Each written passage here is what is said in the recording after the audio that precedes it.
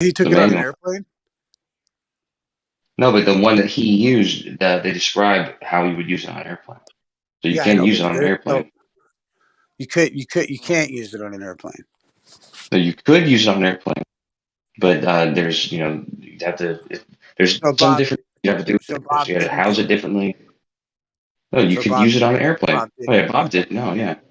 No, that's why. Well, no, but he took it on an airplane.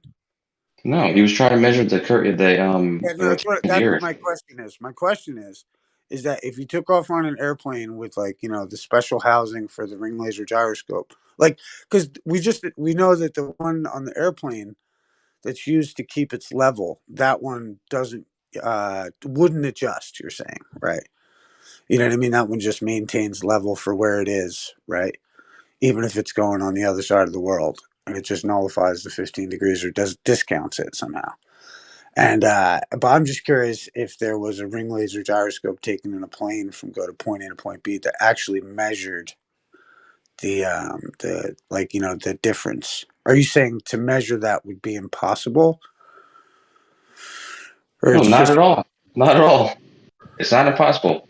I'm telling you, there's ways in which you can use that gyroscope in which they describe to you how you could do that, and they have to they have to do certain put some settings in it so that it doesn't do that whenever you're flying an airplane. Let's say, for instance, you want to see what the plane's doing, and you don't want to see it what's going around the Earth. There's like settings you have to put in that gyroscope so that it doesn't do that. But yeah, no, I've not seen anybody use a gyroscope on a there's plane to settings. make that measurement. So there's actual settings to nullify the. Do you have to put in your course heading and how does that do that? Like that just nullifies the. I'm still confused. Maybe what you said went over my head about how the gyroscope in an airplane wouldn't drift. Because it's a fucking gyroscope. It's on electrical power, so it would drift. I would think because it's a fucking gyroscope. And if the Earth Yep. is gonna rotate, if the Earth is curving, then surely it would detect it. Yep. And so, However, explain to me again why it doesn't detect the you curvature. just said it would drift. Well, no, so I'm asking why doesn't it? No, you saying the drift? The drift is because of the noise in the gyroscope, so it would drift for that reason. And you're talking, why doesn't it experience the No, no, no. What I'm precessions saying when is it's moving around the Earth? if you no, no. What I'm saying is if you, right when you're in an airplane and they have a level that tells them what is level for them. You know what I mean? Like to a certain, is that a gyroscope that's doing that, or is that something else? It depends on what kind of plane and what kind of gyroscope you're talking about. But if you're talking about the planes that would use a ring laser, like I said, and I know if you those for Navy planes, yeah, they have to for instance one that Bob used, they have to purposely program out the curvature of the Earth so that it doesn't read that.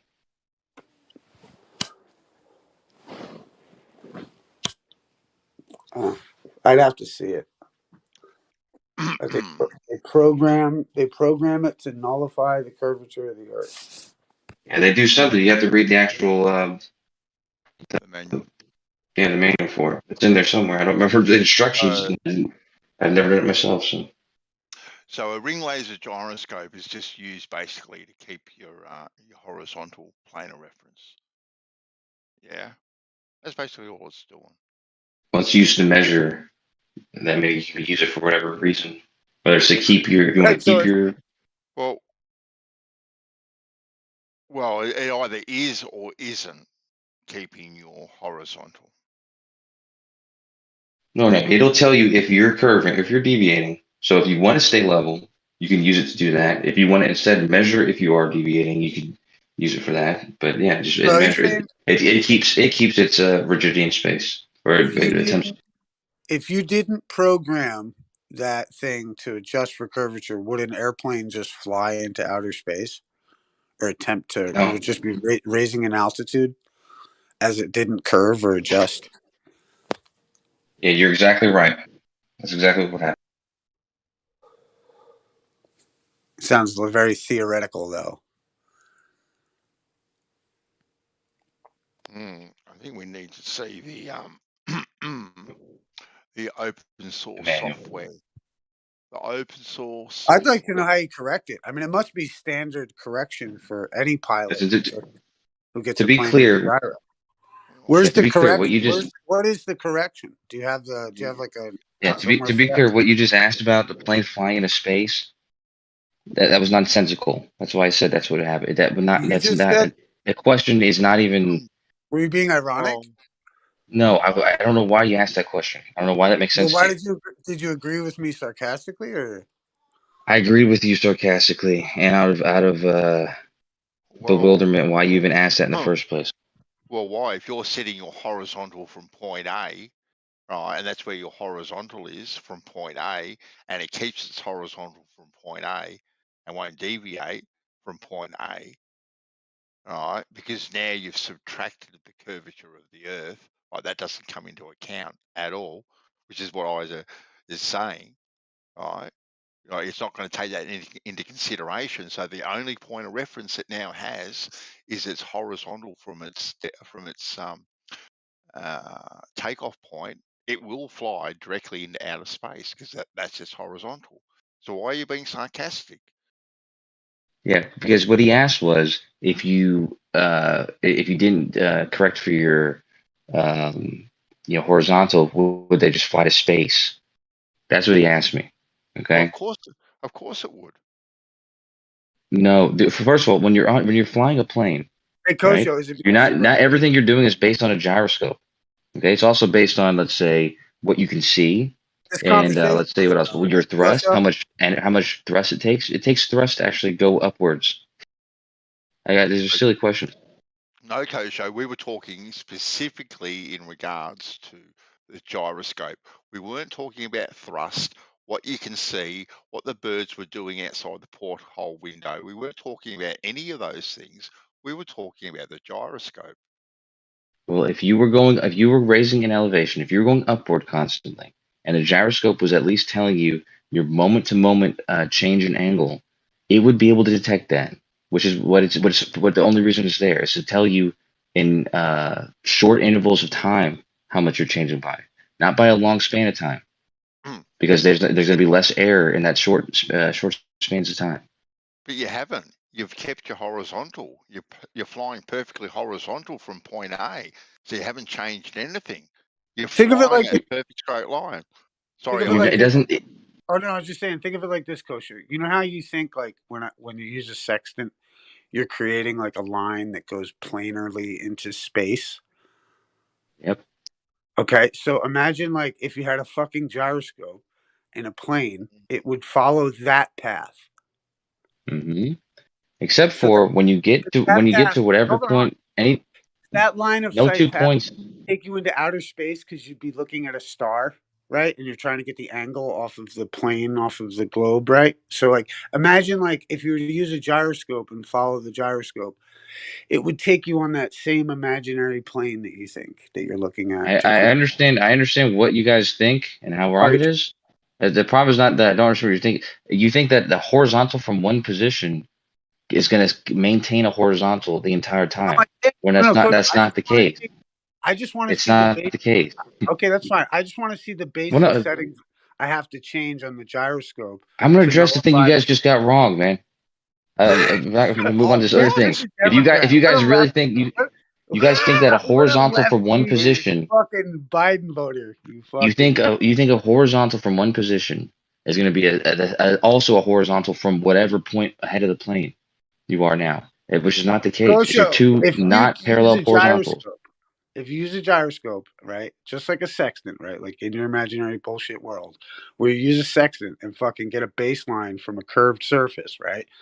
Like when you follow that like plane that you're imagining goes off into space, what we're saying is that if you left Earth in that reference frame, you're gonna follow that line because the gyroscope would keep you level. So I just want to see the simple settings that allows me to take out and nullify the 15 degrees of curvature that every gyroscope on a fucking plane would have to be having, right? I understand your misconception, as I just stated. I completely understand it. There's no need to uh, explain it again that you think that a yo, it's horizontal like for one Kosho position Clinton is going to over here. remain that way. However, that's not Kosho, the case. Kosho If you Clinton. are horizontal at one position and you want to follow that straight line, What the gyroscope's going to tell you is that you're increasing an angle ever so slightly, continuously growing that angle upwards. It's not gonna stay horizontal.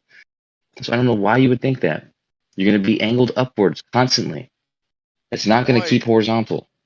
Why are you so misconceived? Why? I mean that's like day one stuff.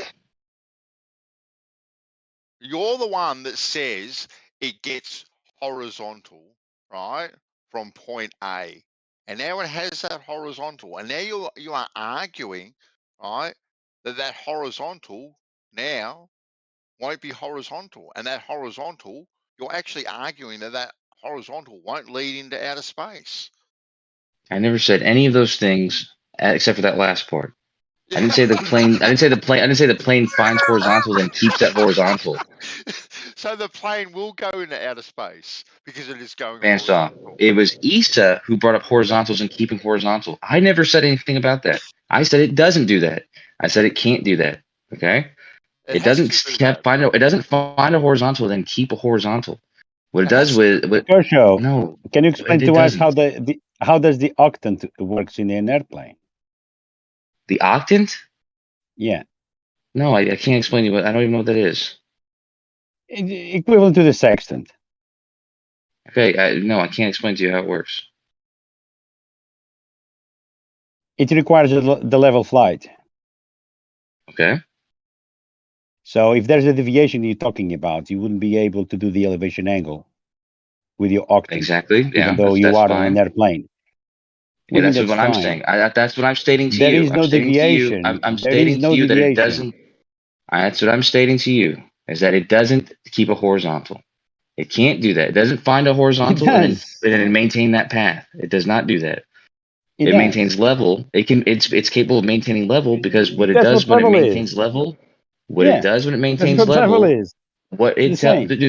did this before. Stop doing that. This is why point can't get made with you. It's because you don't let a point get finished. When a plane is flying horizontal and now it wants to maintain level, it doesn't maintain that horizontal. It keeps level, and by keeping level, that just means that it makes sure that the gyroscope in any direction, whether the roll or the what do you call it? The other ones, they don't fucking deviate at all. It doesn't change from whatever level it had. And if it does, the gyroscopes will read that. Level is horizontal. So yeah, so if we deprogram the curvature of the Earth, I think we have established that the plane will fly into outer space. Boom, right there. Well, White's word has a good idea to see if there's curvature using two gyroscopes, and you take one of the pendulous vanes out, and you see if one of them deviates from the other. You just fly. Yeah. It's going to cost But even so, we are seeing this $10,000 to do that, Jerry. We are seeing this phenomenon on the mechanism. That's it. So what we are doing is to point to a fault on a mechanism. Nothing to do with the rotation of the Earth. The Earth is not rotating. Otherwise, would be rotating under the airplanes, hot air balloons, anything that is not attached to the Earth. So it's nonsensical. We're going to be talking about it for hours about this malfunction on a gyroscope default.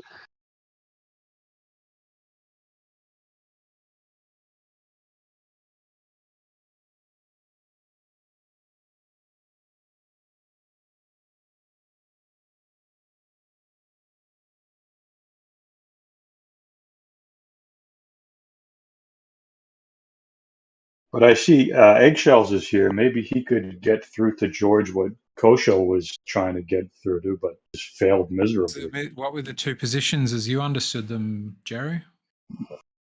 It's something about angles. You need a flat baseline and all that. Let me ask Jerry, and then I'm gonna let Eggshells go with it, because I was about to ask you, Jerry, to see if anybody else that's not him could actually make sense of this. What I asked him was, if a circle, if you have a shape, you don't know what shape or what the surface is, anything, you have one position on the land that is in between two other positions.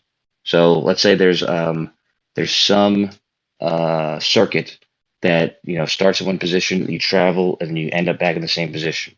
Okay, and we'll call that the equator. Okay, this circuit, the size of this path is bigger than another circuit that is north of that. It's inside of this circuit. It's north of that, and it's smaller. This makes sense. There's another the circuit. same center point, and one is smaller than the other. Yeah. Exactly. And there's one more circuit that's south of that middle one. It's outside of it, and it's also smaller. This is the point I was making to George and telling him that this can't possibly be made on any sort of flat surface. That doesn't. You can't draw this or conceptualize it. The height of the South Celestial Pole in the sky, the higher it is, the smaller the circuit you draw will be, such that definitionally, if you're standing at 90, it's a point. Whereas at 10 degrees, it's a circle. At 30 degrees, it's a bigger circle. And we can tell this just by, like, I'm standing under a street light. The only position that street light doesn't oppose what I said. Exactly what I said. Right under our feet. And then the further from that we get, the lower it'll get, and the bigger those circles will get. So what that tells us is if we've got a pole, a light in the sky that's rising, the circles are getting smaller, both in the north and the south. Correct, but you ignoring the fact that for you to have that angle, the surface needs to be flat. You need to have a flat plane to the target, the 90 degree. Because that circle determines how far you are from the target. So closer you are to the target, the closer you are to the 90 degree above your head, smaller is your circle. But you need to assume that there is two poles, because these measurements, they start from the poles outwards. And they both meet on the line of the equator. Yeah, it's a name that we give, but in fact, we only have one pole. Can I speak, please? The poles are just the names for the. Oh yeah, you want me to be quiet so you can? Yeah, okay. No. I just want to make one point, then you can go back to speaking. The poles are just the name we give the centers of rotation. So it could be the poles of the celestial sphere, or it could be the poles of the Earth, but it is a central point of rotation. Right. So we're not. We don't need to presume anything. We just go. Are we on something flat? Pole of rotation. So what is rotating then? All of the stars circle around 2 points in the sky. Okay. They remain equidistant to one another. There is no 2 points in the sky. And they rotate around it, giving us a sort of celestial... I understand the begging the question, man. I understand the begging the question. Everyone here understands the begging the question. What question am I begging? But there is no South Pole. There is no magnetic pole. There is no southern star. No. There appears to me, and I've seen this with my own eyeballs, stars that rotate in an identical east to west fashion, but crucially clockwise and counterclockwise, that I've seen in the north that I've never witnessed with my eyes, but I've only... Oh, no, actually I have. I've been up inside the Arctic Circle. I had a 24-hour sun in Finland. So yes, I've seen this from both ends of the Earth. The stars circle around a point, and the further you get, the closer that point gets to 90 degrees. The colder it gets, the closer you get to 90 degrees. The smaller a circle you draw. Yeah, if you're using the same reference, you just need to point out the fault in that logic. If you're using the same reference point, the point that I'm telling you is that in the south, there is no southern star that you can do the same elevation angles to as you can do with Polaris. It's called Sigma Octantis. It is it's an imaginary one. It's nothing visible there. No. It's called Sigma Octantis. It's not Polaris a star, is not on the North Celestial Pole. It is 0.7 of a degree off. Sigma Octantis is dimmer, but it is closer. So it's pretty similar. It's like a sort of, because it's not quite as bright, there's not a central point of rotation. Even if there's not a dot in the middle of a dinner plate, if the dinner plate is circular, you would agree it has a center, or would you not agree that? Well, eggs. Here's the thing. It's just to clarify, just for the nitpicky. It's the idea that Sigma Octantis is just a cluster of stars. There is no central point. But you're right; it is a point of rotation. You know what I mean? Of apparent act. You know what I mean? Just so you know, it's Yeah. not a star in that sense. It's not Classically, neatly marked with a star, but you It's agree supposed that the to not- yeah. stars appear to rotate around a single point. Yes, clockwise. I'll agree with that. I'll agree with that. Yeah, That's I all also agree with that's all we that. need to accept. Yeah, all the stars rotate in the same, pretty much the same Exactly. fashion. They East to stay west. equidistant from Yeah. one another in a spherical formation that we can map out in right ascension and declination. That is like latitude and longitude for stars, because they are fixed there. Apart from ones like Barnard's star, which do appear to be moving, and you need to update these maps. But and for you to have those lines, you need a flat plane for that. But I mean, it's changing the topic completely. I'm happy to take you in on that topic, but that is obviously changing the topic, because you know Well, you've been speaking beaten about here. changing the topics, we were initially going in. If you guys, do you guys want to go back to the initial topic that got all this started? Because I thought that was. I do need to jump off in a second because my mate's on, but the simple point remains: there is a central point of rotation, and that's an important point, George, because it's a big glaring hole for the flat Earth. Nobody in flat Earth has an answer to this, or of those answers that do exist, none of them are the same. I told you already. It's dark polarity. We have an answer. It's just a placeholder. I beg pardon. Issa's got another one too. It's dark polarity. Yeah, it's dark polarity. Come on, bro. I told you this. Well, fucking anyway, it's just a placeholder for right now. But still, anyway, we'll just glide over. We'll just glide over that. Okay, it's just a placeholder. But the point is, makes it appear like there's a central point of rotation down there. But this was the initial question. And this is where we found, me and Bandy were having fun earlier with Kosho, is the idea that I have a fucking gyroscope and I take off in a plane and I don't have any correction for my gyroscope in regards to the 15 degrees or 1 degree every 6-9 miles. If I don't correct for that, wouldn't it propel me off of a plane into space? Your plane's going to have a ceiling, and its gyro is going to be one of many ways of determining altitude. Well, just theoretically, completely theoretically. Completely theoretically, if it didn't have pendulous vanes, so if it wasn't specifically designed to not do that, and you forgot to put the pendulous vanes on or something like that, then yeah, it would tell you what you were doing was nosing down at 15 degrees per hour, plus or minus your bearing east or west. So if you're heading east as the planet turns underneath you, it would be kind of double that. And if you flew with the plane, you might be, even if you kept up with 1,000. Now we beg the question: the planet is up until now it was saying was star rotation. Now is the planet. I mean, hold on one second. It appears to rotate around 2 central points and be going fastest in the middle. You can tell this with weight. Well, hold on. Aside from that, we're not talking about that. Just I want to oversimplify this just a lot. I do have to go though in a second. Okay, real quick though. Ed. If I'm going on, like like how you guys say that if I take a a site with a sextant, my plane underneath it goes out into space infinitely. And my point is that if I was in a gyroscope, playing with a gyroscope, no correction, would that flight path take me out into space? Yes. Thank you. That's all I wanted to clarify. Kosho said I was crazy. Yeah. Kosho said I was crazy. Straight line above the horizon. It goes. Thank you. Thank you so much, brother. That's all I wanted to do. Because Kosho thought it was a sarcastic position. I don't know what the fuck, but thank you. I thought it was a ridiculous question because it doesn't. That's not at all. If you're flying in a plane and you're using the gyroscope, which doesn't do what you just said. It doesn't keep that line as horizontal. It doesn't keep that line as horizontal. Put a little dirt on the fucking it tells you moment for moment.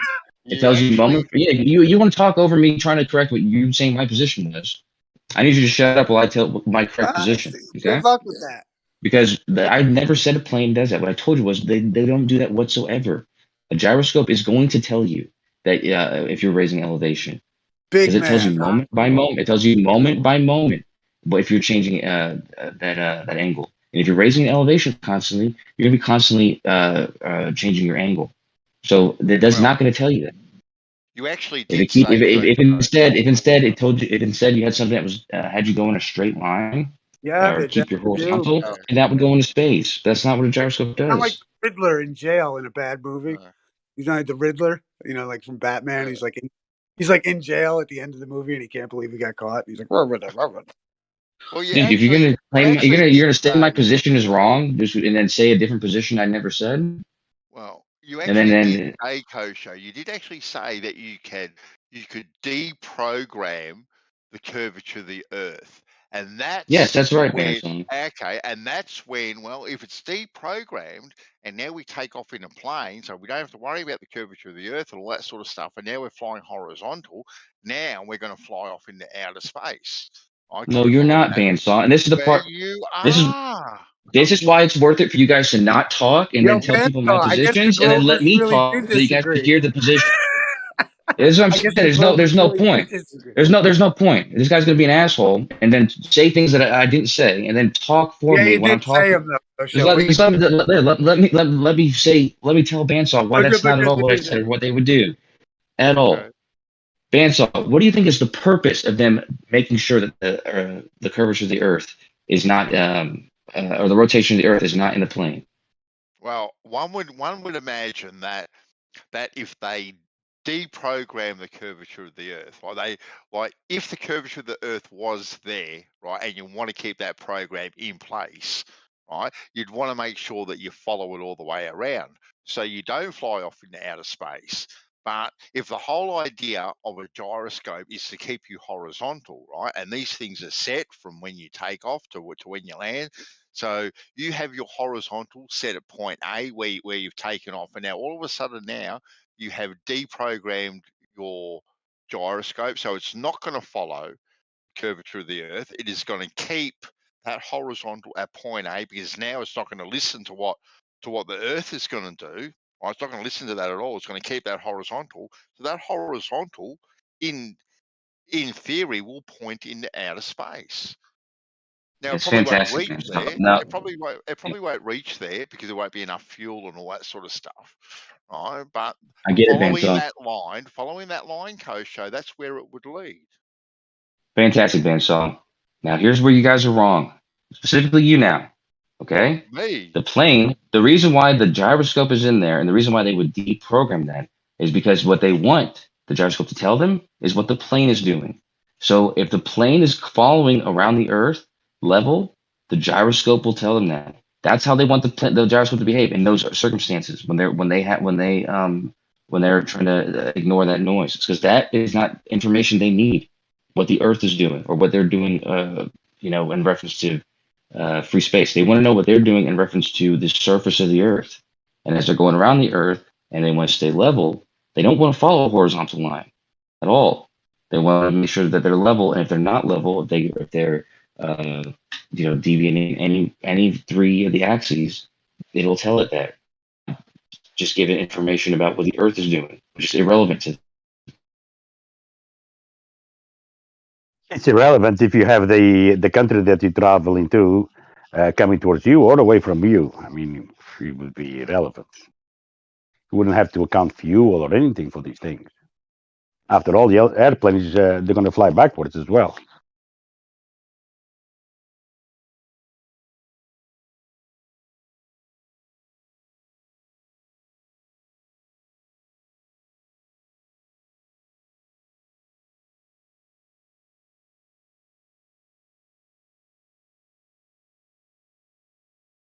It would be almost impossible to do an approach with a moving ground. Could be moving in any direction from your angle of attack.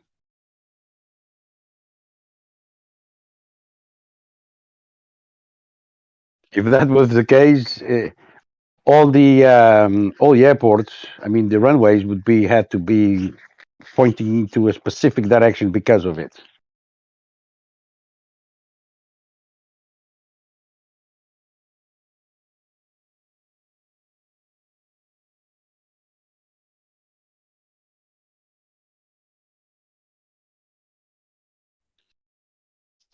All the runways needed to be east to west. Couldn't be north south.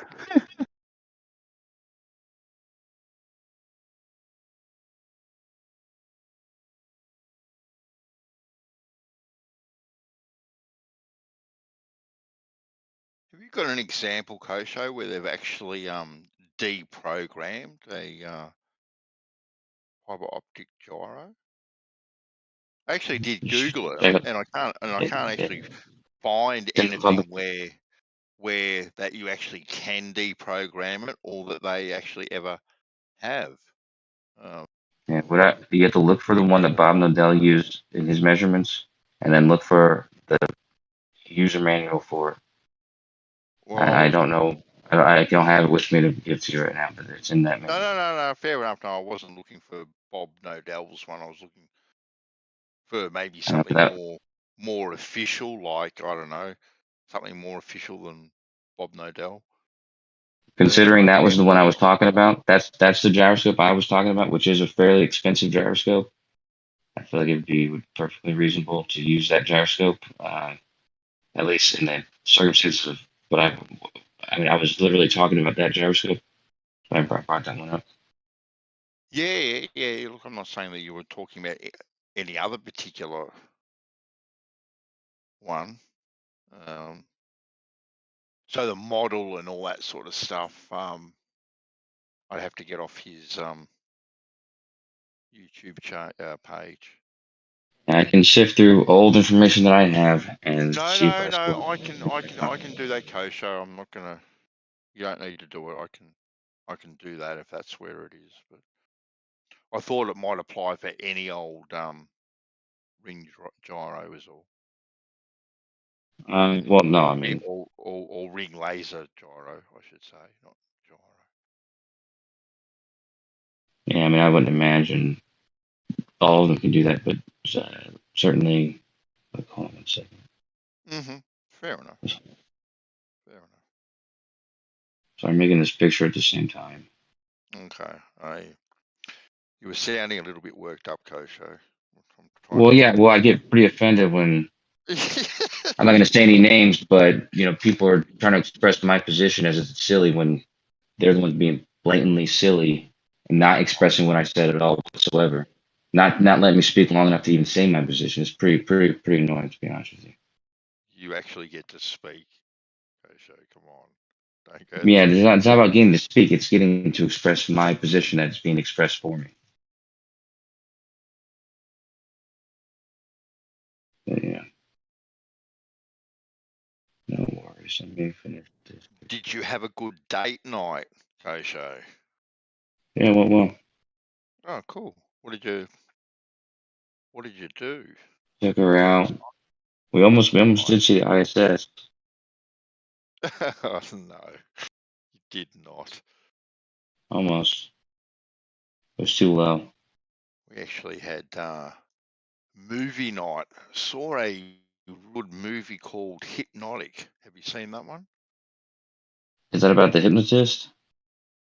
Yeah, where he hypnotizes this girl and plants all these seeds in her head, and he's actually done it with other patients too in the past. Yeah, it was pretty good actually. It was fucked up the way they depicted hypnotists like that.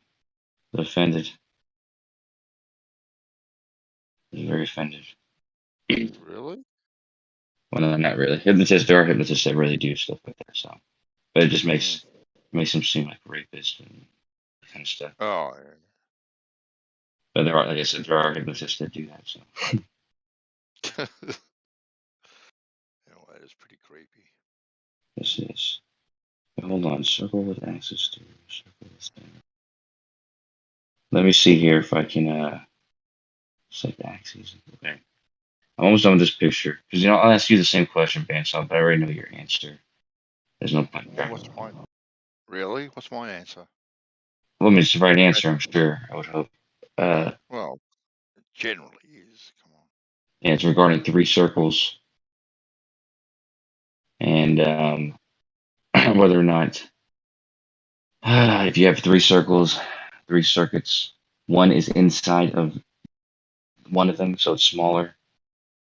Okay, and then the length of the circle is smaller. So measurably, you have 1 circle, you have a circle that's smaller and it's inside of it. Then you have another circle that is also smaller, same size, but it's on the other side of the middle circle.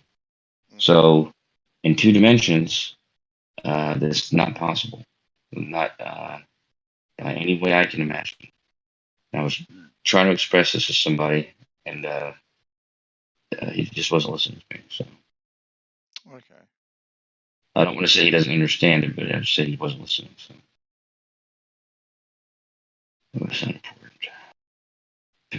Posted a picture, maybe he'll appreciate it. Probably not.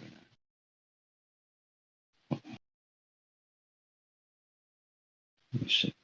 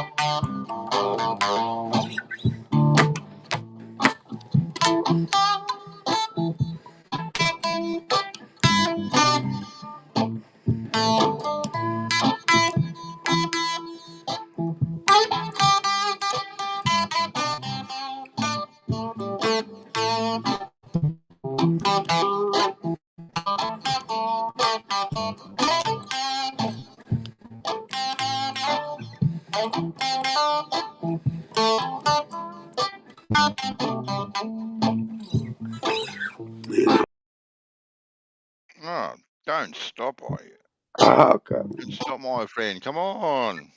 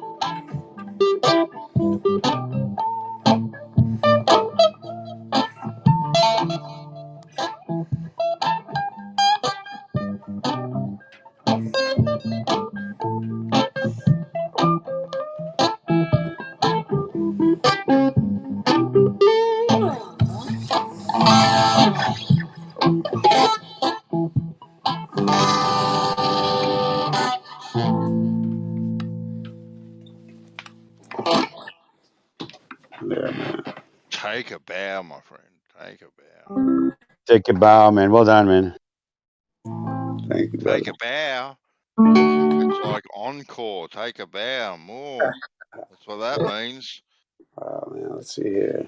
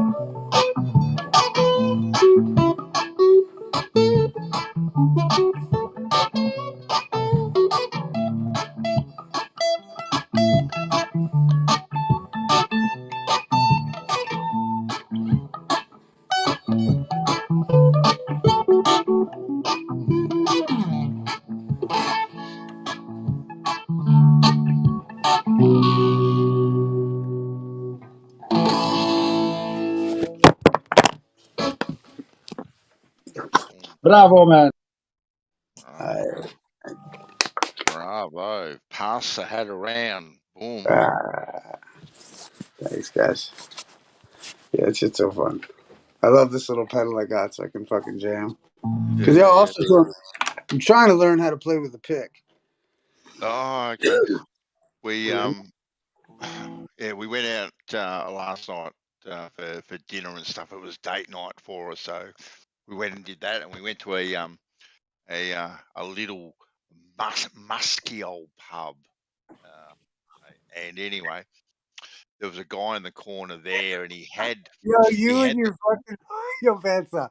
I remember the last place you were talking about you went to was the worst Chinese place with the best food.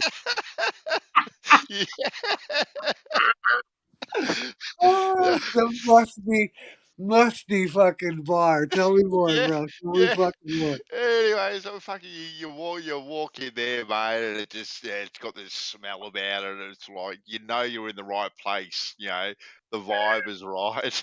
Right? And anyway, all the way over in the corner, in this dirty, dark, dingy little corner, was this guy, and he was playing the harp, right? And he had this belt on, and it had like 62 harps in his belt, right? He came, oh man, it was awesome. And he had I don't know what the box is that you call it, but it was like this box. I know And for drums. For drums. yeah, it's like a drum, like Yes, he I know what you're beats talking. it. Yeah, and anyway, he's like a one-man band, right? And he has the harp holder around his neck, so he's got one set at whatever note, and he's got another harp in one hand, another harp. The Oh, way this guy handled his harp was it was a sight to see, like, and it, it was bluesy, it was rock and roll, it was heavy metal, like everything he played, and he was so cool. We had such a blast. We're up there, we're dancing, and we're carrying on like bloody teenagers. God, it was good, and he was having a blast as well. And awesome. yeah, Oh, it was you guys really. probably made his night too. Oh man, no, it was good. It was well worth it. It was well worth it. But like I said, the pub was just a musky, old bloody pub and Awesome. whatnot, and had a little beer garden out the back where because you're not allowed to smoke in pubs anymore. You got to smoke outside, but they happen to have a little beer garden out the back, which was kind of part of the pub as well. So you go out there and have a fag as well. So we've gone out there and had a Scooby Doo and all that sort of stuff, and having Nice. an absolute blast. Yeah, oh man, yeah, it was a real it was a good night. God, it was a good night. That's good to hear, dude. That's cool. Yeah. Good Friday night or Saturday. Yeah, Saturday night. It was Saturday night for us. So date night, mate. Date night. Happy days.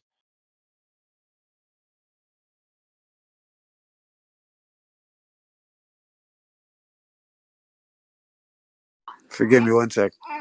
You're all right, buddy.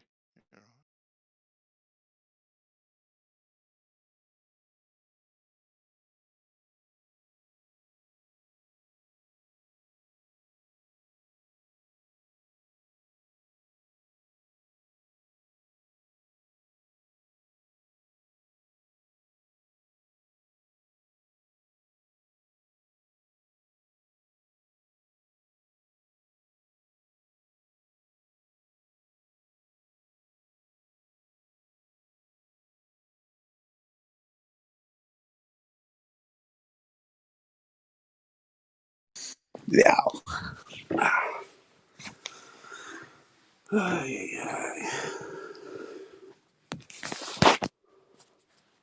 Yeah, it's a good one, bandsaw. Good shit.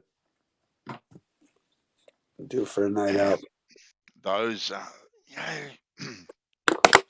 the whole music scene has changed quite a bit, especially over the last couple of years. As far as the the live music in pubs and whatnot, kind of pretty much died. But now with things, I don't know if you want to use the word, getting back to normal a bit. The pubs are opening up again, and the old pub band per se. Well, especially here, seem even before the last couple of years seem to have been dying out a bit, replaced by like DJs, electronic DJs and stuff, that grungy, that heartfelt, just, a couple of guys and their guitars and a drum just doing their thing, raw. There's nothing like it, really. Absolutely nothing like it. Oh, What's so cool is go on. I was gonna say you guys are. No, never mind. Then I was gonna. I'll probably just debate in text, and you guys can carry on with your convo. I don't want to interrupt. No. I mean, you can come. No, I don't want to. I don't want to interrupt. No, I feel like that's kind of rude of me, So you guys. No, you're more than welcome, bro. I was gonna make one point to Bansar. It's crazy the kind of energy that can be created. You know what I mean? Like, that's why, like, even like, what's so crazy is musical culture, even in general, like, like I feel like, there's certain elements of the Bernaysian crowd that would want us to be on such a base level. Like, you look at I often looked at the juxtaposition of, in the 1930s, take like black people in America couldn't really say shit in a lot of fucking ways, right? Fucked up as it was. And so, but you look at their music was jazz, and these guys, they're like, and I'm a diehard fan of like guys like Charlie Parker and all these cats that made jazz what it is, and Sidney Bechet, fucking, all of them, man. Like, I went to Eric Dolphy, John Coltrane, you know what I mean? These motherfuckers were so fucking awesome, man. And like, their goal was essentially like to make it like, they were like, you know what, you say we're fucking animals, you know what I mean? And they were like, you know what, we're gonna take this fucking instrument and do something that no fucking one of you people can do. And fucking and like, and it's so fucking impressive and so fucking just cool as fuck. And in my eyes anyway, that's how it went. And then you look at it nowadays, and you can say, like, you look at it nowadays, you can say fuck anyone on the microphone now, and nobody plays an instrument. No, not at all. Nobody. At all. And like, I just find that, like, it's just so weird. And it's amazing, because it came up again last night, when we went to this pub, saw this fellow. About 3 months prior, we were somewhere else, and we saw this young girl. Well, not young girl, young woman. She would have been in her early 20s, and it was just her and her guitar. Now, she wasn't the best guitarist, right? And she wasn't the best singer at all. But the way she played her instrument and the way she sang, and she played originals, she was connected to the music, and that actually came through. Like I said, she was no Slash on the guitar. She was no Adele with her voice.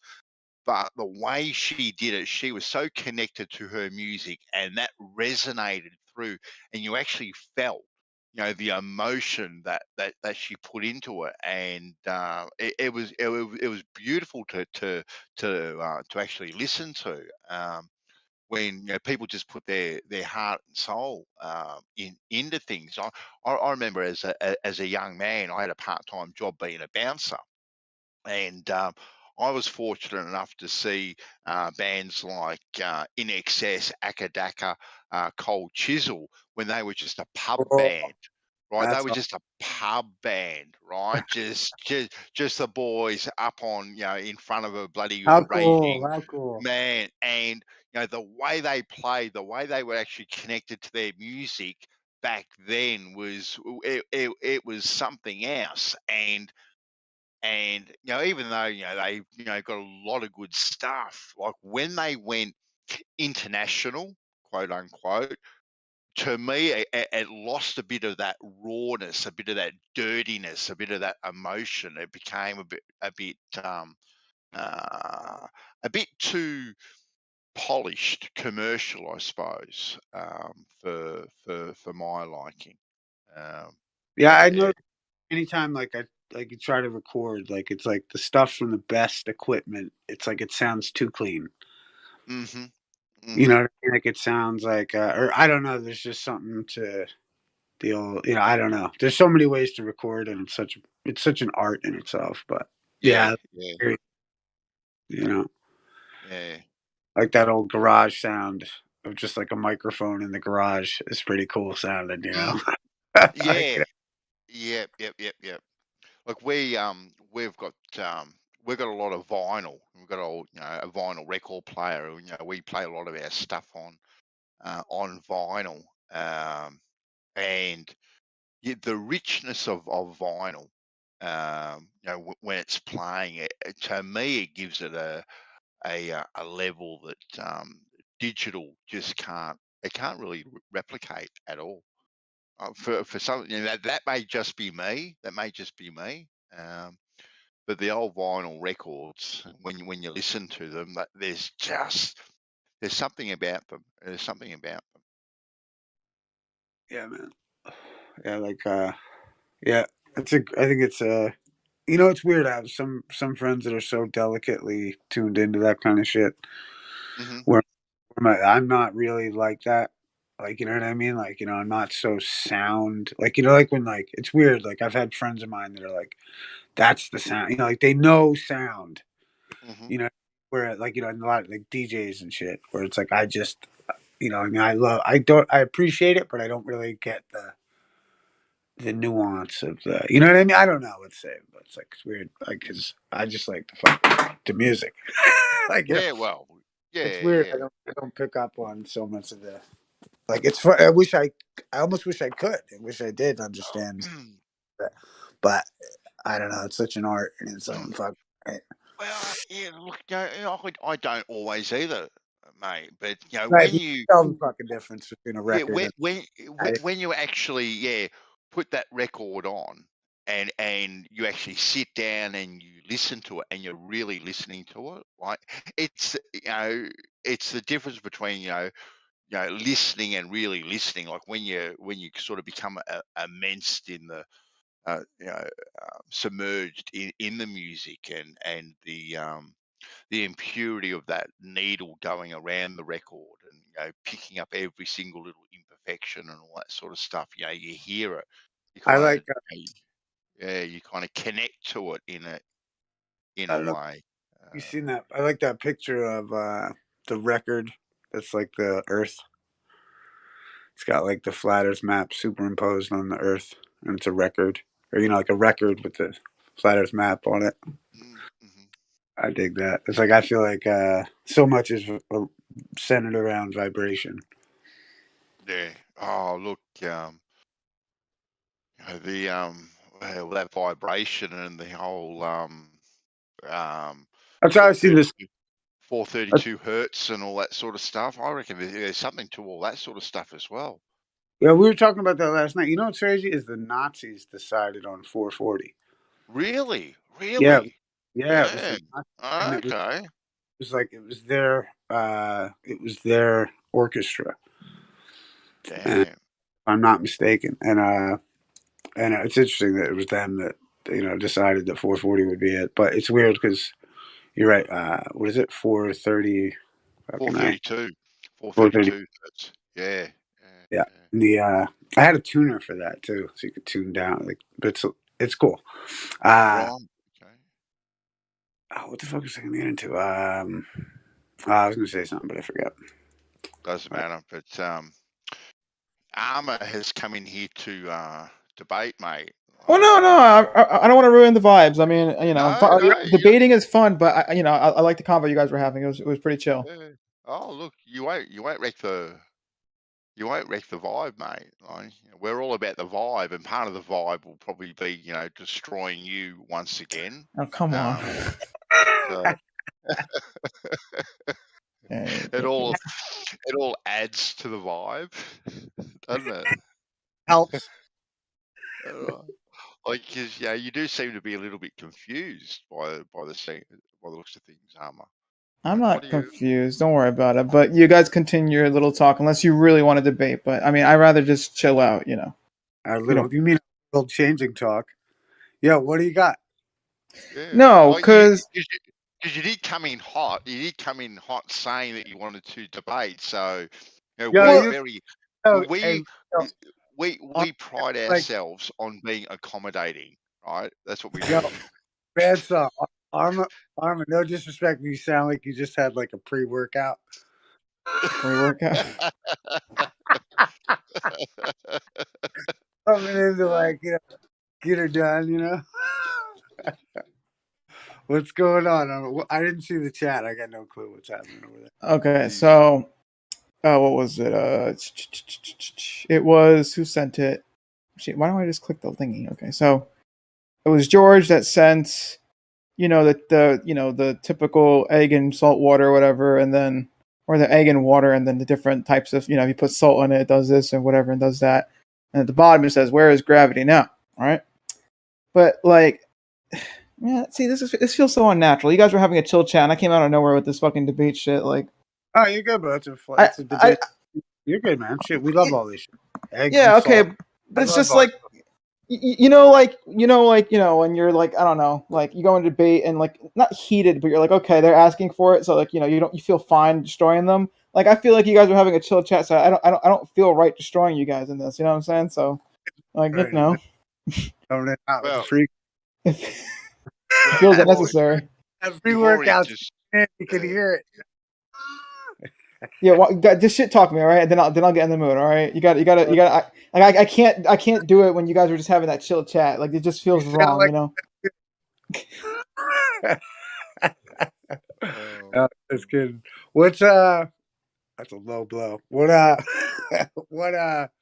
so what is it about the salt and the eggs? I'm trying to find. Let me go to the chat. See what's bothering you about eggs in salt water?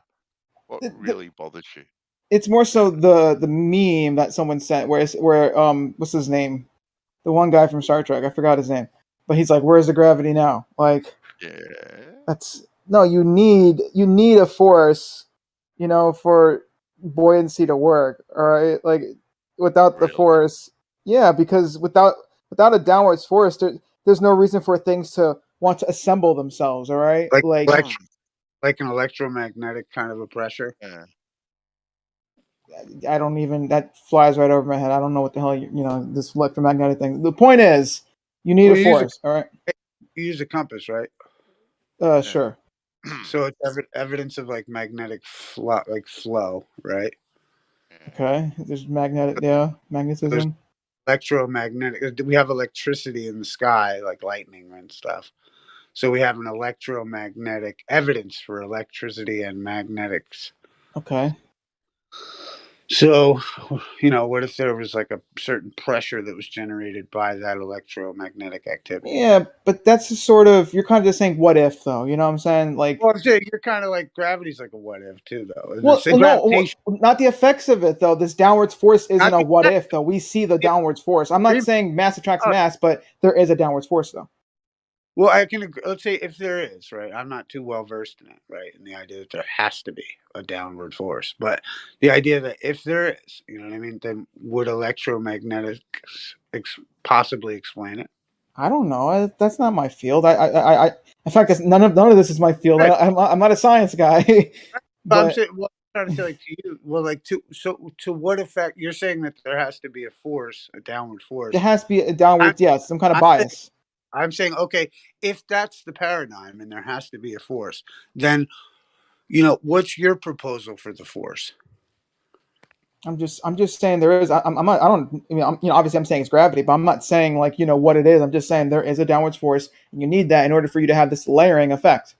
All right, without a downwards force, there's no reason for things to layer themselves the way they are. What about relative density? Like the idea that something is more dense. Relative density needs a force, though, because I've already explained the holes in relative density. If you have, water, for example, you have water pressure, right? The lower you go, the more pressure there is, right? But that happens because, quote unquote, water is falling on top of water. I know technically it's not, because I know there was the whole argument like a few days ago where it's technically not doing that. But the idea is that water is always trying to move down, even when it's resting on top of itself. All right. And so that's what creates that pressure below it. All right. Now, it doesn't make any sense, for water to be doing that if it's all the same density, right? Relative density says if something is more dense, it's going to want to go down, right? Relative to like a lesser dense thing, right? And lesser dense things want to go up, right? So if you have water on top of water, water shouldn't want to, push down on the water below it. It doesn't really make much sense. If you try to program that, in like a, computer program, whatever, or, it just doesn't add up. There's missing information, right? Why? So you got a downward vector. That's yeah, what downward vector. Yeah. Okay. So, you think there is a pulling force. Right? You think there is this pulling force. Strangely, because things don't get pulled; they only ever get pushed. Really. Is that true though? I mean, I don't really know too much about magnets because like magnets they pull too, though, but I don't really know how that. No, they don't. They push. Magnets push. So they push towards each other. Yep. The field in itself. That's how it works. What it'll. That's how things. Okay, well, that's how anything works. So, but there you go. Then maybe gravity's doing the same thing. I mean, I don't know. Well, You're saying no, but we don't really know the details, though. All I'm saying is that there is a force, a downwards force, and that's all that matters. There is no mechanism. There is no mechanism that can explain gravity. Everything else can be explained. That's fine. I'm not trying to defend gravity. I'm just saying there needs to be at least a downwards force, all right? Okay. That's all I'm saying. So whether that downwards force is being created by, I don't know, maybe a giant magnet for whatever reason working on us, even though we're not really magnetized to the extent where it would be, we'd be pulled towards it and whatnot. There's still a downwards force. That's all I'm saying. All right. All I'm saying is there's a downwards force, and that is why buoyancy happens. So when, whatever his fucking name is from, I don't know why his name escapes me, but the guy from freaking Star Trek, when he says, where is gravity now? That's just stupid. All right. You need a downwards force for buoyancy to work in the first place. Well, Picard is his name. Picard. Right? Okay. And we're not on the spaceship right now. Yeah. And that is our actual perception, isn't it? That there is a downwards vector. Like we perceive it as downwards, don't we? Okay. Well, there still needs to be the point is there needs to be a vector. That's all I'm saying. Whether it's down or up, depending on how we perceive it, there's still a vector. Relative to us, it is a downwards vector. All right. And we see things layering in that way. All right. The heavier things at the bottom, light things on top. All right. I gave an analogy. I actually have an analogy for this on how this works. All right. I said it before. Imagine a pit full of balloons. Now they're indestructible balloons. All right. So they don't really pop. Okay. Just try to picture that in your head. Indestructible balloons, but they're balloons nonetheless, though. Right. And now you drop a bowling ball in there. Right. The bowling ball is heavier than the balloons. It's going to want to seek. Okay. It's going to start, moving through those balloons, trying to seek the bottom of that pit. All right. And it's going to keep doing that until it reaches the bottom, right? Assuming it doesn't pop any balloons. Now you keep filling up that pit with bowling balls. The pit's going to the bowling balls are going to start displacing the balloons, all right? The balloons are going to start going up, and the bowling balls are going to start seeking the bottom, all right? That's how, that's more or less how buoyancy works, whatever. You have the heavier stuff just pushing the lighter stuff out of the way, like get out of here, And so, you need this downward force, you need, obviously, the heavy stuff and lighter stuff for it to do the displacement and all that. But yeah, that's how I understand it. You do need a downwards vector, though. I mean, without that, imagine there was no downwards force. Imagine I just had my bowling ball and I let go of it, right, and it didn't fall, right? Well, it's not going to want to seek the bottom, right? I could place the bowling ball into that pit of balloons, but if it's not falling down, then it's not going to start layering itself. It needs to move down. Yeah. And I don't think anyone is going to argue that there is a downward vector. Oh, no one's going to argue that at all. Yeah. Because what we perceive is what is down, right? That is down. Okay, so things do order themselves in that very specific way, and it doesn't matter what you do or what you use, it'll always order itself in that way. Yeah. Won't it? But it won't change. Yeah, but just like my analogy, though, the way it does it, though, at least the way, that I've kind of shown, is that you got the bowling ball, you got the balloons, and when you drop that bowling ball in that pit of balloons, it's going to start moving the lighter stuff out of the way. That's pretty much how it works with, here in reality, more or less, and with gravity, you have heavy shit just pushing that stuff, up, all All right. And so when philosophers say, oh, it's relative density, whatever, you can't have that with gravity. That's not true. All right. You can have that work with gravity where the heavy stuff just pushes the light stuff up, and that's why we have helium balloons go up, or just helium in general go up, and we have all the light stuff go up. It looks like it's anti-gravity, but in reality, it's just the heavier stuff has priority over the lighter stuff. All right. They're still all going down. It's just obviously relative to each other, though. Yeah, they're going up though, but once the lighter stuff reaches the top, it's not going to go any higher than that. It's still going to want to go down, but because the heavier stuff is below it, it obviously can't go any lower than that, right? So Well, it's not. does it want to go down, or does it just rest itself on top? Well, it more or less rests itself on top, but notice, yeah, it like rests itself on top. But the thing is, it's not like it keeps going up though. You guys are saying, oh, it's it's defying gravity, but if it was really defying gravity, though, at least assuming this is how it works, right? Then it would continue to go away. But how we understand, buoyancy and whatnot, it would just rest itself on top. So it's not really defying gravity. If it was defying gravity, it would continue to go up indefinitely. That would be anti-gravity. So something will push upon something else, right? So you'll get that bowling ball pushing on that balloon, right? And if it has little enough resistance, that bowling ball will work its way through all those balloons, right? Until it gets to a point where there is enough resistance to stop it falling any further. Now that could be at the bottom, or right, it could be halfway along. There could be enough resistance halfway along that pit of balloons that actually stops that bowling ball from going any further. Right, the way those balloons are ordered, right? It could actually prevent that bowling ball from going any further, and it won't get to the bottom until those balloons maybe move a little bit. Yeah. Right? Well, that's in some way, and then it will continue to go down until it reaches another point where it presses up against something else that once again gives it enough resistance to prevent it from going anywhere else. Yeah, that's why I use balloons. That's why I use balloons in the example, because I feel like at least for us, we can kind of picture balloons moving out the way easily because they weigh so little. I guess a better way to make this simulate reality is maybe if the pit was to shake a bit, then it would be kind of like gases like or whatnot, like kind of like how they move a lot, and that's how you could easily then at that point, if you're shaking the pit and the balloons are shaking, and you have the bowling ball falling through them, the balloons are going to shake out of the way, I guess, and make it easier for the bowling ball to fall through. But yeah, I just the main reason why I use balloons is because they're just easier to move out of the way because they weigh so little. But yeah, you make a good point though, because like for example, if you were to fill the pit up with I don't know, like basketballs, for example.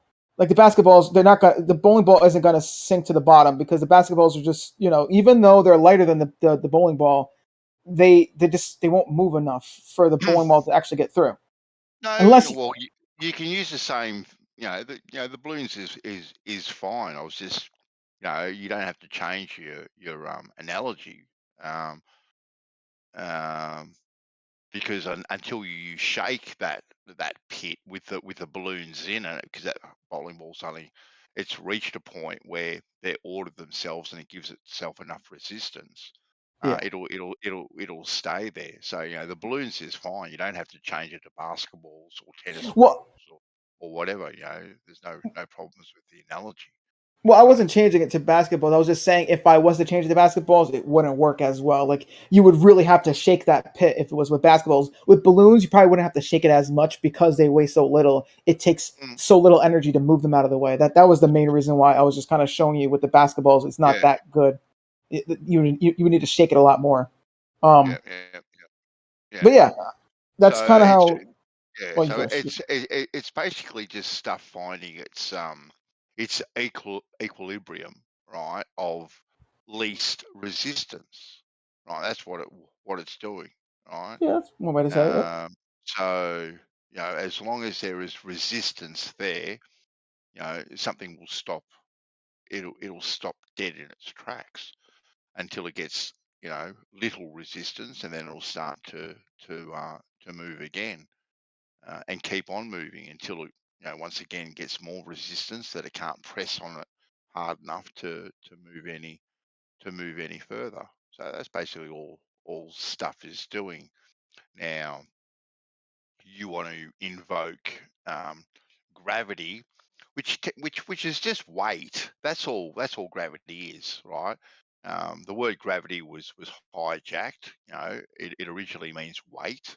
That's what gravity means. Gravitas means weight.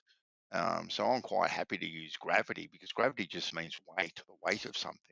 Right? So the heavier something is, right, the more the more it's going to seek its ground zero of least resistance. I'm quite happy to use gravity, because to me it just means weight.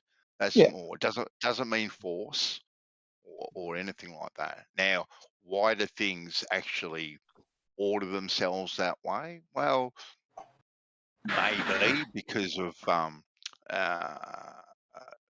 electrostatics, magnetic field, these sorts of things. You know, we know everything is affected by these properties. Everything. Well, Right? okay. That can be demonstrated, armor. Right? Gravity cannot be demonstrated, but magnetism and electrostatics can be Okay, so demonstrated in reality. yeah, so I think you've got the wrong idea of what I'm arguing about. I'm not arguing that what is causing this downwards or this vector or whatever is mass attracting mass. I'm just saying that there is a downwards vector, right? And mass attracting mass could also has a downwards vector, so it could potentially, like, basically what I'm saying is, because like this whole meme is suggesting that, you know, oh, gravity, you know, can't achieve this, but gravity, you know, according to the theory though, you would have a downwards vector though. All right, there's a Well, downwards. yeah. Well, you are arguing gravity, right? Because, you know, one of your comments that you put in there, it's almost as if flat earthers don't understand how gravity plays a role in buoyancy. So you are actually arguing mass attracts mass. Like, you can't get around it. If you're That's arguing fine. gravity, you're That, arguing all yeah. parts of gravity, and mass attracting Okay. mass Yeah. is a big part of that. Yeah, that's fine. But the thing is, I feel like you're still not understanding the argument, though. Like, whether I am arguing mass attracting mass, right, for this specific example, right?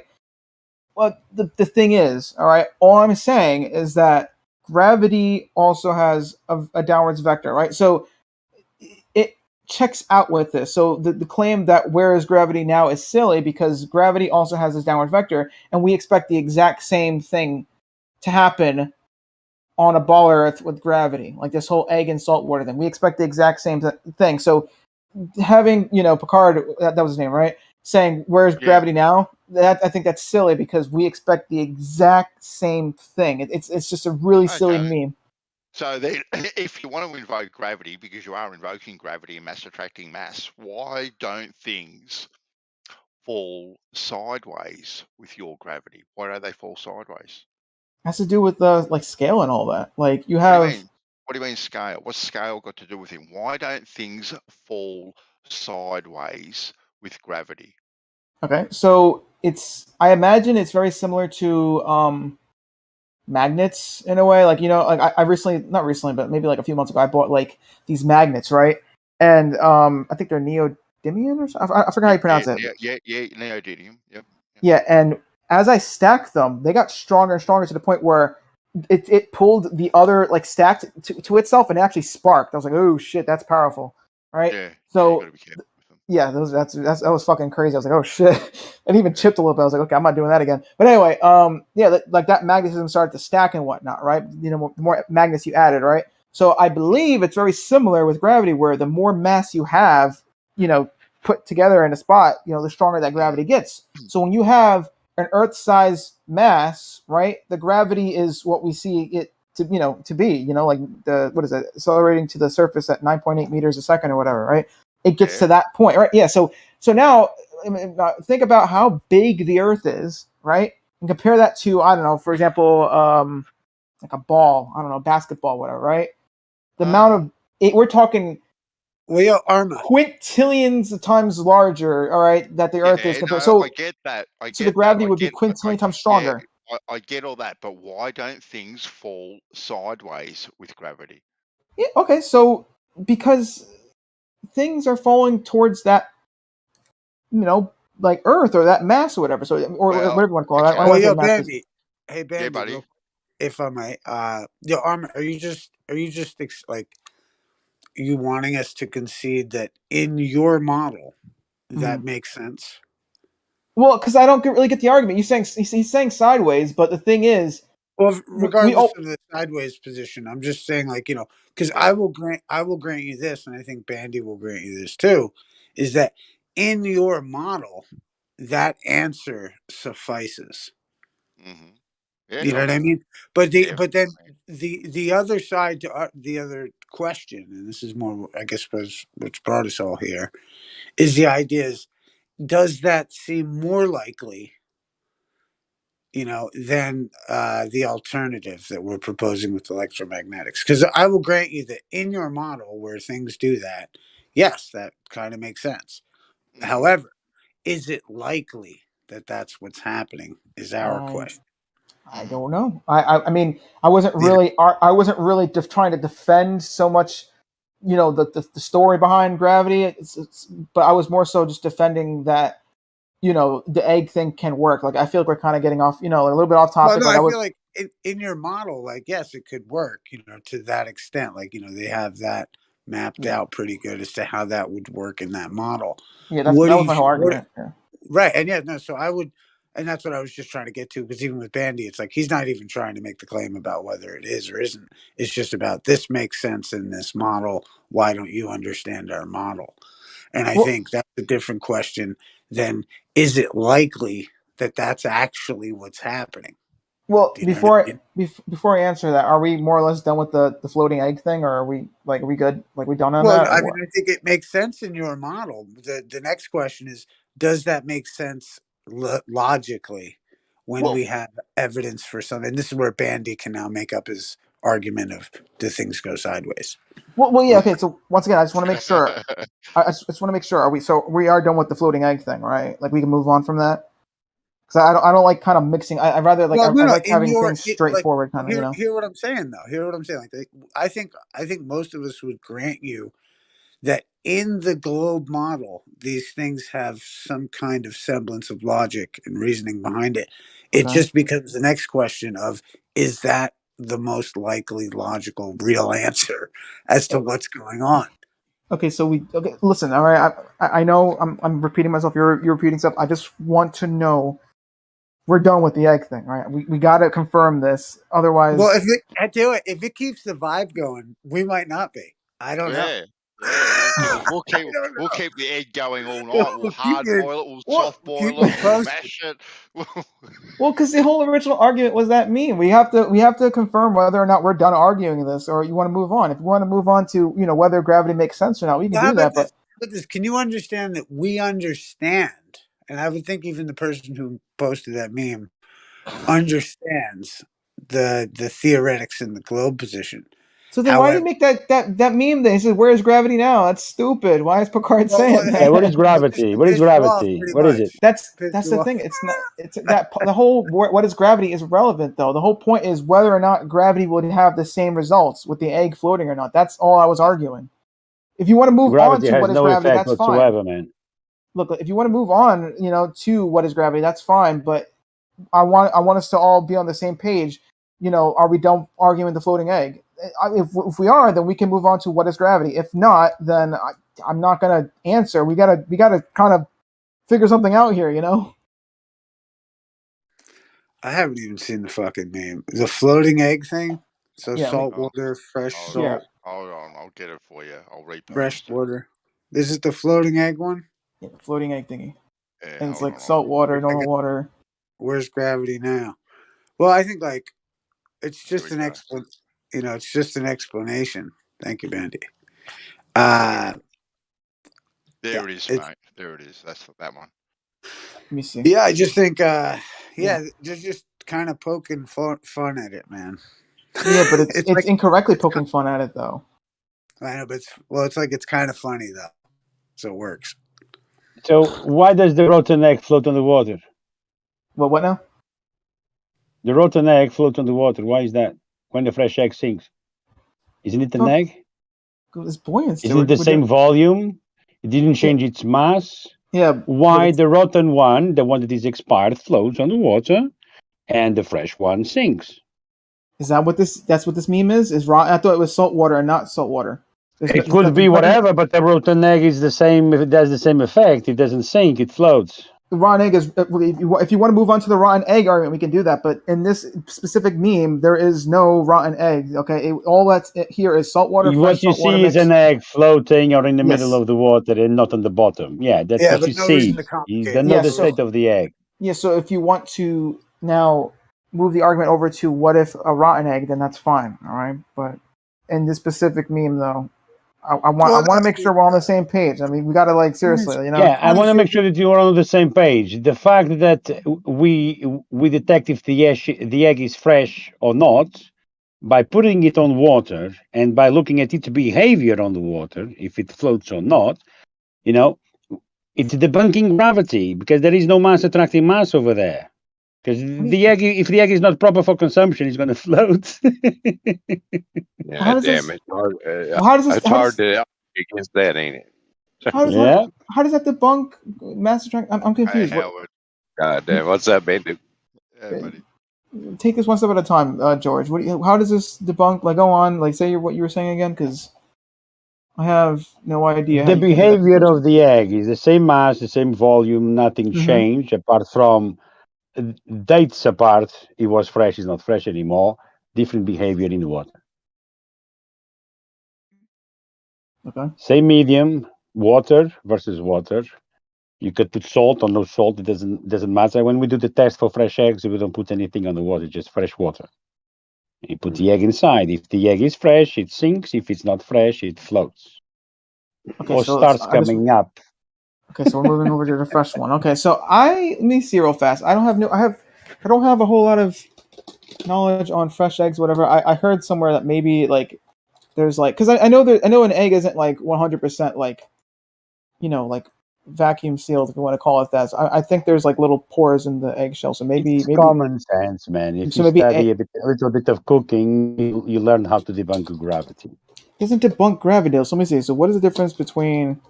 There is no mass attacking mass. I mean, it will depend of the state of it.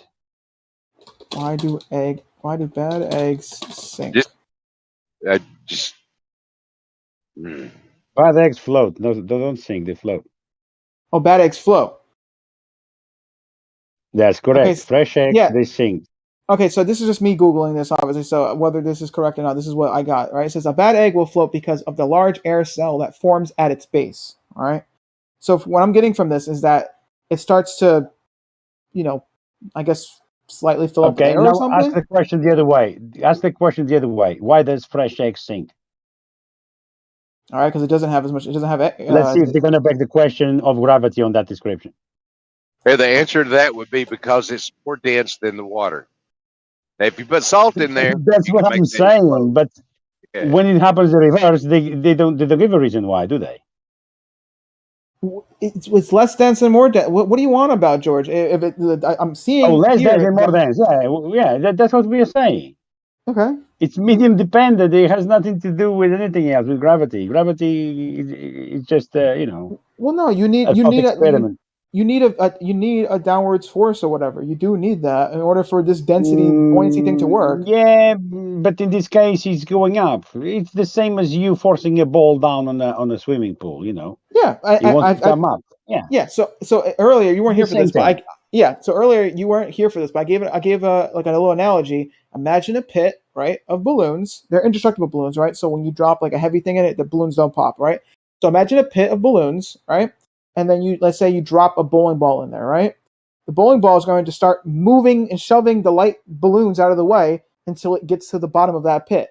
Now, if you start filling that pit up with bowling balls, right? The bowling balls are going to start displacing the lightweight balloons, all right? And so what's going to happen is you're going to start getting the bottom of that pit filled with bowling balls, and then the balloons are going to start being lifted up, all right?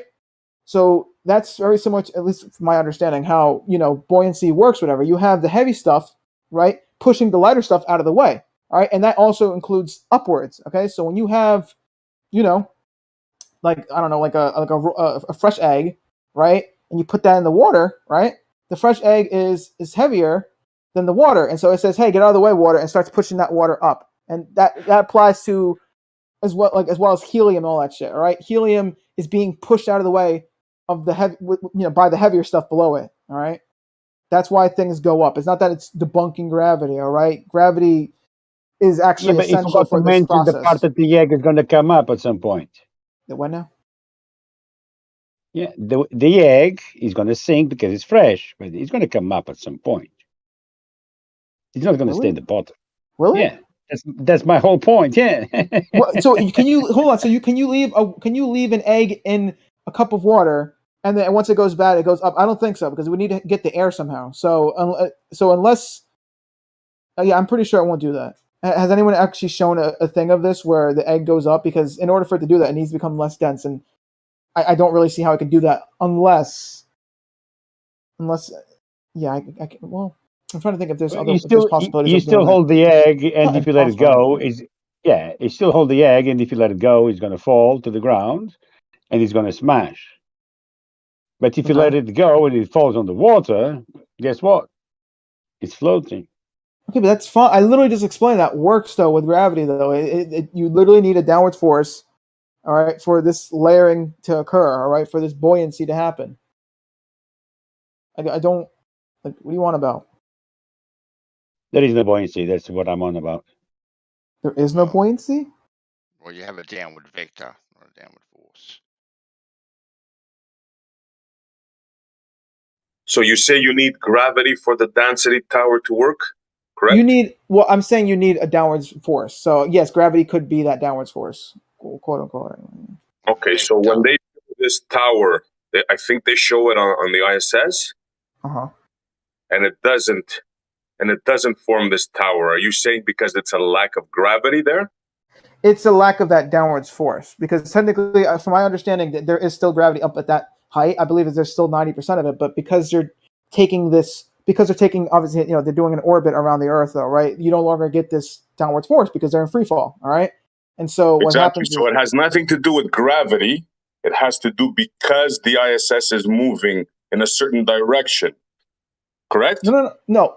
I'm saying you need a downwards force for it to layer. All right. And you call that gravity, right? Yeah, sure. That's fine. Yeah. And I just proved to you that it's not gravity. It's the movement of this mythical ISS. Has nothing to do with gravity, correct? No. Okay. So hold on. So the ISS is in free fall, right? From my understanding, that's how orbits work. I think. I don't know. Maybe that's the fantasy story. Yes. The point is, it's falling around or whatever, right? So the thing is, when you fall, right, everything is moving at the same speed. All right. Everything starts moving at the same speed, and so you no longer get this relative downwards force. All right. If everything's falling at the same speed, everything is traveling at the same speed. And if everything is traveling at the same speed, there is no downwards force, right? So the ISS is doing that. Yeah. So it's not because of the lack of gravity that this doesn't work. We are in agreement of this, correct? There's a lack of relative downwards force. All right. Let's put it that way. That's the point right there. That's the point right there. In space, there is no down. It's because the ISS is moving in a certain way. You didn't turn off gravity, correct? I guess. I mean, yes, you did. The ISS and the way in free fall is negating gravity. That's what you say. No, there is no down. Nothing to do with gravity. It just has something to do with the movement, the constant falling. So you can say gravity all day long, but there's just no way for you to prove it. It's just movement.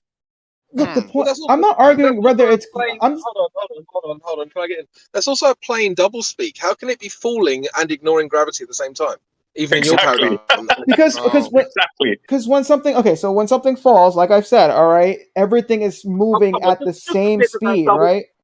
Listen, try and talk your way out of it. That's I'm not wiggling my way out. I'm not double speaking. All right, listen to what I said. I specifically said, right, that when you fall, everything is traveling at the same speed, right? So now there is no more of this relative downwards force. That's what I said originally. There's no more this relative downwards force, right?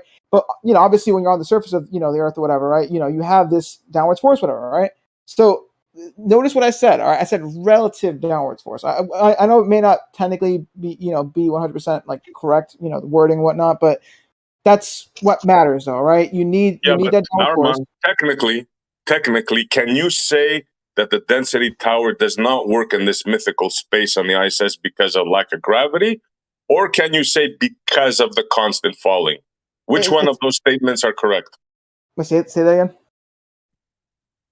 Can you say that the lack of the density tower in space, mythical space, is it because of the lack of gravity there, or is it because the constant falling of this mythical tin can? Which one is it? It's constant. It's the constant falling. Yeah, I mean, okay. I'm not really a science guy, so I may be wrong on this, but all I know, from what I know, is that when you're falling, you don't get it because at that point everything's traveling at the same speed, so there is no downwards force relative to the falling stuff. All right, relative to the falling stuff, everything is pretty much not moving. Yeah, I just want to make that point because a lot of people think that suddenly when you get up there, there's no more gravity. It's not that at all. No, yeah. It's got it's the ISS apparently is affected by 90% of the Earth's gravity, so it's got 90% pull on the ISS. Yep. Right? That's what they say. 90%, but it only has to boost itself up like once a month. That doesn't make logical sense. That alone. Well, another, yeah. It does if you understand only, hold on. If you only reduce something by 10%, right? Only by 10%, right? Mm-hmm. So now instead of falling at 9.81 meters per second squared, it is falling at 9 meters per second squared. Yeah. Right? But you haven't actually, so it's falling at this massive rate, right? So it's only going to take a little bit longer before it reaches terminal velocity, right? You've only reduced it by 10%. It doesn't matter if it's orbiting around and around in a circle, it is still being pulled in just 10% lesser, right? That's it, right? Like those two things do not make logical sense at all. At all. Just to name those two, we could go on and on. Yeah. Well, like I said, I'm not a science guy, so I don't know the specifics. You know what I'm saying? I'm just arguing specifically, like relative, like that relative downwards force I was talking about. That's all I know. All I know is that you need some kind of downwards force. Yeah. All right. There is no up and down in space, man. But you want to come in and want to debate these things, and then the ISS is brought into it, and you aren't debating gravity because that's where it all first started with the eggs and all that sort of stuff. So you do want to debate it. Don't say you don't want to debate it because you do want to debate it. And when these kind of things are pointed out to you, not having an answer is fine. Like just say, oh, I don't know. That's a perfectly acceptable answer to have because it's the best answer actually. When you don't know, you just say, "Look, I don't know, man." I always do that though. I mean, I don't know how you guys are like. I'm not saying that you say anything else. The actual rhetoric. I'm not saying that you. Let me drive home the point, Arma. We can recreate the same thing that they say is done on the ISS. We can recreate that on the vomit comet. In other words, if you have a density tower and you put it on the vomit comet, the same thing happens. Everything doesn't align properly. Yes, I agree with that. So, gravity is still there, right? I mean, you can't dispute that, right? Like I said, I'm not a science guy, so I don't know the technical, like whether we're technically negating it or whatever. Or the point is, when you're dropping, though. Look, the point is, wait, Arma. It's just wait. Everything else is all bull. It's just wait. That's it. Well, that's fine. That's fine. All I was arguing is that there's a downwards force for buoyancy. That was my whole argument. You guys kind of took it another direction, but my whole argument. There's a downwards vector. Can I get in here quickly? Sorry. I've been trying. Okay, Arma. We're not really in the realm of science. We are in the realm of philosophy right now. So whenever you say I'm not really a science guy, okay, but we're not talking actually about science. Right now we're in the realm of philosophy. So if you consider yourself competent to discuss philosophy, then welcome to the discussion. Let's carry on. I don't know why you keep referencing science. We're not talking about experiments. The ISS isn't an experiment. Whether experiment, I mean, like the specific terminologies and all that. I don't know the specific like shit. All right, I don't. Okay, cool. But I hadn't finished. So we're in the realm of philosophy, and I think that a lot of this is the thing that Globers do a lot of the time. They try and say that everything they say is science, because then they can say that the scientific consensus, i.e. the consensus of people within a community who have given themselves the grandeur of being scientists, right? Okay. And therefore are attaching truth, or at least the idea of truth, to their ideas, has agreed with them.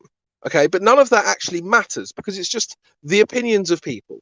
And this is where we get back to philosophy. So you are clearly capable of discussing these things. Don't put yourself down, but also don't keep saying, I'm not a scientist, therefore. That's fine. You No, I just... understand the idea, or you don't. That's fine. I just don't want to say something and then, technically I'm wrong. And then, other people who actually know this topic are like, yeah, you got that wrong, whatever. I mean, like, I'd rather speak about things that I know 100% about. All right. Yeah. You're scared of other people on your side thinking that you're stupid. But not stupid, just misunderstanding it or whatever. I know they don't think I'm stupid. Okay, but okay, let me get to another point. A lot of the people who double speak in here also don't have a clue what they're talking about. They're just very confident when they speak. No, I know a lot of people like, well, yeah. Okay, so another thing is, now you don't know about something. Okay, cool. Fine. This is the thing, though. A lot of people speak very confidently when they haven't got a clue what they're talking about. And that applies to both sides. I'm not accusing just Globers.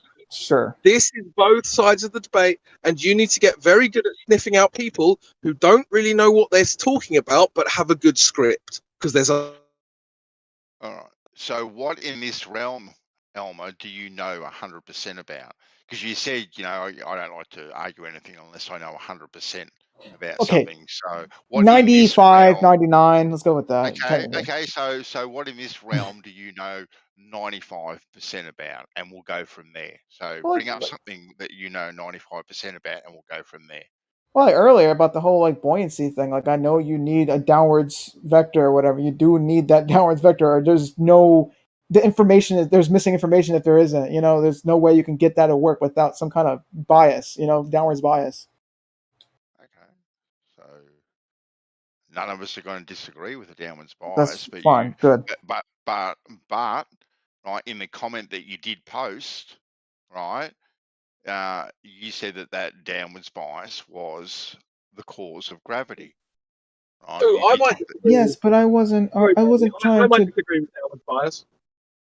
You really disagree with the downwards bias? There's missing information if there's no downwards bias. I mean, you literally don't get any layering without a downwards bias. All right.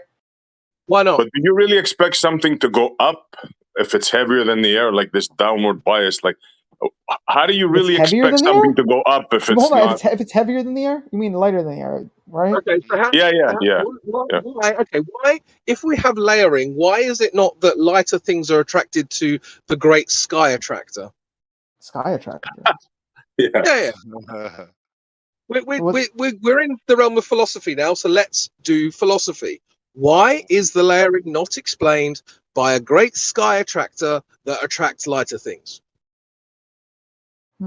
Well, if you put it that way, if it's light things attract to a sky instead of heavy things attracted to the ground, then I guess philosophically, I guess, once again, I don't know too much about this. I guess we're just looking at it as is, then okay, maybe. Okay. Well, I'm not saying that that's my position. What I'm saying is that you don't know which it is based on the observations that you can make, right? And it could be a third thing. There could be a fourth thing. I don't know what's going on. Fair enough. No, all I'm saying is that to assert that there's a downward bias, then build your worldview on that when you don't know that it's true, right? That's a mistake. So vertical bias then. All right, there's a vertical bias, but downwards bias for heavy things relative to lighter stuff. All right, and then we can call it upwards bias. No. The lightweight stuff in that density tower would still go down. It's not nothing in there is attracted to anything upward. Well, we could kind of. I guess we might be able to explain this though with a vacuum chamber though, because I think if you have so vacuum chambers, if you have a helium balloon, that doesn't go up. So technically, there isn't this. Yeah, philosophically, there wouldn't be this sky attractor or whatever thing that you're talking about. So that's actually Why wrong. doesn't it do that? Why? Ask yourself why in a vacuum chamber. What's denser out of helium and a vacuum? What, say that again? So what's denser out of helium and out of helium and literal nothing? Okay. Well, so I'm asking you the question. So I guess now you're saying then that I'm saying what I'm saying. You don't have to repackage my words. Can you answer the question? What is denser out of helium? Calm down. I'll answer it. Jeez Louise. Okay. You do it the first time. Come on. Otherwise, this is going to take forever. I mean, I guess, okay, that's another good point. A vacuum would be technically lighter. Nothingness would be lighter, I guess, than something, I guess. So I guess in that regard, It's all about weight, bro. It's not difficult. Weight. That's it. Heavy stuff falls down. Simple. You don't need anything else. Okay, but you so still... when the helium is denser than the nothing, then obviously the helium is going to go down and the nothing is going to go up. Sure, whatever. That's fine. That's fine. Cool. Yeah, it's a good point. Gravitas. End of story. Lighter goes up, heavier goes down. Simple. So when someone says something like air has weight, what they mean is relative to nothing, which of course it's going to be because it's denser than nothing. This is all they're saying. Logical. They don't say it like that because they want to assert a downwards bias they can't prove. Okay, but there's still whether or not there's still a vertical. Let's call it that though. All right, a vertical bias at the very least. All right, and then like I said, a downwards bias for heavy things relative to light things, and let's just call it upwards bias for this argument, an upwards bias for light things relative to heavier things for this specific argument. All right, let's call it that. All right, I think that's pretty fair. I'm happy. Yeah, I'm happy. Carry on. Hello. There's no bias here, bro. If you draw a lead ball in a pool, what's going to happen to it? It's going to go down, right? Yes. If you put a balloon in a pool, what's going to happen? It's going to stay on the surface, right? That's it. Okay, it's not difficult. Okay, but that's fine. But there's still, like I said, there's this vertical thing going on. All right, and that can be explained, with gravity or whatever. That's fine. You can. All I know is that there is a vertical. Let's call it a vertical bias for this argument. Yeah, okay? but why would you expect something to fall sideways? I don't understand that. What's in it? How something in your brain that makes you think that something should fall sideways? Or I don't get that. Well, why not? Why not down? I mean, you're lifting it up; it's falling. Why should it go the other way? I don't get that. Well, okay, so no, that's not. Look, the point I'm trying to get at. All right, I feel like actually, what is the point? Actually, I feel like we're kind of losing the point here now. We're kind of just. Can I introduce something just to answer SE's question? Well, more of an SE point. So what we call down, this is actually putting the cart before the horse a little bit, and people don't realize they're doing it. What we call down is the direction that things fall. Okay, it's not that things fall and we call it down. It's that it's called down because things fall in that direction. If heavy things fell to the right and lighter things fell to the left. Yeah, then obviously that would be your new up and down. Yeah, I know, I get that. That's fine. From left to right. I think then we would simply call right down and we would call left up. And then I think the argument isn't. Yeah, I don't think the argument is that so much as why don't we get like up, down, left, and right? Because at that point there would be no up, down bias. There would be, things could pretty much fall in any direction. And at that point, yeah, then it's like because if it was strictly left and right, then it would be up down at that point, But if it was up, down, and left and right, then you don't really got like a clear up and down, Yeah. Okay. I'm glad that you understand that. Trust me, a lot of people have difficulty understanding that. So that's kudos to you. You got it straight away. Why do things not fly in all directions? I don't know. Now you actually have to know the construct itself to answer that question, and I don't know the construct itself. Are there two plates? There's a plate, like the Earth is a plate, and there's like a plate in the sky, and there's some kind of electric thing going on. I don't bloody know. Is there a field? I don't know. And some people talk about toroidal fields. I don't know that either. Like, I don't know what causes this. I don't think that's actually answerable, but we can certainly think about it.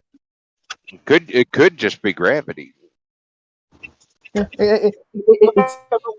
only really need one in this argument, right? Where you said plates, like a top plate and a bottom plate. You only really need one, though. Once you get one, you have a vertical bias in general because buoyancy pretty much settles that for you. All right, you would have things falling because they're heavier than the lighter stuff, and then the lighter stuff rising because it's lighter than the heavier stuff. And so you only really need one plate for that. And that one plate, that quote unquote one plate could be, gravity, right? Which would just be the ball of the Earth, all right? And, I mean, sure, it could be magic. Why isn't it magic? no, I'm just saying, informationally speaking, like all we need specifically is just one quote unquote plate. We don't need both plates. That's all I was really saying. Like all you need is one, and that pretty much sets things for you. Yeah, that's fair enough. I accept that. Why can't it be magic instead of gravity? Just out of interest. Oh, why isn't magic? Maybe it is, but I'm just Well, I'm just wondering because we seem hung up on this gravity word. I'm just wondering why it can't be magic. Yeah, maybe it is. I don't know. I mean, like I've said before, that this is technically speaking for me, since I'm not a science dude. Like I haven't looked into this shit. Technically, I guess in a way it is a belief. All right, I don't really. I'm not a science guy. All right, so I've already said this 1,000 times. But okay, again, but what you're not understanding, Armor, is that people talk confidently when they don't know any more than you. Right? You need to understand. No, that's not true. No, you don't need to not know about that. That is absolutely true. I assure you, there are some very confident idiots in this scene on both sides. On both sides, I'm saying there are some flat earthers who are exactly the same, but you need to be wary of these people. They talk very confidently, and they're morons. Perhaps, but I do believe, because I mean, there's a lot of people here also that either study the field or they're just really knowledgeable on this because they just really looked into it, whatever, and they know more than I do. Right now, you are studying this field, right? Me? You are studying. Yeah, by debating, that's an element of study. Debate is an element of study, for sure. You learn a lot during a debate. So you, right now, are more clued up on this debate than 99% of the world's population. Right? I guess definitionally it is studying. I guess definitionally anyway. Fair enough. So, I mean, including the scientists, because they just have a dogmatic view of things. They just, whatever they've read, that's what they repeat. Yeah, to be honest, you would probably know more than a lot of scientists on this debate. You. Absolutely. Yeah. You can't, Armor, you can't define knowing as just knowing how the model would work if it were real. That's not knowing, it's not real. And what's there to know, Armor, about the about mass attracting mass, right? The gravity theory of mass attracting mass, because that's what we're told. So all these people know what they're being told, all right? But when we ask for the actual mechanism itself, right, that's where everybody falls short. Even these so-called knowledgeable people, and they may be very knowledgeable, right, but they still cannot explain the actual mechanism of mass attracting mass. All I'll say is mass attracting mass. All right, so you know as much about mass attracting mass as anybody else. Well said, bro. Well said. Exactly. It's all ideas that they have. There's no proof whatsoever of this gravity. Zero. Yeah, Arma, let me just ask you a real quick question. Arma, I want to ask you, where is the force of, if you think gravity is a force, where's the force of gravity coming from? Technically, it'd be coming from, I mean, like I said, I might be wording this wrong, technically speaking, but my understanding, it'd be coming from pretty much everywhere on the Earth, pretty much. But obviously, when you start doing the math and all that, the main, that vector would be more or less towards the center of the Earth, though. But it would be coming from everywhere on the Earth. You're thinking Newtonian now in your head, right, Arma? So you're thinking Newtonian. Do you think that it's like a magnet that pulls it in, like a magnet? Probably. Maybe. I mean, I know there's different, theory behind, how gravity works. Like, there's the whole, like the space-time, like whatever, and warping and all that. I don't really. That space, the bending and warping of space-time is the official explanation now. There's no more mass attracting mass. They can say that bending of space-time makes it seem like mass is attracting mass, even though they're being pushed towards each other, not pulled towards each other, right? By this field. No. Right? They're going to say it seems like that it's still mass attracting mass, but it's not technically that anymore, even if you describe it that way. Well, I don't know. This is kind of stuff that I don't really know. Howard sounded objectionable to that whole bending space-time comment. Yeah. I think. I don't. Yeah, I don't. If I wanted to calculate the buoyancy of something, or if I wanted to build like a little bridge, and I wouldn't give a shit about bendy space time. I would just use Newtonian physics and figure it out, and it works fine. You would Yeah, even for figuring things out like that, yeah, that's fine for your equations, right? For that acceleration, the average acceleration to be used in the equation, regardless if it's of actual force or just the default average that things fall to, find their equilibrium, their density equilibrium at. It could just be like a code of the universe of some sort. That's the rate at which things find themselves. It doesn't have to be force. Could be electrostatic. Could be lots. Can I ask Armour a few questions in a minute when you finished? Go ahead. Okay, Armour, I'm going to ask you a few questions. None of these are gotchas. None of these are attacks on you, okay? So I don't want you to interpret it that way. Do you have a degree or some kind of higher education? I do not, actually. I just high school. Okay.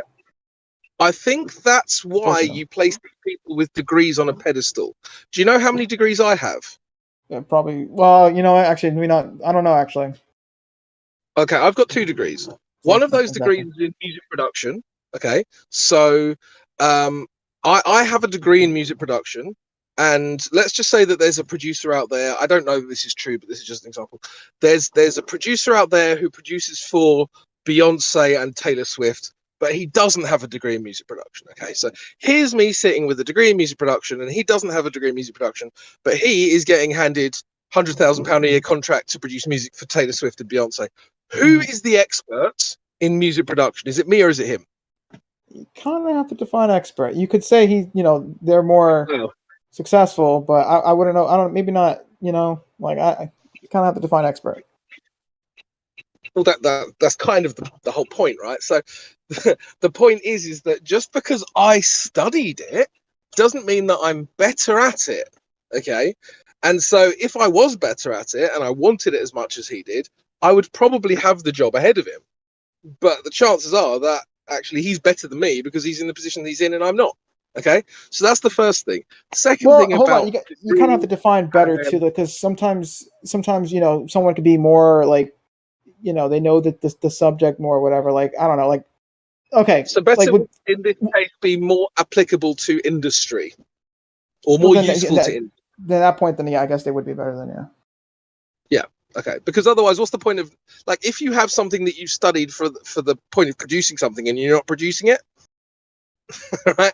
There's no point in having that information.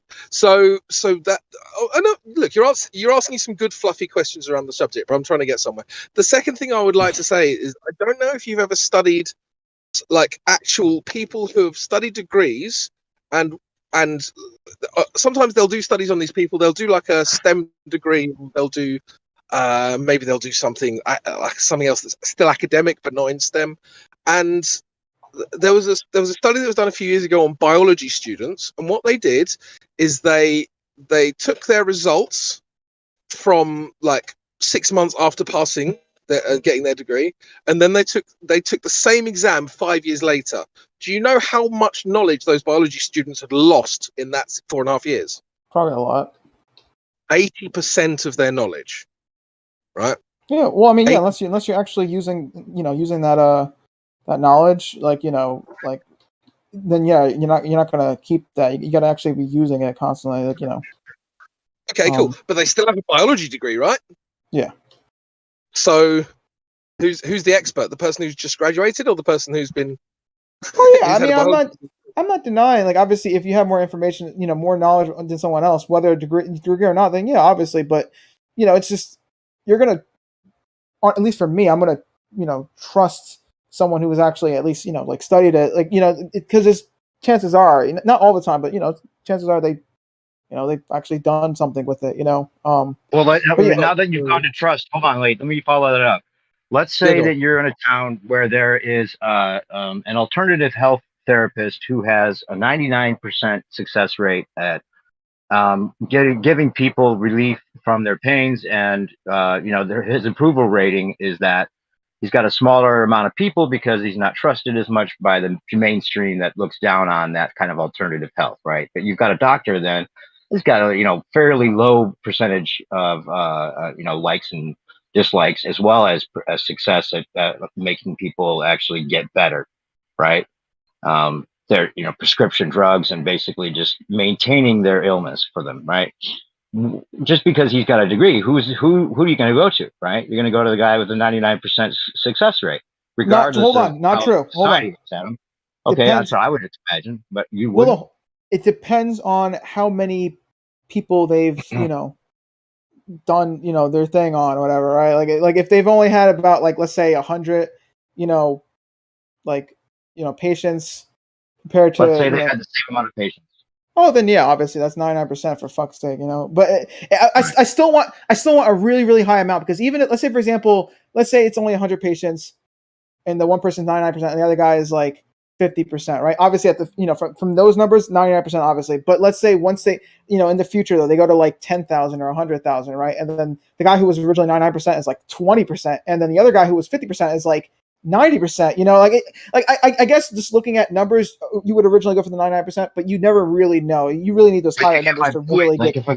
If this guy had figured out something that the mainstream doesn't want people to know, or doesn't approve for whatever reason, he's figured it out. It doesn't matter what his degree is, or whether mainstream approves it, or whether if he figured it out, then sure. Technically, the way that they're supposed to do something. If he's doing it and making a difference, just like somebody that's arguing, a cosmology that might be way more correct than the one that the mainstream's purporting, but they're not going to get the attention because, obviously there's a mainstream initiative.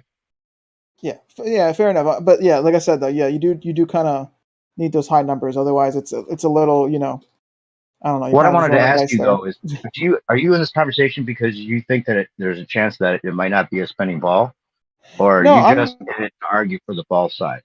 I'm okay. First off, not the false side, but second off, I'm here just to, like, I don't know, because it's fun. I like to debate. I like to maybe like teach or whatever. It's just kind of fun. Yeah, but have you looked into the side of the flat Earth, like, to see if it actually does make sense? Yeah, I've seen the arguments, and a lot of it's for me falls flat. No pun intended. Okay, which arguments fall flat for you? I don't know, like a lot of the perspective stuff is kind of, or So you don't think perspective hides things from the bottom up? Yeah, it does not, unless you say atmosphere. Or have you just been convinced that they don't? Well, no. If you invoke like some kind of like atmosphere thing, then sure. But like if we're talking, specifically like in a vacuum, perspective would never do that. All right. Right. I don't know if you've heard this example before, but I'm going to give it to you real quick. Well, okay. So you have a building that's one story and it's a flat Earth. Let's assume it's a flat Earth, right? Okay. You have a one-story building, right? That one-story building is starting out at your feet, and then it just goes away from you. How many miles do you think it needs to go on a flat Earth before you can't see that one-story building anymore? Let's just guess, like estimate. Oh, guess. Okay, I was gonna run some math, but okay, guess. One-story building. 10 miles. Let's say 10 miles. It's tough. Well, let me do just a little bit of math. 'Cause I mean, like, I want to say, yeah, maybe like around that 10 mile thing. Accuracy doesn't matter. Doesn't matter. That's not important. Just get a large number or whatever. It's going to go away far enough that you can't see it. At some point, you're not going to be able to see it, right? You just calculate with the Rayleigh criterion how far away a 10 building is before on a flat Earth. Indeterminable. Yeah, on a flat Earth, it doesn't matter. It's going to go far enough away that you can't see it. It doesn't matter what the number is. Okay. With the naked eye, though, now, right? No binoculars or anything, right? The naked eye, right? You can't see it anymore. Now you have let's say you have two one-story buildings and they both went away from you and you couldn't see them any longer, right? At all. You couldn't see them. Now you're going to put on one side 10 more stories on top of that one-story building, and then you can see it again, right? But you still can't see the building, the one-story building next to it, or the bottom of the 10-story building that has the bottom one that you can't see, or whatever. How many it stacks up to be that you can see it again because of your angle of attack, right? The angle of the one-story building is closer to the ground and therefore obscured by your perspective and your angle. I disagree with that. So here's how I've been seeing it in my head, right? So yeah, obviously from 10 miles, let's say that's the number where more or less you can't really see it, right? It's obviously still there. It's just that your eyes have a, No, you can't see it at all. Okay, but so your eyes obviously have, just like, cameras, there's a resolution, all right? Obviously, it gets to a point where something gets so small that your eye just can't pick it up anymore, right? That's fine, right? Now, when you have the taller building now, that's like 10 stories now, right? I have to wonder if the building, because the building would probably be, it would still be pretty thin, though. I mean, I'm trying to think about this, because... Just Well, you look assume at you can see the building. You can see the 10-story building because you can see it's the angle of resolution. That's what I'm talking about. You don't know that when things are closer to the ground, the resolution disappears at your angle when you're closer to the ground. I don't really. But did you ever take a perspective class, like a drawing class? I understand drawing class. I do a lot of drawing. Anyway, but the thing is, though, right? Here's how I see it, right? If the thing is so small, right, it doesn't matter, width-wise anyway. If it gets to the point where you can't make that out anymore, it doesn't matter how tall it is, because it would be too thin for you to see it, right? So I'm wondering now, how small is this building getting? All right, like, is it small enough where it's a wide enough building that you see it again, but you still can't see that bottom story? That's the point. Oh, well, then if it's wide enough that you can still technically see it at 10 stories, and I think you could still be able to see it at 1 story. It'd just be really hard to make out because you have other objects around it. The wide 1-story building goes far enough away that you can't see it any longer. Then you put 10 more wide 10 stories on top, and you can see it again.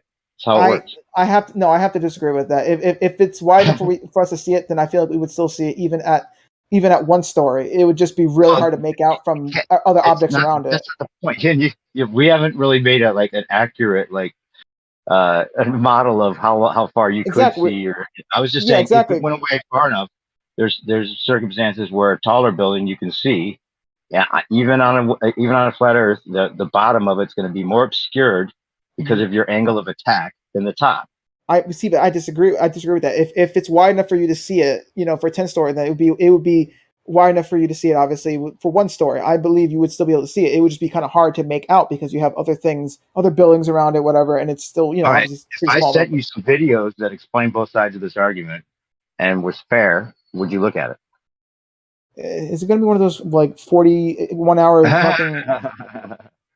You want to argue with us for 40 some minutes, but you don't want to watch a video that might solve some of these things for you for 40 minutes. Because I've seen some of these videos, and I've seen some of these videos, and it's like, no, they totally just made some bullshit there, or whatever. And it's like, are you serious? Have you ever watched 200 Proofs all the way through? No, I haven't seen. Well, I maybe not the 200 Proofs one, but I've seen the perspective ones, and they make a lot of jumps. Aren't you interested to know why it is that this is such a big deal? Why people are talking about it? Why we think it's not a spinning ball? Isn't that interesting you to know why?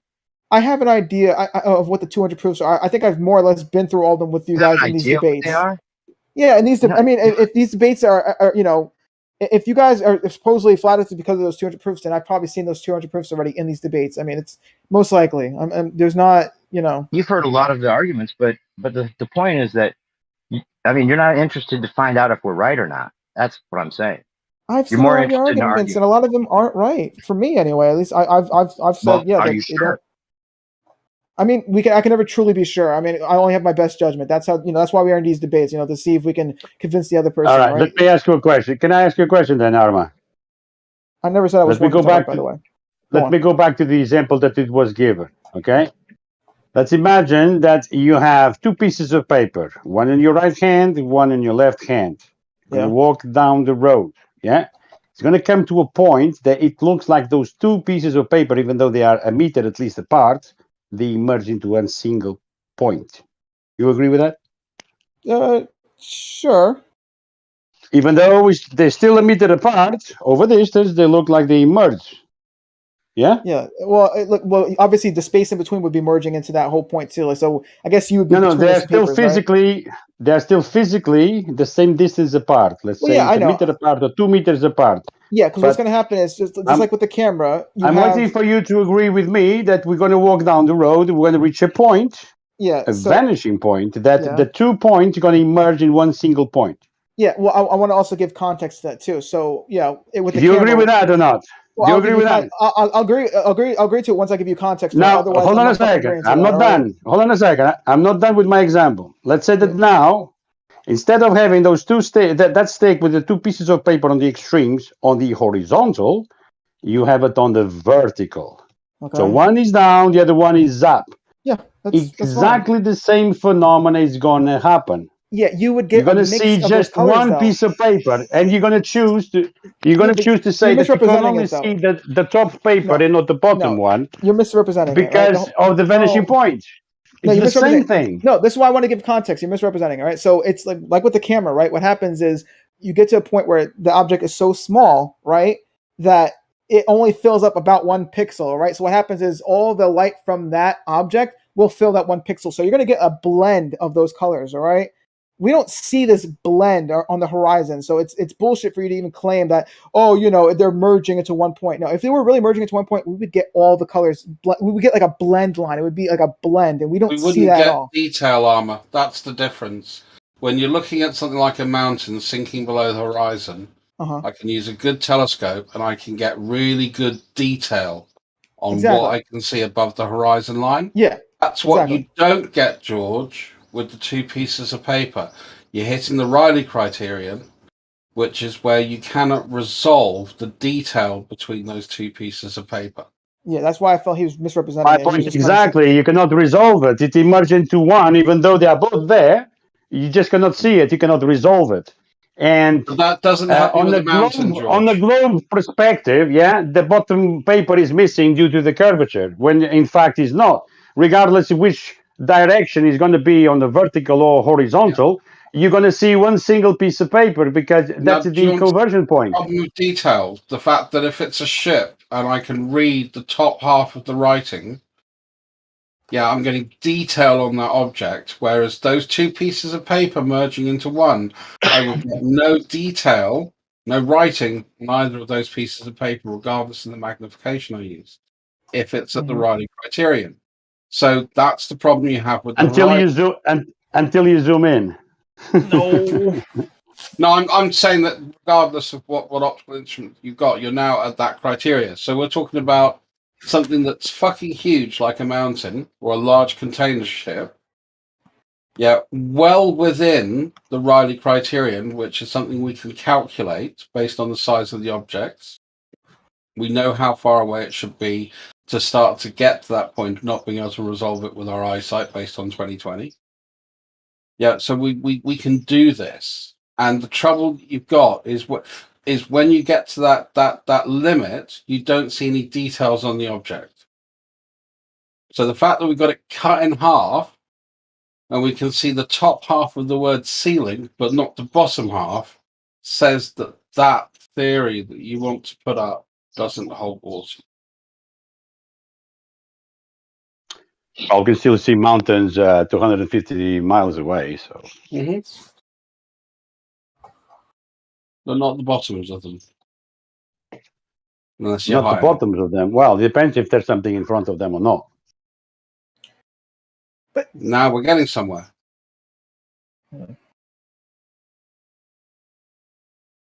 So now we can start to say, it's weird that we can't see the bottoms of them. There must be something obstructing them. I agree with you on that point, George. And obviously on the globe, that example that we use, apart from the refraction of the atmosphere, only if you don't know what the horizon means. No, only if you don't know what the horizon is. Okay, the horizon is the visible boundary where the sky appears to meet the ground, or the land or the sea. In the case of the mountain, the top of the mountain, not the bottom of the mountain. The bottom of the mountain is not called horizon. No, the so horizon to compare that really... to the horizon is, I don't know what name to call that, because it's not like that. The horizon is on the top of the mountain, not on the foot of the mountain.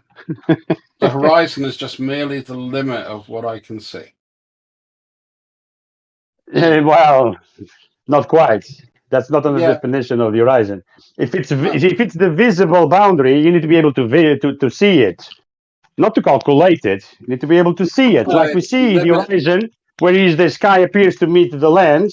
In this case, the top of the mountain. That's the horizon part. Not the bottom. Why the top of the mountain? The top of the mountain isn't at the horizon unless that mountain is so far away that we can only see the very tip of it. The land. It's where the sky appears to meet the land, isn't it? That's the horizon. And again, if we have Earth curvature, then if we've got an object that's tall, it's going to stick up above that curvature if it's tall enough. That's true. No curvature observed, man.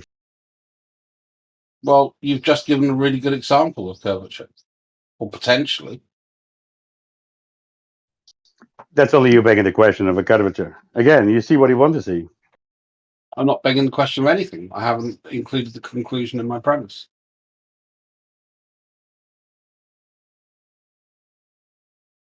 Did I? See, I really hate this kind of logical fallacy as an excuse to hand wave away valid points. Well, you were saying that the horizon was obstructing the bottom part of the mountain when I pointed out the horizon is on the top of the mountain, not on the bottom part of the mountain. So yes, you are begging the question. Not. If I look at, say, some of the Mount Rainier pictures taken from about 120 miles away. You are saying the bottom of the mountain is being blocked by the horizon when it's not. The horizon is on the top of the mountain, cannot be obstructed by the mountain. So nonsensical. The problem I've got with that example, George, is when I look at pictures of Mount Rainier, for instance, from about 120 miles away, the peak is well above the horizon line. When we look at those mountains in New Zealand, the peak is well above the horizon line. We can see the horizon line and then we see the mountain.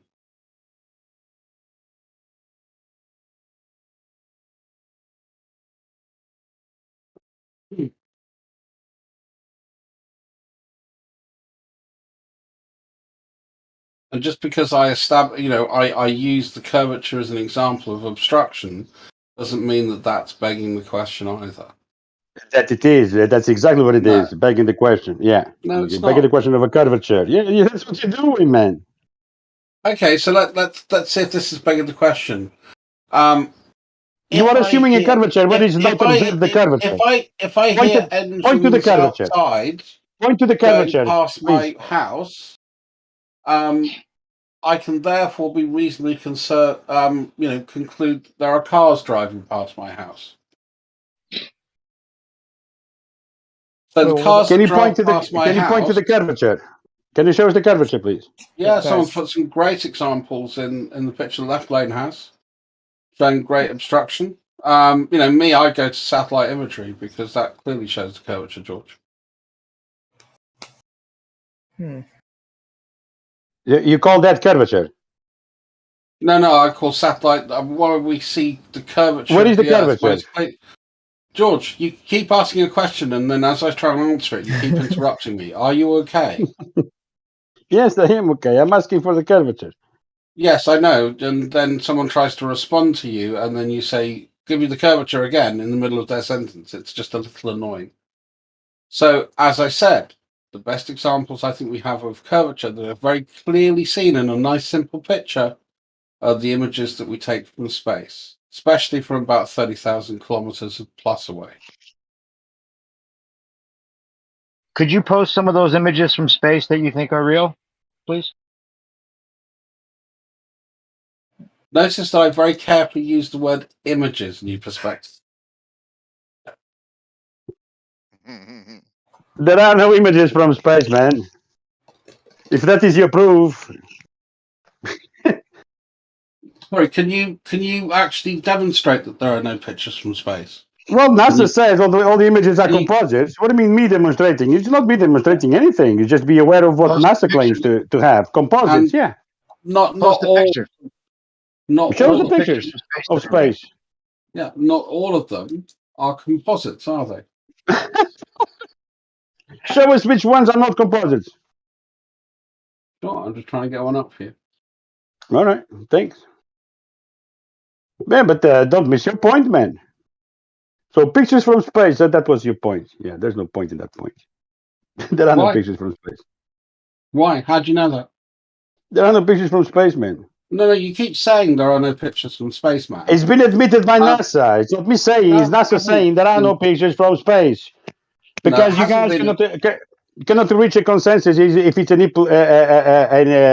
ellipsoid or whatever it is, or it's a sphere or whatever it is. You guys don't have a common common ground. NASA has not said that there are no images from space.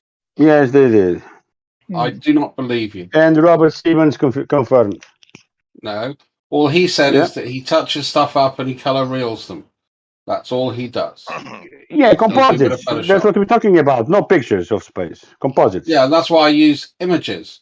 And you're Yeah, right. composites, no The pictures. low Earth There are orbit no pictures of satellites, space. stuff like the ISS, can't take a full-sided picture of the Earth. No, And the it does do it ISS in is not in space. strips.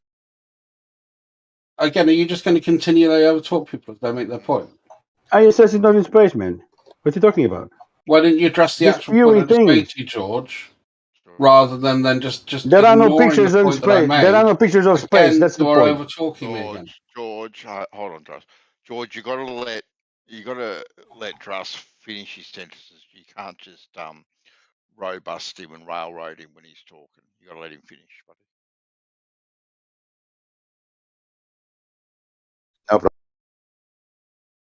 Yeah, so I threw up a picture from Himawari 8, or sorry, an image from Himawari 8.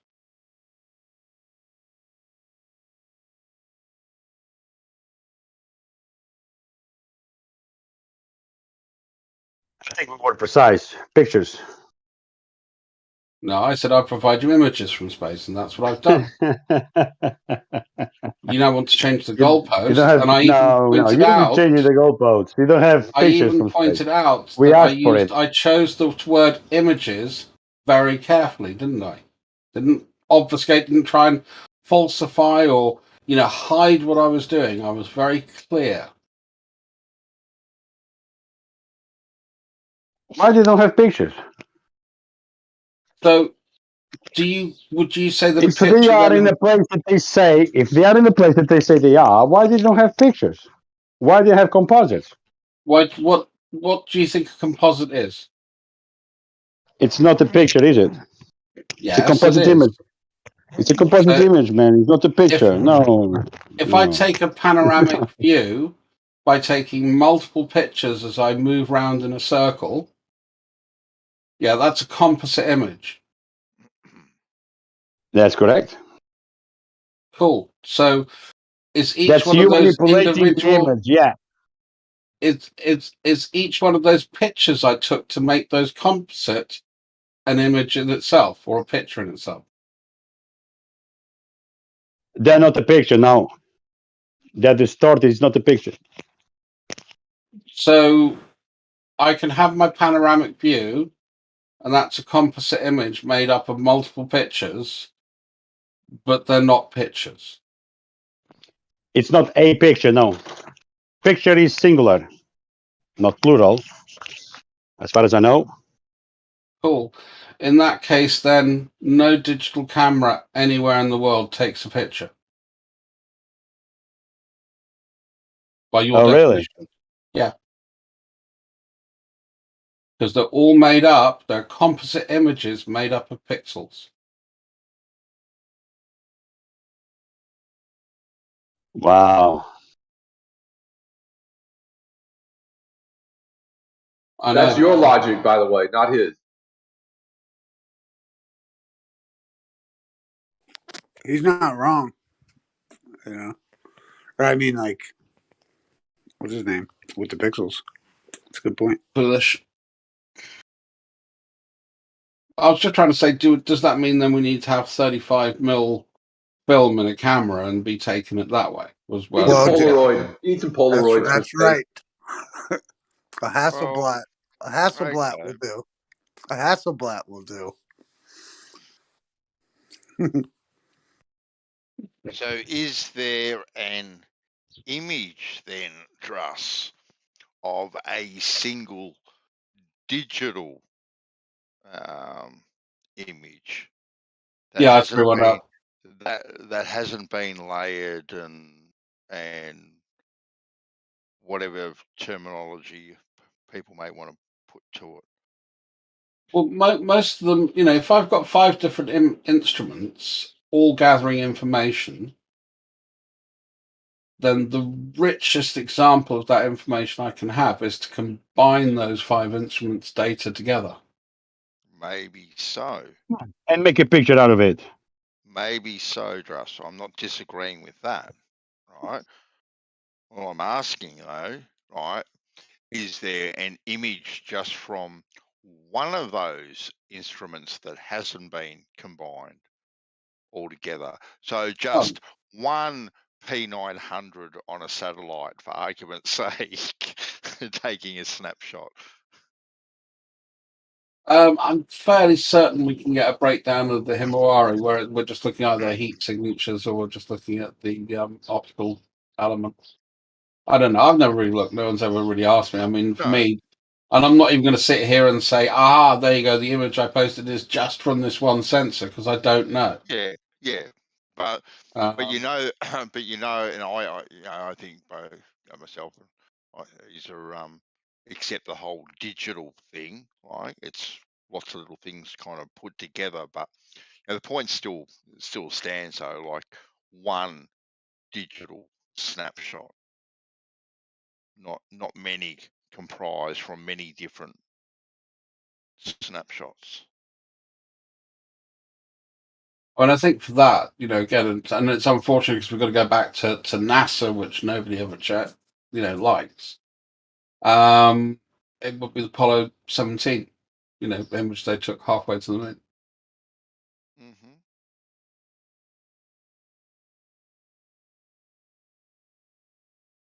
Yeah, Robert Simmons, who basically says that he's color correcting stuff in Photoshop. So what, George? I don't think this is the big smoking gun you actually think it is. Because there are virtually no images you ever see on TV, in a magazine, anywhere that haven't gone through a certain amount of color correction. The problem, I think, is that most people are under the impression that an image like the blue marble is just a picture. Would you agree with that, though, Foolish? Most people are under that impression. Yeah. There's a difference between a composite image and a CGI image. Exactly. Right, but my point is that, like, it's generally thought of in the general public that, like, the blue marble is just a picture of Earth, like, just a straight, like, picture. Not a composite in the sense of, like, Yeah, and I don't mean it's one still image taken from a camera. Thank you. Yes. And I think when people discover that it's not, they find that interesting because, like, they're under the impression that it was. I think the blue marble Apollo 17, that was a single image on a 16 or 35mm camera.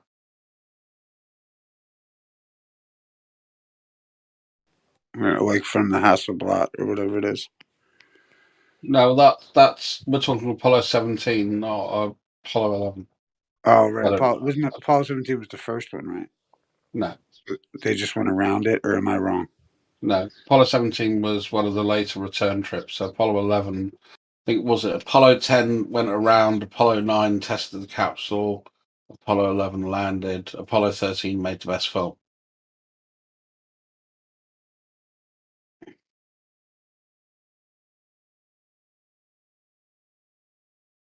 At least you know the Apollo missions. Thank you.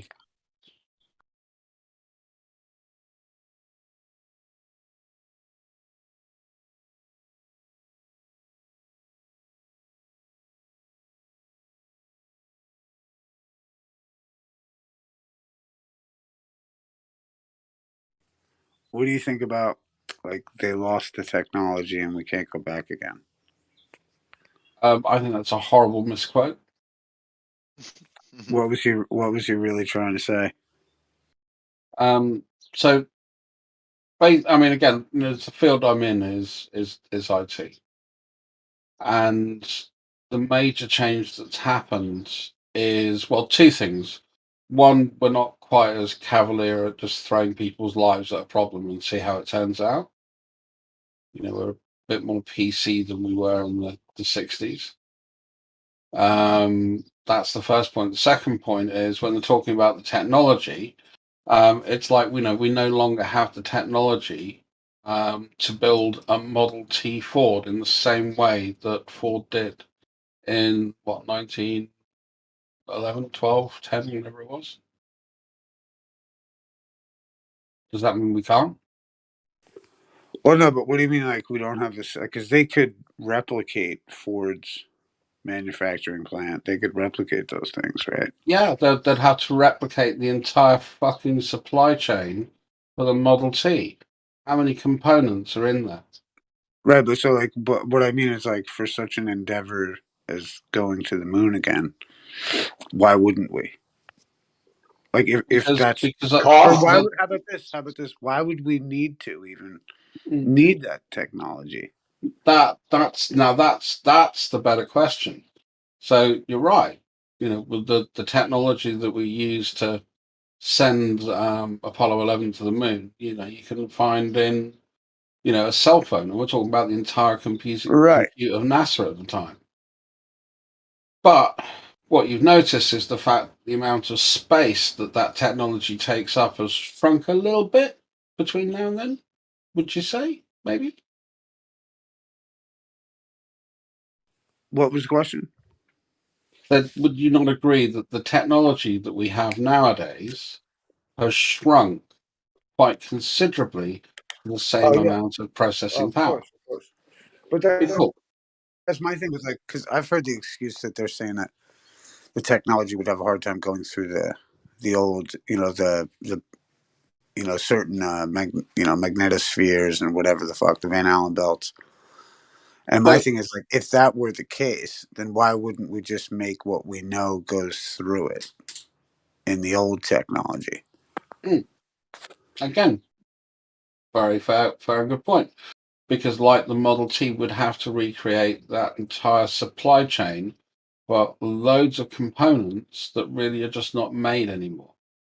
Right, but you could fashion those things. It's like when people redo cars, or they, you know, you could refashion one piece or 10,000 pieces. You know what I mean? Like, you know, regardless, like you could make a mold. In fact, you could use. Couldn't you use? What do they have with the machines now, where you can like digitally manufacture a certain piece? CNC machines. Yeah, so you could do that for any old piece of machine, you know, piece of equipment you might need that we know would be able to endure the Van Allen belts, let's say.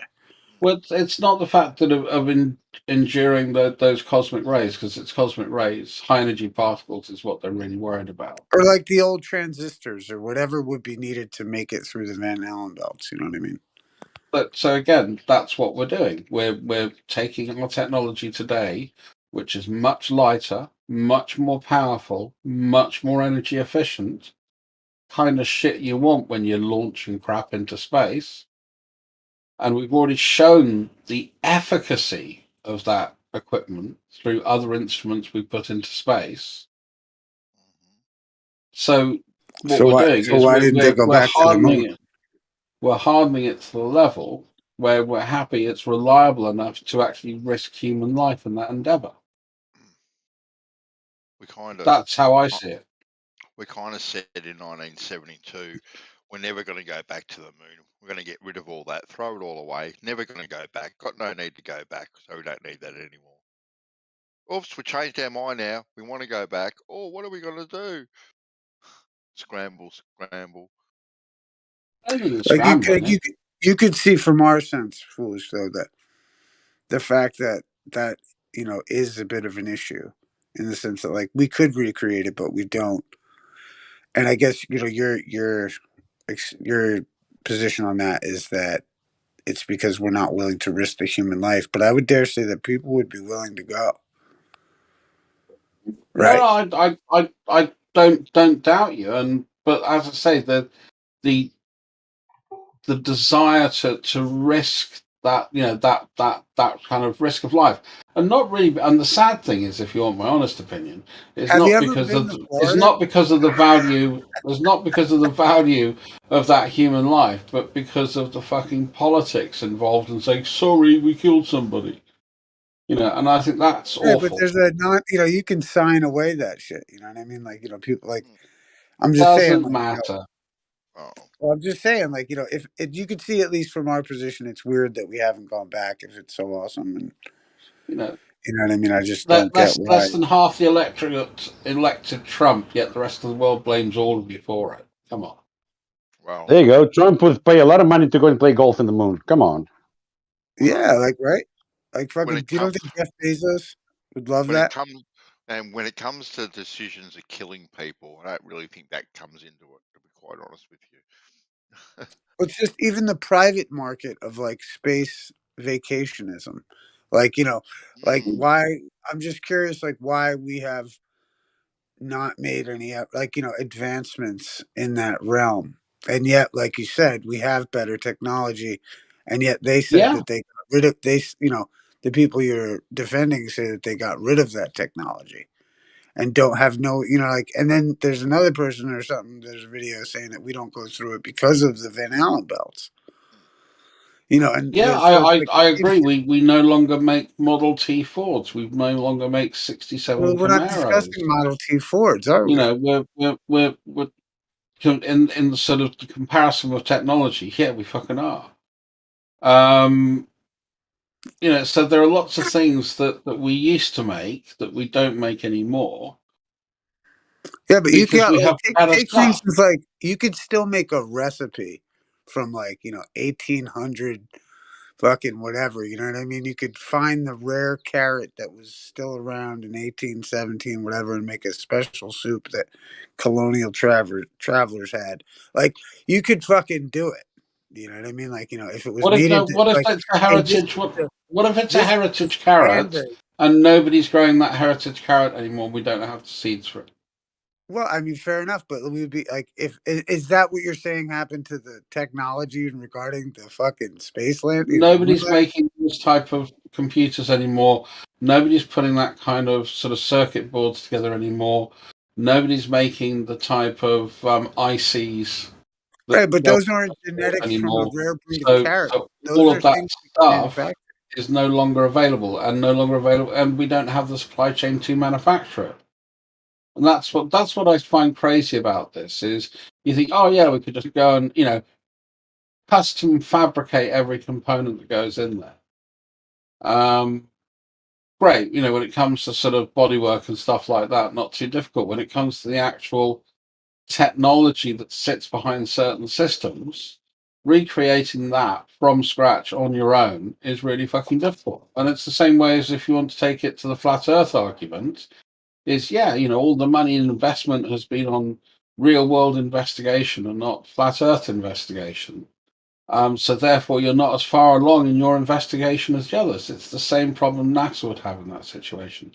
Bit better funded than you guys, but same problem.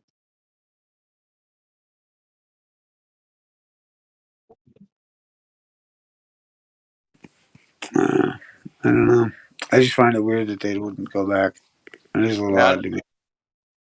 I don't understand the argument of trying to use 50, 60-year-old technology to do anything that we do today. Well, that's what there's a video that says that they can't go back to the moon or send people because the technology would get messed up on the spacecrafts because of the Van Allen radiation belts, right? No. I've not seen that. The only place I've heard that we can't get through the Van Allen belts is from flat Earth. So the main problem they have to worry with the circuitry is the fact that high energy particles, like gamma rays, for instance, which just go through everything, can, because of the density of those circuits, the integrated circuits in modern computing, the chances of them hitting part of that and actually causing damage, which could then make that system non-functional, it's not damage. Is considered high risk. Well, yeah, blowing a hole in something is kind of damage. It's not damage. It's bit flipping. So if you have a transistor that is small enough that a number of charged particles, which are numerous even on the surface of the Earth, pass through the transistor and bit flip it, your information is corrupt, which is the exact reason why servers use, here on the terrestrial ground, EEC memory, which is dual channel, which means if one particle hits one side, it knows something's wrong because this is actually frequent, and that's the reason servers don't crash. Yet your home computer, if these charged particles hit it, will do because it changes a 0 to a 1 via voltage. I know what they've been trying to do is harden the cases. I mean, you can fix this with multiple redundant systems, but that bloats the cost stupidly. So you have something that checks the thing that's checking the two things that are actually doing the calculation, and it becomes very cost prohibitive. That whereas if you could manufacture a transistor and basic computing device from 60 years ago, one charge particle passing through that is not going to change the current enough for it to read as a 1 as a 0 or a 0 as a 1.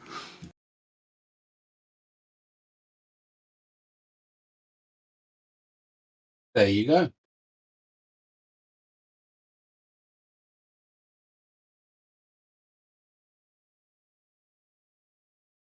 But yeah, the one thing that you don't want in space calculations is a bit flip changing a decimal place.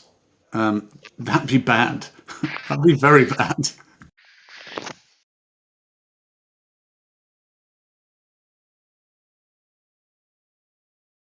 Especially if you're doing things like an orbital calculation, or you're using to use a gravity slingshot off a planet.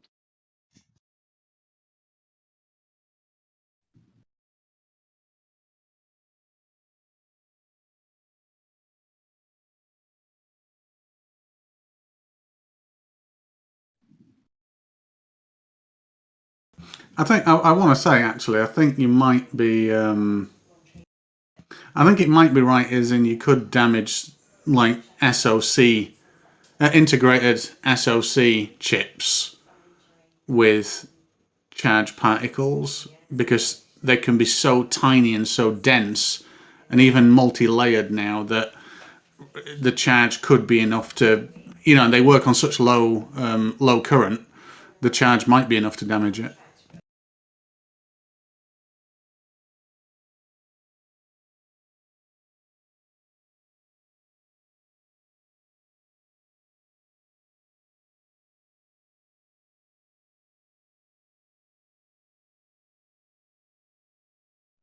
Yo, Raven, are you Cat Earth?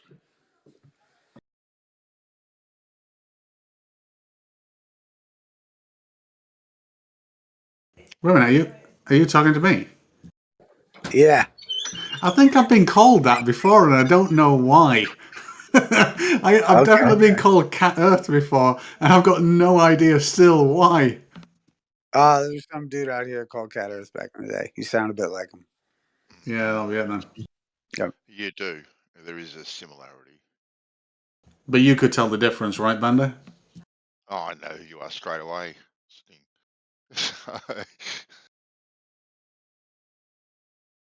Yes, my MEMS accelerator expert.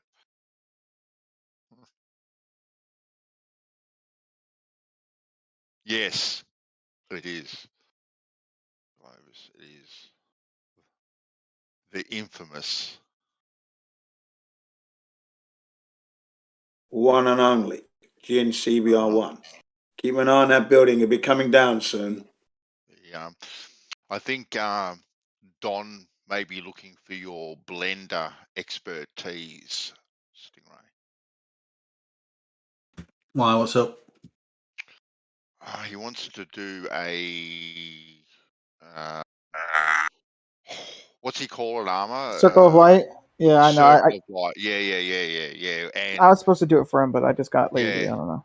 Yeah, he got Armor to do it, and then I don't know. It showed something, and then Armor got scared and I didn't get scared for crying out. I'm just like lazy, man. Like if he wants to do it now, well, maybe not now. It's a little too early for that. But if he wants to do it later, I'll let him record my screen or whatever. The Blender shit. But like he had it the first time. He was supposed to record it, but he didn't record it. So I'm like, I got a little impatient. I'm like, okay, well, you missed your chance.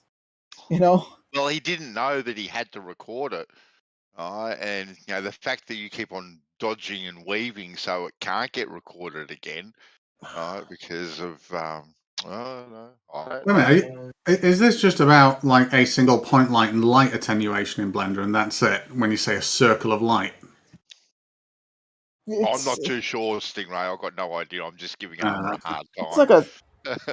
It's like a spotlight thing. Like what I did was I did like a spotlight thing in Blender, and then like a flat map kind of thing or whatever. And because this whole argument is that the stuff that we see in the ISS could be done on a flat Earth, like the curve that we see of the Earth would just be the circle of light that looks like a curve or something. That's this whole argument. But I mean, it's. Yes, not really, because it isn't just a circle of light. It's not like the solidness of whatever is underneath the ISS suddenly ends in this arc. That's not what happens if you look at a let's say the surface area of a continent as it's going towards the edge. You will see that it distorts, and it distorts in conformity to a sphere.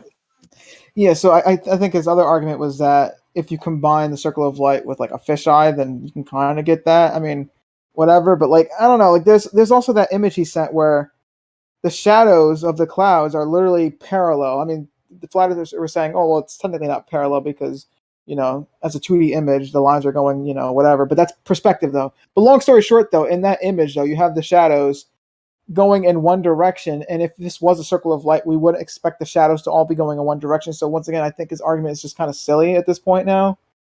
I don't know. The best argument for the ISS being false is that it is entirely computer generated. And I've got an example in Blender of how I've done that with proper kind of volumetric clouds and stuff. And I've got the path of the ISS in there, and I mean, I've done it in Blender to make it look like 90% real. Let's say it's still missing that 10% of what you see in the actual ISS footage, but it's close enough that I think you could get that extra 10%. You just need a few more custom shaders and things, and certainly rehauling my shader stuff. But the one thing that I could never get is the real-time events that verify the reality of the ISS, like a huge cyclone, like a volcanic eruption, like a mass wildfire. These are not things that you could simulate real-time to the minute. Yeah. Yeah, I think that's why Don's whole thing is, well, if I can get the ISS to work on a flat Earth, then there isn't that issue anymore. I think that's Don's whole thing, but I don't know. There's a few issues with his argument, though. Well, from a physics standpoint, you'd also have to demonstrate that the inverse square law of light and attenuation doesn't, it is completely different to how we can measure and observe it, and it would only be real for sunlight. This effect, and that's also quite a hard sell.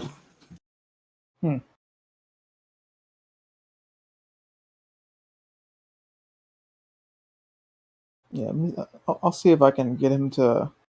So you other flat earthers, no, not other flat earthers, but for the flat earthers in this chat, because I don't want them like thinking I'm trying to dodge this, or whatever. You know what I'm saying? So maybe later in the day, I can just have Don record this, so he doesn't have to bother you with it.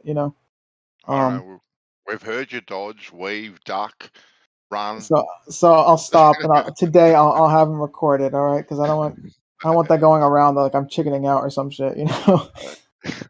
I mean, the problem with using a spotlight in Blender is a spotlight in any 3D program has obviously a cone and then a penumbra umbra area, but that's defined in physicality by a shade or solid surround. The light that is in that spotlight is should be an omnidirectional thing. The thing that's giving it the cone is it's been inhibited by the solid surroundings of it. So starting off with the spotlight on a flat Earth is probably a bad idea, because you'd need to define what is making it a spotlight, as in stopping the light in the majority of the direction. Yeah. Can you explain better what you're saying? Sorry, say that again. Can you expand on what you're saying? Oh yeah, so a spotlight, there's no such thing as a directional light source, as in a generator. Yeah, you only have omnidirectional light sources. So it doesn't matter whether it's a resistance through a piece of material that causes heat and a glowing effect. That is going to fire out in every which way. Same with an LED. An LED fires out in every which way. So it doesn't matter what generates the light. A flame fires out in every which way. The way you make it into a spotlight is most of the time you inhibit its ability to go in any other direction other than the direction you want. And then you put reflectors on the bit that you want to inhibit as well to multiply the light going in the direction that you want. So a photography spotlight consists of an inhibitor that prevents the light from going one way and reflects it back the other way. So starting out and saying that the sun is a spotlight is a bit ambiguous. Yeah, it is. The sun is not a spotlight. I disagree with that. Yeah. Yeah, when I do a flat Earth sun, I have to start with an omnidirectional light source. That it can't be anything other than. But the sun is not 93 million miles away either. It's a local sun. That's why the argument of the circle of light makes sense if it's a local sun. If it's local, it's not going to eliminate the whole plane, is it?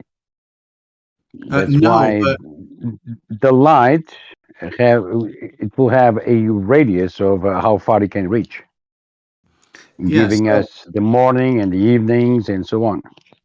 Yes, but an interesting thing about that is that hypothesis that you just came up with then also has a little bit of a caveat in the fact that we know how light how light energy works, and it doesn't deviate. Besides attenuation, it doesn't deviate from the inverse square law.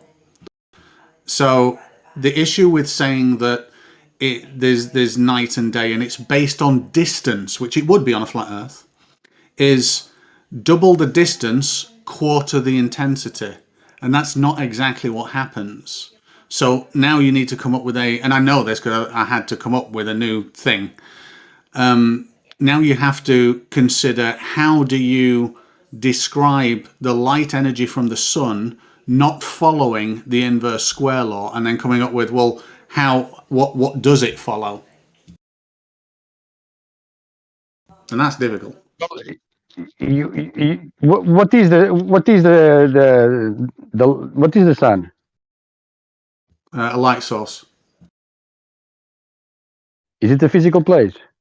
No idea. It gives off light. So there you go. Yep. Like a bulb. Like a bulb. That would be our way. That would be our way. That would be our way of trying to replicate. It wouldn't be quite the same. Yeah. So any light at that frequency follows the inverse square law. Yeah, but that's our understanding of man-made light. Yeah, it's our understanding of generated light, yes. But I mean, we don't even have to have man-made light. You can have. But we are assuming a lot of things, aren't we? In the middle of it, distances to it, and a lot of things. Assuming the ground is spherical. So what I did to see what I did to see if the sun was local or far away and what worked is, out of the understandings, I built a model with the real size and distance of things, and then I put observers on that model, so where I am here in the UK, and then I looked at where it predicts the sun would be in relation to me. How do you put observers in the model? Just through a perspective camera viewport to match. You said you build a model. Yes, build a. So yeah, so and you have people on this model. Sorry, say again. And you have people on this model that you build. A camera. You have a camera on the model that you build. Okay. Correct. Multiple cameras, and that camera can be anywhere on the surface. I did it for a flat Earth and a globe Earth, by the way. And then that's a false dichotomy, isn't it? It's just testing. You comparing one model to another. No. Why are you offering? Why are you offering a false dichotomy? Okay, so it wasn't to put one model against another. You don't. I'm not saying does this match flat Earth. That's what you're doing. Now, do you wanna you want me to explain? So I built the globe Earth model and rotated a sphere with a camera on it to see if it matched reality outside in my garden. That's what I did. And then I put myself at the same location on a flat surface and then experimented with variables to see if I could get it anywhere close to matching reality. Yeah, what you're going to find is elevation angles. What I found is the You're going to globe. do the same as Aristophanes and all these guys did. You're going to measure shadows and sticks, which is planes and planes, verticals and horizontals. You're going to need a flat plane for that. No. So I'll tell you what I did. If you want to stop telling me what I did and making that up. Well, so for what I did was, you said you have a model with a circumference. Where did you got the radius from? Do you want me to tell you what I did? Yeah.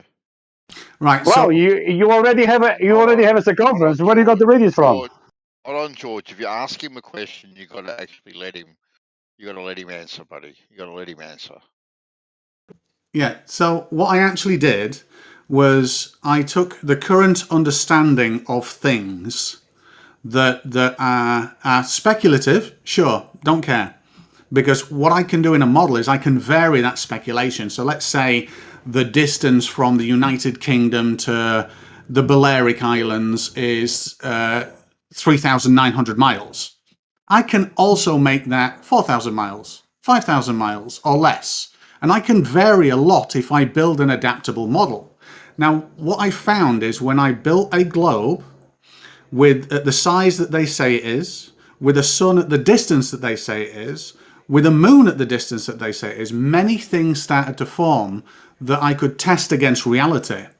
And the things that stand out to me that all simultaneously work is the exact path, give or take, let's say a degree path, of the sun through my sky, no matter where I am, the orientation of the moon, and the exact prediction of the terminator line. These all worked by me wiggling a variable, which is the rotation of the Earth. And it worked for any position on the Earth as well, on it. And I did the same for a flat plane and placed myself on it, but I could vary where the continents are, vary the distances, I could vary where the observer is, vary the height of the sun and all this, and nothing worked. So I'm not... Are you done? So all I'm saying is, one, absolutely matched reality that I can test outside my house in reality, and one came nowhere close. When you said angle, what do you meant?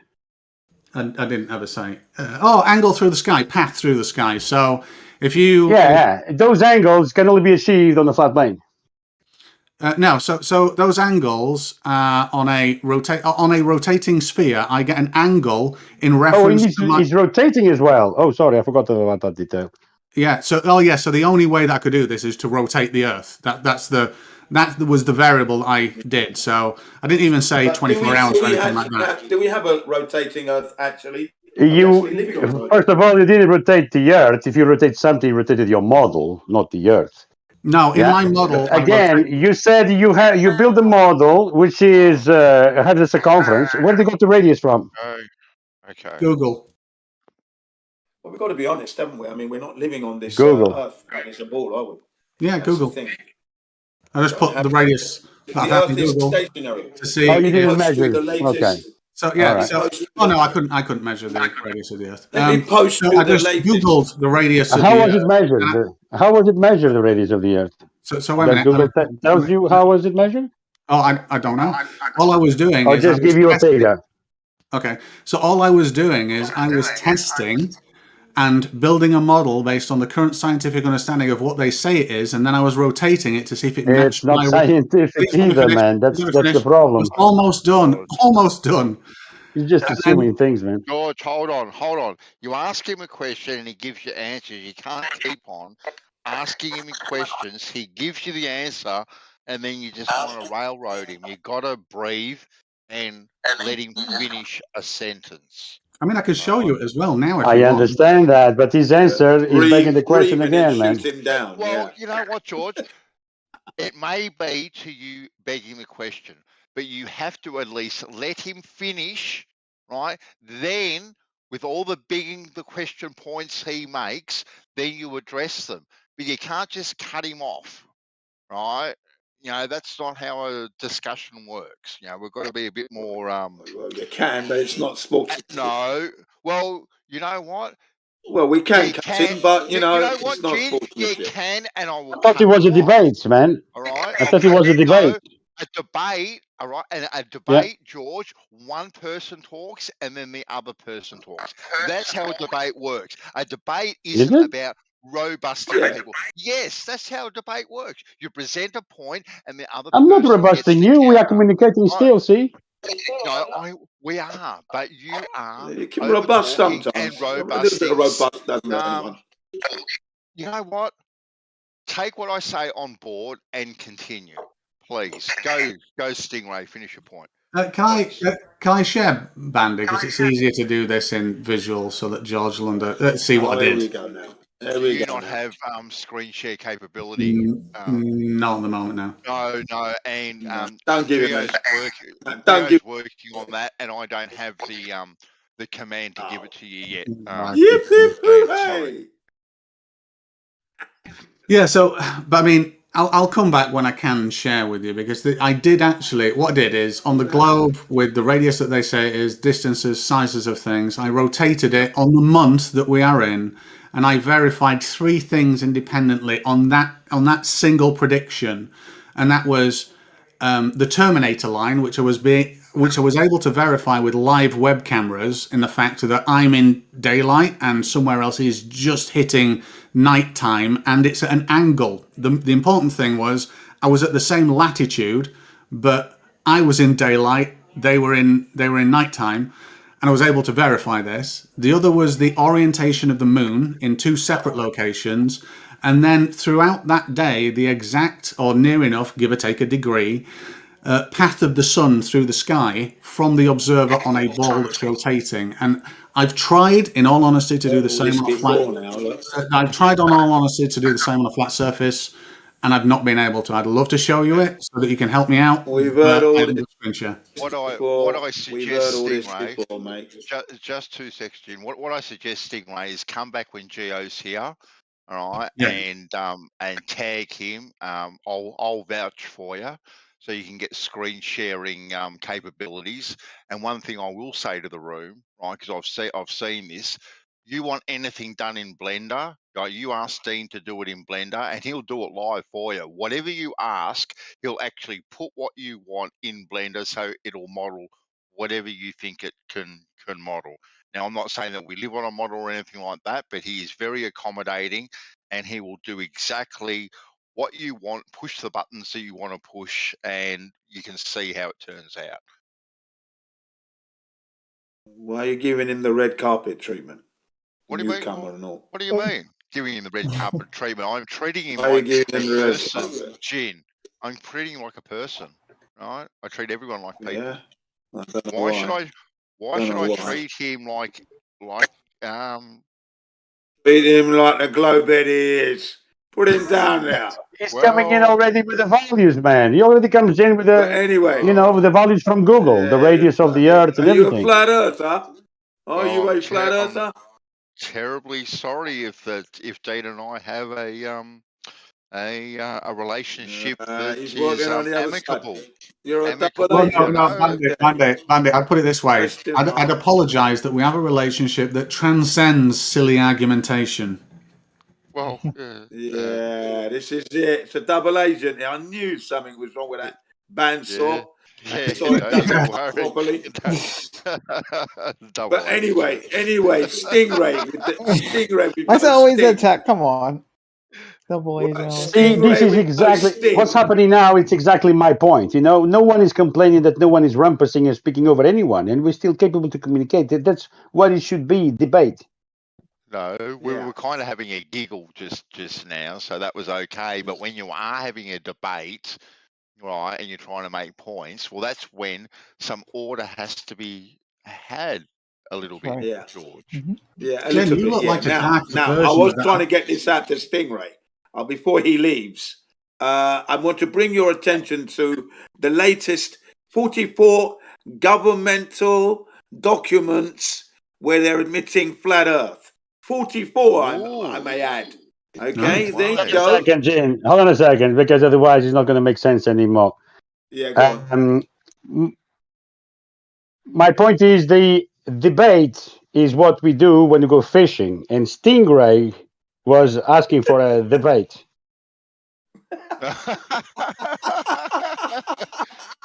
You know, I like it. This document would have been far more believable, Jin, if it was 33. The government document. Oh well, you know. Have you pasted a link, Jin? Yeah, it's in I chat. didn't want to, be accused of being Freemason and all that. So no, well, Jin comes with all the gravy. That's what he does. He brings the gravy. There you go. So there you have it, folks. The latest installment for those globe heads to go blind on. 44. Not 1, 2, 3, 4, but 44. Lovely. Enjoy it. Okay. Over a cup of tea and a scone at your leisure. And a scone at your leisure. That's it. Yeah. That's the way to do it. This is 40 minutes of a video. Is there a timestamp where you can just show me where it's definitively... This is piece de resistance from the beginning to the end. It's from the beginning to the end. It starts right off the bat. He's going to give you a 3-hour video for you to watch to make this point. That's the whole thing. It starts off from document number 1, takes you to where you can get it, reads it through, and you see flat Earth right there. Next document number 2 is brilliant, step by step, and he links you to where you can get all the proper information, and page numbers. He does all that for you. It could have taken 3 hours, but he did it all in 40 minutes. In the document, does it say things like flat Earth, or does it say things like we can consider it non-rotating and horizontal? Well, I've only watched. Good point. Sorry, Stingray, go ahead, Stingray. Yeah, I've only watched like 5 minutes. I'm reading what's on screen while listening to this chat as well. So maybe I shouldn't do those 2 things. But one of them is about the reaction of light in the atmosphere, and it says correct. Very. There's a lovely word in there, and you have to wonder why they put it in. And it's the same reason why you do this in a physics engine as well, a computer simulated physics engine. You don't simulate a sphere as in a gravitational well. You simulate a direction because it's very easy to calculate a single direction. So in every single game, the Earth is flat. Why? Because not having the Earth flat would A, present no discernible difference if you simulated a globe, except increased calculations. Now, in the first 5 minutes, it says derived on the assumption of a flat Earth. Not that the Earth is flat, that but it has to be the assumption hang on, the Earth is flat. Stingray, if we're living on a globe, we shouldn't be assuming anything associated with flat and stationary. It's not necessary. We're on a globe that is spinning. So we should be adhering to that. We shouldn't be assuming something flat in order for my equipment to work. That's wrong. So very importantly, there's two things that you can take from this. One is to simulate simulate a physics force in maths based on a single point gravitational well is actually quite difficult. Well, it's not difficult. It's just a lot of computation compared to having the force as a single direction. So for an aircraft simulation where you're coming into land, the fact that the Earth is a sphere is irrelevant. There is a downward force, and the derivation that it would give you if it were a sphere would be so insignificant and increase the computation so much, it's just unfortunately not worth doing. What you just said there is just a whole load of hogwash, because if you're living on a spherical ball, assuming the Earth is flat to land on is totally unimportant. You're on a globe, do the maths for the globe, right? We don't need to be assuming flat Earth. It should have nothing to do, but that's not the only document there. And to answer Bansor's question, it states assume, it also states flat and stationary Earth. And it says also the Earth is flat, it states in some of the documents. So there's a variety of Yeah, expressions they use. yeah. That's all I was asking, Jim. Like, does it distinctly say that, or is it? Oh, it distinctly says flat Earth. It says you need to assume that. It also says the ideal situation is flat Earth. All those are mentioned. Yeah, no, I agree. Hold on. This what Jin is talking about was the case for Andy Garcia when he won at court, when he brought all of these citations from different organizations, including navigation and so on. All of them say the same. Yeah, flat and Earth. stationary. Flat and stationary, motionless. Did he win? Did he win in court? Yeah, of course. Yeah, of course. They couldn't prove anything. So in court he won. So the court said that the Earth is flat. Yeah, it's not the first time, by the way. That's he said the guy simply didn't. He put the price out there for anyone who could prove a spin of the Earth above a certain speed per hour or curvature, one of the two, and it was required from two measurements from two different locations was required. There was quite a few things required. Anyway, someone came forward and claimed the price. And Andy Garcia didn't accept these claims. So in the end of the day, they went to court. And court gave the reason to Andy Garcia. So the other guy couldn't prove the Earth either to be spinning or to be a sphere. Okay, let me just add in now because you're going on. Let me just add in. This is also another fact that Samuel Rosebotham won in court, proving the Earth was flat. He also went to court and proved his case that the Earth was indeed flat because they couldn't prove the globe back in the day. So it's not the first time that flat Earth has won in a court of law. And what was your point, Howard? Sorry. I think Howard tried to say something there too. Sorry, Howard. Case. Yeah, that court case, the outcome was not necessarily that he didn't prove flat Earth or he didn't prove globe Earth. There was something about meeting the criteria of the challenge. He failed to meet, certain points or something like that. Not Rosebotham. Rosebotham did it with the highest level of and then integrity. either. Well, let me just finish. And then what happened? Some shenanigans went on from the controlled opposition. The globe head bunches. They cheated. Okay, but in the court of law, he won in the courtroom where you have the gavel smashing the table, bang, bang, bang, we win. All right, that's a fact. Okay, but in the other one, Howard, you're just saying there wasn't enough evidence provided to claim the prize. Right. And I just want to support the statement. There was no one on the globe side. I just want to support the statement. There's more evidence. Wait a minute, Jen. I'm supporting you here. If you count these documents that say assume the Earth is flat for the purposes of these equations and stuff as evidence, then there's a lot more evidence because every single console game or PC game in existence that uses any type of physics in it assumes a flat and motionless Earth. So there you go. How cool is that? Because it is flat and stationary. That's why. Well, it'd take up too much computing power to work in. I find it funny. It would, Bandit. It'd be pointless. I find it funny. Computer and physics. Computer game and physics in the same sentence. If I could just get this out, it falls in line with the latest blockbuster video called "Flattening the Curve" or "Flatten the Curve," where all these experts, the ones, the jet fighters, those who work on the aircraft carriers, submariners, and the aircraft pilots, they all said that if their equipment was subject to the globe, subjected to curvature and spin, their equipment couldn't work, is what they've said. They've said it. It's in the video. Is that on YouTube yet? Is that on YouTube yet, Jim?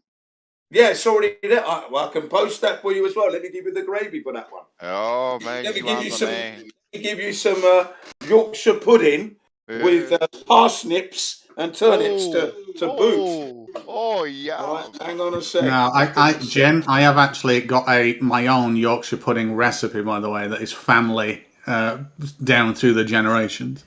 Oh, really? I'll be interested to hear that. Go ahead. It's never being passed around. It's too good. I'm sorry. Have you We're gonna be seen like- the new blockbuster hit, Dean? Yourself?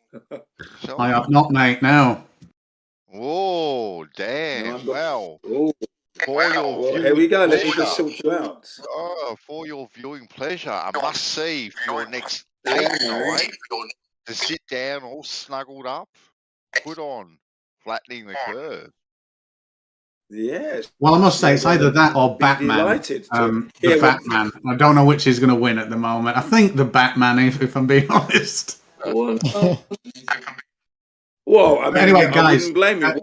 just And then 2 seconds, Jen. afterwards, you can do that later. I will look over this video, Jen, and I will be back to ask for screen share rights so that you guys can criticize my utterly ridiculous prediction model. And we can all search for errors in it together because it'd be fantastic. But I'm gonna have to go, guys. Cheers. Yeah. Come back when Geo's here to ask for that, Dean. Yeah, will do. Cheers, bud. Bye bye. All right, bye. Have a good one. See you, man. You're welcome. Oh, from the just as I'm posting that there for him. Yeah. There you go. There you go. Here we go. The full. Because I've only seen a snippet I love of it. I love this. This is the full hour and a half one. But, Yeah. Well, that's the only way you're going to learn. Isn't it? You've got to watch the whole thing. Get the whole thing in there. You know, I watch 4.5 hours. I do 4.5 hour watch. Oh, I know. That's me. But yeah. Dean is a cool cat with his blender. If you want him to model something, Jin, he'll do it on command. Yeah, he's like me, Yeah, but I like know. 10 times, 100 times better. Like he's really good at blending. No, yeah, he's a million times better than you. Oh, come on, that's not like 100 times. Come on. Ask him to model the world. Yeah, definitely. Damn. Ask him to model the world, and let's see what he's coming with. Yeah, it'd be interesting. It'd be I was trying to interesting. give myself say some the- credit, but I guess not.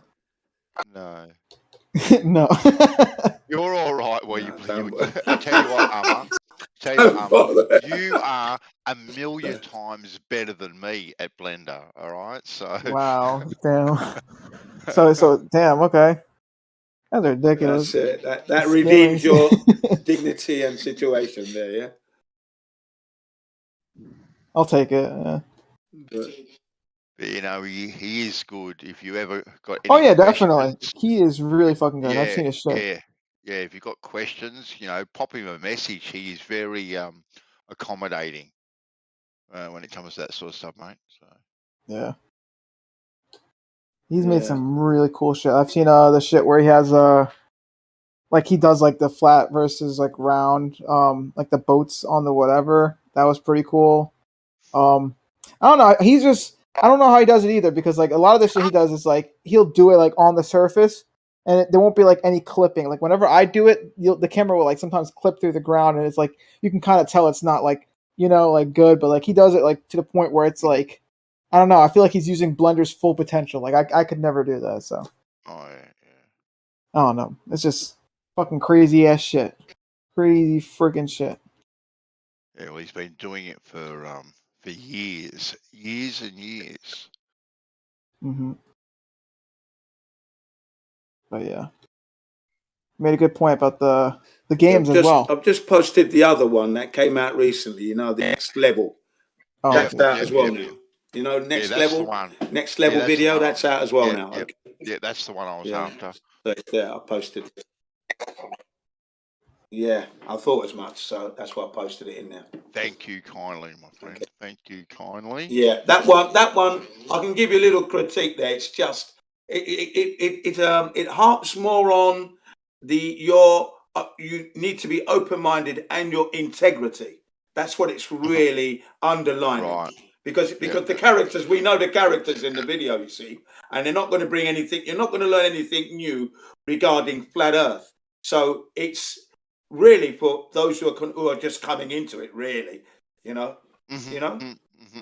yeah, and those who are denying the truth. You could say like the Gem Panda bunch. Listen to that. Well, You know, I mean, it's an appeal. yeah, the part It's that an appeal to open your mind and stop. You know, don't deny the truth. That's what it's all about, basically. Okay? yeah, the part that I've seen of it are people talking. I really don't see anything scientific or any evidence presented, or they're just saying the same stuff that we've heard for the last 5 years. No. They do present. They do present the flat Earth and the reasons why it's not a globe. That's there, but they don't go too deep into it because there's no need, is it? You know, is there? Because they give you a simple version of what's going on with the flat Earth thing and the globe lie. But they're saying you need to open your mind and don't deny the truth, because the truth is the truth and it will set you free, and so on and so forth. And why it's important, you know? Very good. Very good indeed. You know, it's not going into any scientific stuff. Not that much. Touches upon it a little bit. What do you think about all the Tartarian and giants and giant trees and all that sort of stuff, Chin? What's your thoughts on all that sort of stuff? That It's a bit too fantastical to get into, and I don't see any evidence for it. I don't see any evidence for it at all. It's all speculation, to be quite honest. Yeah, because that that person that's in the next level, that Martin, is it Martin? Yeah. I think I know you. Yeah, Martin Leakey. Yeah, that's the one. Yeah, he's all about the Tartarians and giants. I know. He's gone. Yeah, I can't go that deep into it. I can't go that deep into that at the moment. No, I have seen. I mean, I lived in Britain, and I've seen the buildings where the basements have got windows, and you think, why would you have windows down there? But you've got to have some light coming in. That's what I think. You've got to have some light coming in. You know, and also the roads. The roads may have been built up over the years. The roads, not necessarily a mud flood. And if this mud came in, well, why? What event happened that you're going to get a whole load of mud and bury everything? Come on, you know what I mean? It doesn't make any sense. That's all, not logical sense. So I don't buy that, the Tartaria thing. That's why I haven't bothered researching it. I'm just interested in level playing. Dinosaurs weren't real. I don't believe giant people were living. There was some tall people, yes. Not, you know, and it wasn't a massive race of them. You know, when you get the freak one that's, you know, where his mum had the right kind of nutrition and suddenly this kid's massive, big baby when he was born and he's grown to be like 7 foot. Those guys are around, yeah, but there are not many of them, are there? Do you know what I mean? You know, they start having big doors, big giant people with big doors. We don't have any evidence for that. Even though they said they had bones, again, let's have a look at the bones. Can we see the bones? Can we touch the bones? No, we cannot. Yeah. It's kind of like when they talk about, you know, these giants and the giant trees, you know how mountains are, the trees and all that sort of stuff, which is fine. And I don't know, I've been a little bit I don't believe the mountains are trees. I don't believe that one. What was that video? Too, like, well, where's the evidence of the giant axe or the giant saw? Yes. You know, to go along with it. You know what I mean? Yeah, that's right. What are giant tools? Yeah, you know, I've dug many a hole in my lifetime, and I've never found a giant axe myself. Never heard of it. What was the video called? It was called, wasn't it? You couldn't see the earth or the trees, or flat earth, something to do with the trees, and you know. And I just thought, I didn't even watch that video. As soon as I read the title, well, I'm not watching that. Yeah. yeah. I didn't even watch it. You know what I mean? Stupid title. I just said, no, I'm not watching that. Fuck that. You know what I mean? And then Tatari came, oh, here we go. You know? So, yeah, I mean, giant trees that you have in America, those big giant cedar trees, fine. They're big. Yeah, okay. Yeah, they're big. I'm no kidding there, but did they have a big race to go with them? No, I don't see any of that. I don't believe in any of that. And that would require a belief at this point, and I can't even believe that, so no, not yet. I need to see those bones, touch it, and like you said, the tools, because if they're giant people, then there must be giant equipment somewhere. And there's none. None's been excavated. Nowhere. What about a giant shoe? Just a shoe. Don't even worry Exactly. about the axe.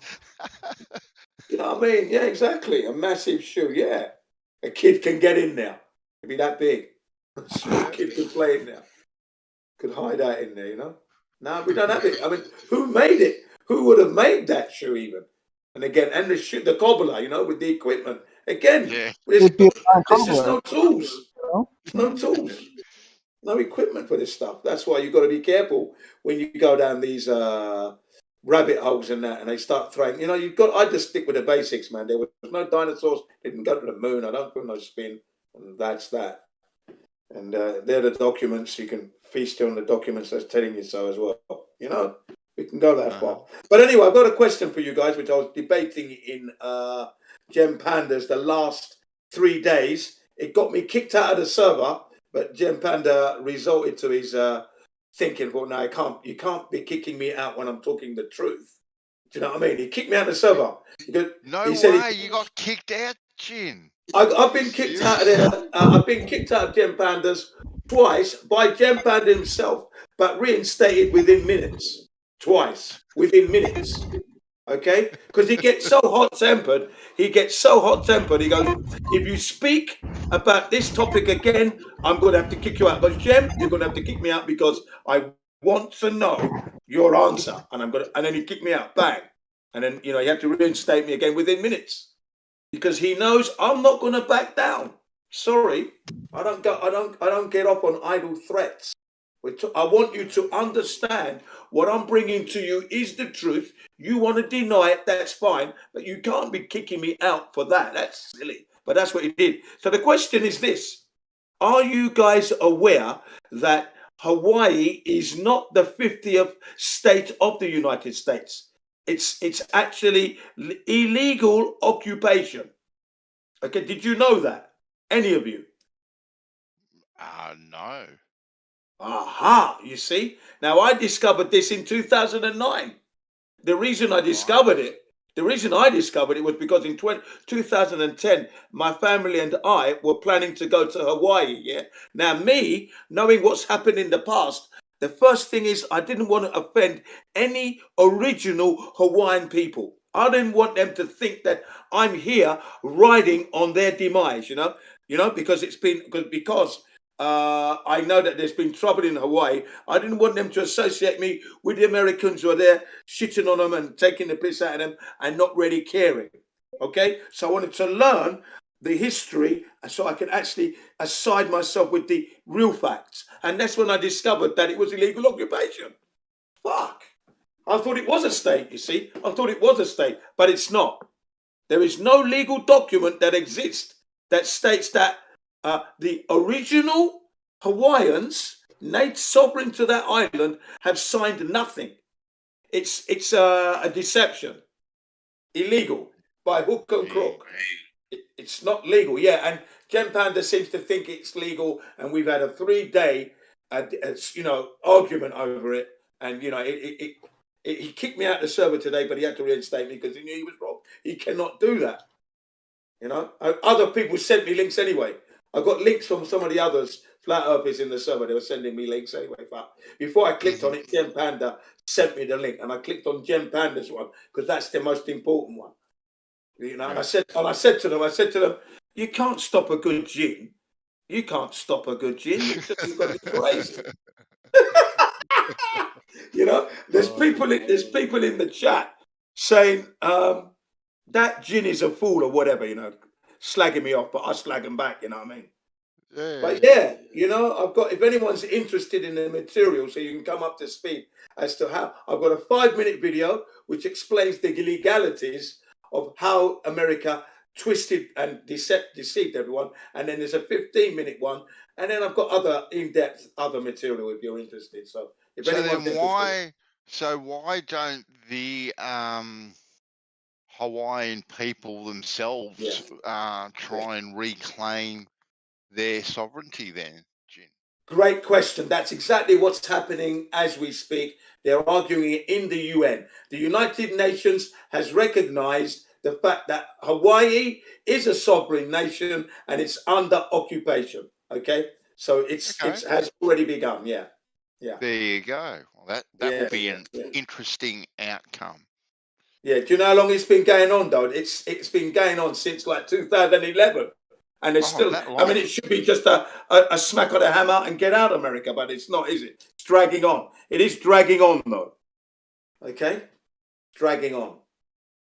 Well, it would seem like a fairly, well, from the outside looking in, a fairly open and closed case. Yeah, that's right. You know, like they've either signed it or they haven't signed it. They can either produce a signature or they can't. So if they can't. They can't.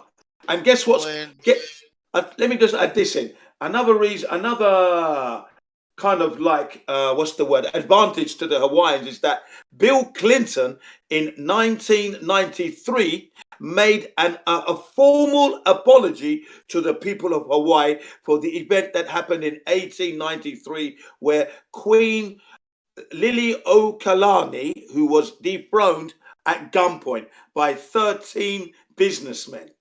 Okay? That's how that happened. And then the US Marines came in and assisted. Okay, that situation. 13 men and the US Marines. So Bill Clinton's apology shone light on it that it's official then that it was an illegal overthrow. You see what I mean? That apology helps the Hawaiians inadvertently. Well, if it's been going on for 10 years in the UN, yeah. It doesn't seem like it's really helping too much from the outside. Well, it's dragging on. No, it's coming to a crescendo, but you know what? It's just taking ridiculously too long. And the reason is the US is dragging its heels. You know what they're like. I mean, look at the 9/11. Look at 9/11. 20 years on, and the families are still wanting the government to acknowledge that NIST, the National Institute for Standards of Technology, have put out a report that goes against the scientific method, all the laws of physics and natural law. Okay, because the fires, the building didn't come down because of the fire. It was a controlled demolition, and the NIST report is incorrect. And they've asked for the NIST to redo the report and show us the information you have, your data for your model. That's got to come out so that, you know, what's the word? A freedom of, what's that word?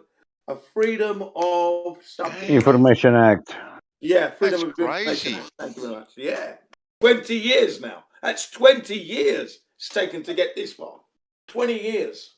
So yeah, Building 7 is the big phenomenon.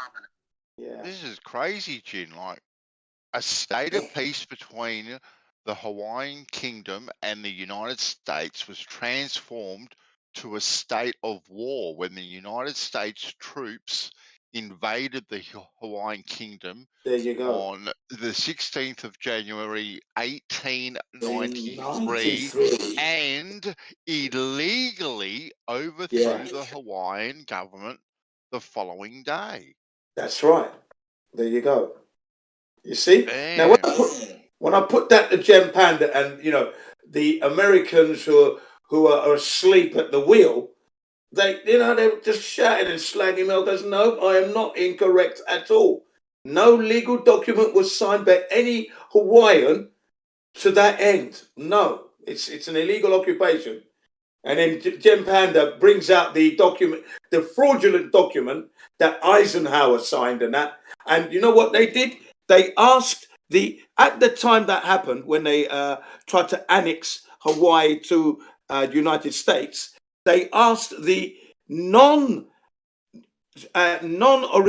Hawaiians, non-Hawaiians. So that would be like the Japanese, the Chinese, the Americans themselves, and they made up the numbers and they voted for the Hawaii to be annexed, but no Hawaiian did. You see what? No native Hawaiian did. Yeah, that went wrong.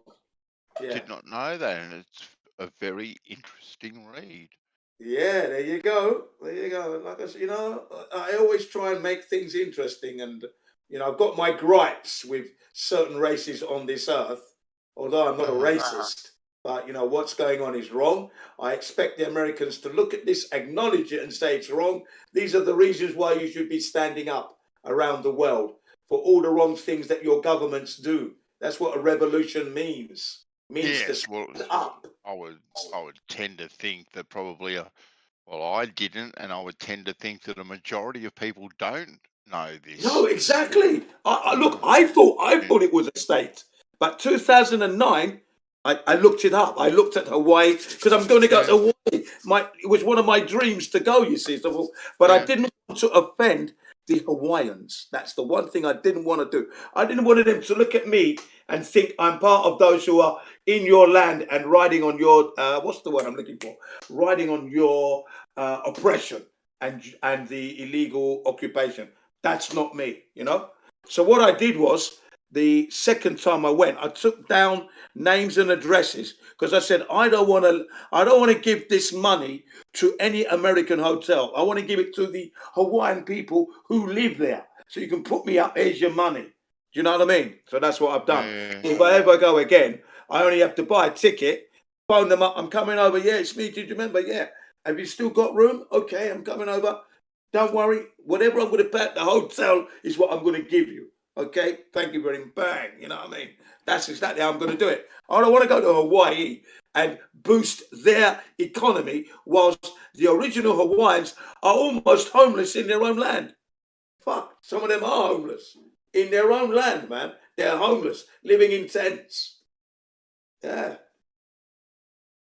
Yeah, I gave a little donation when I was there, and my kids gave it to the other kids to give to their parents. You understand? You know, you're compelled to do that. Do you know what I mean? You know, I'm not a millionaire or anything, but I did share some money with some of the homeless Hawaiians and some of the Hawaiians who were working on the streets. In England, there's a magazine called The Big Issue, and homeless people give hand these magazines, right? So this woman was. We've got that here. It's exactly right. It gives the homeless people a job, a purpose. Yeah. They get out there and make a living. Yep. Yeah. So one time we went to the ABC store, right, in the morning to get some drinks or whatever for the kids, and then we went off to the beach. We drove around the island, chose a place all day there. You know, and I mean all day. What? Let's have a look. 6-8 hours out there. Then we packed up, drove back. It's night time. We've gone window shopping. We've had a nice meal. Now we're back at the ABC store getting some snacks. And that woman is still there. I thought, fucking hell, I wonder if she's eaten. So I bought 2 beef salad sandwiches, a drink and some fruit in a bag. I goes, that's for you. And she said, thank you. I goes, no, don't mention it. Yeah, and then we walked off quickly. Do you know what I mean? Didn't hang around so she would be embarrassed. Just give it to her and we walked off. Just made light of it, yeah?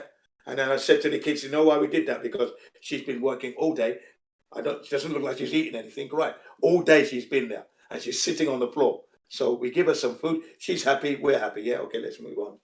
That's it. So they learn. And sometimes you've got to be charitable. You know? Of course. Yeah. I've received charity myself, so no problem there. I'm not ashamed to say that. I've had charity in my lifetime. So I'll always remember that, and it's my turn to give. So yeah, so people don't know that this is what's going on in Hawaii. I can load up some pictures. Like I've got some pictures of protests and that. I mean, when I went to Hawaii the second time, I actually joined in a protest with the Hawaiians against a company called Walgreens. Because the Hawaiians were working at this American company, Walgreens, right? And they were not getting a suitable wage. So they were protesting for a better wage. So we stopped the car, parked the car up, and we joined in. Yeah. You go on holiday, you try to fucking protest. Brilliant.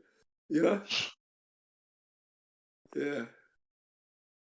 And my children were like shouting and all that as well, joining in. It was good. I enjoyed that. But I think it's right. At first I thought it was a protest against the illegal occupation, but it turned out to be a protest on unfair wages. So we still protest. We still join in. Yeah, we're still joining. You know, but I realised that I had to be careful when I look back on it. I had to be careful because if I get arrested, then that means that they may not let me in next time. You know, likely to incite riots. So you know, so I had to think about that the next time. I thought, well, I may not do that the next time. Maybe it would depend. You know, but there you go. Nothing happened. Nothing. Didn't get arrested or anything, so I was lucky. But that's what it's like, you know. At the end of the day, you got to stand up for yourself, and then you stand up for humanity at the same time, don't you think? Oh, definitely, definitely. Yeah. And show charity and compassion where you can. At the end of the day. Yeah. Yeah. Yeah, I think that's right. Yeah, and of course, me coming from a race, even though my family may not have been slave, but my ancestors, some of them were slave, so I can understand and resonate with that, and obviously that's part of my motivation in itself as well. Yeah, yeah. So I'm posting some material now. Some of the images you might see. Some images coming up in the live stream there. It's quite interesting. Just have a look at that. This stuff come up from a 5-minute video. Oops, I don't know. Yeah, what you're looking at there has come from a 5-minute video, which really this 5-minute video explains the legality, how the Americans, illegally tricked whilst disenfranchising the Hawaiians totally, leaving them out. Yeah, it's good. Good 5-minute video. I like it because the question is asked, is Hawaii really a state of the United States? And then at the very beginning, no, Hawaii is not. And I thought, yeah, brilliant. And then it just explains why legally. So yeah, after a lot of all people. your kerfuffle with Jem, did he come around to your way of seeing things, or did he still? Not yet. You know what he did? He went to I'm going to go to the garden because I've come in and I've just carried on, like a truck, still coming. I said, I'm going to pursue you to the garden, Jem.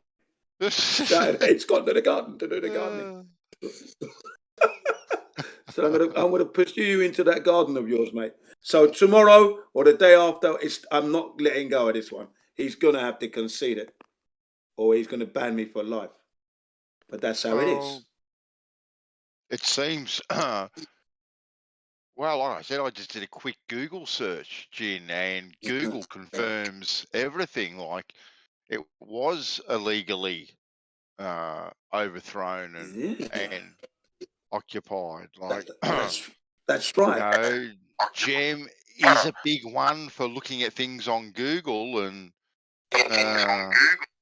that's stuff. Right. So that's right. Yeah, and I posted him all the material, and it's just going out live. It doesn't really seem like there's anything you can argue with, to be quite honest with you. That's right, but he was saying that I was wrong, you see, as he always does, because whenever I go in there, I've got my material ready to tsunami them, right? So and then he's slagging me off, cutting, and I said, and then when you say 2 words and you're muted, and then he says 5 minutes, and then you're back on again, right? That's why it takes days to get through, but I'm going to get through. I'm going to get through, mate. You are like a dog with a bone, Gin. You are a man on a mission. Like I am on a mission, mate. You know it. Oh yeah, I do. The man has to run out of his own server.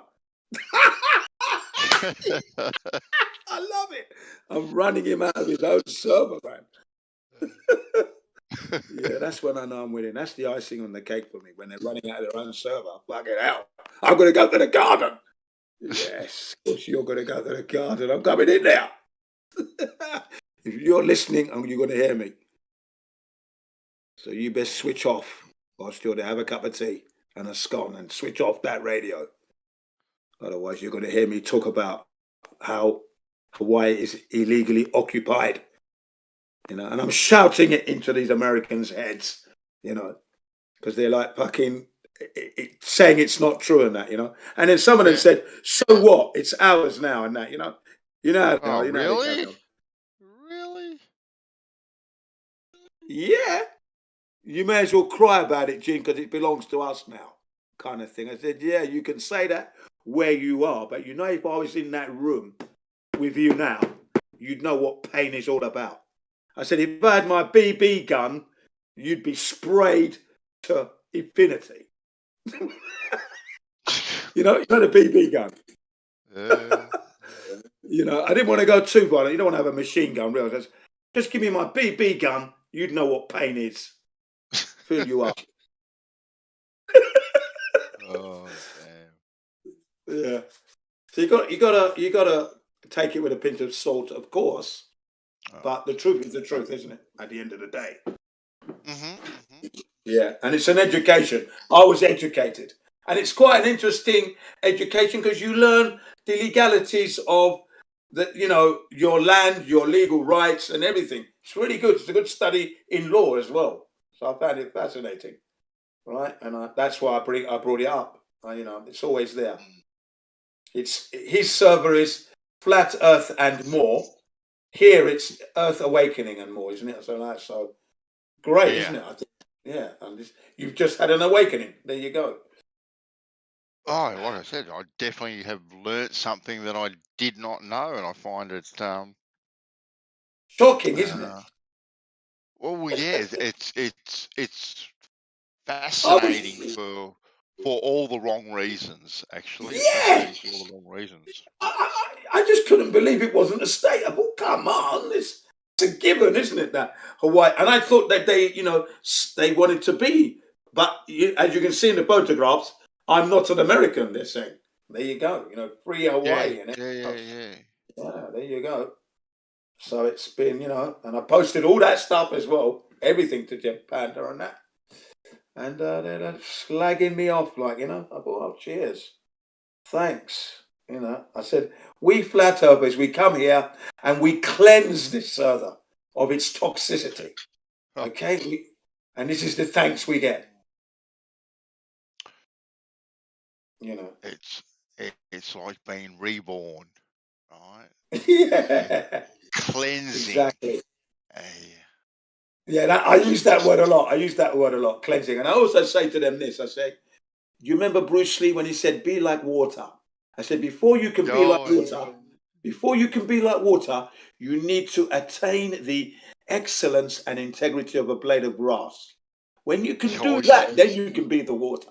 Okay? You and your blade of grass, Jin.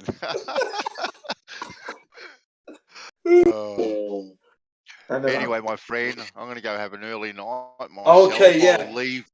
I shall leave you in the presence of Chucky and Armour, who may want to be enlightened and reborn into they want to be enlightened. That is better. But until next time, my friend, be safe. Until next time, man. So yeah, enjoy and have a peaceful rest. Yeah, nice, man. All right, buddy. Have a good one. All right, I'll catch you later, buddy. Yeah, I think they're all going to go to bed as well now that Gin's there. They're going to go to bed. Sleep. Can't handle that. That's too much gin for me. And if you want to debate your model that you cannot find, see, measure, experience, that fantasy of yours, and is a fantasy and concede. Stop this nonsense. No, of course not. Obviously beyond help. Still, we have a glimmer of hope. The fact that I'm here, that is.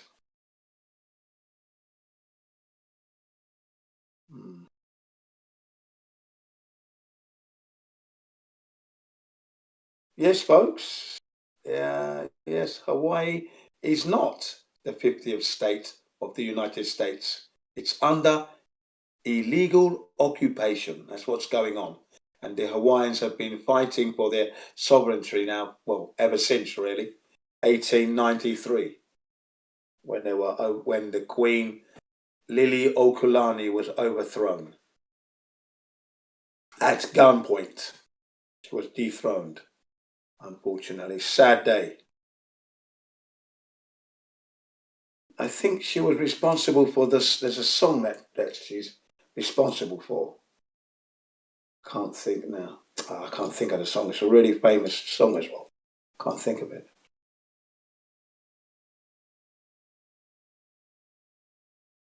Yeah, I can't think of it now. But yeah, sad story for the Hawaiians.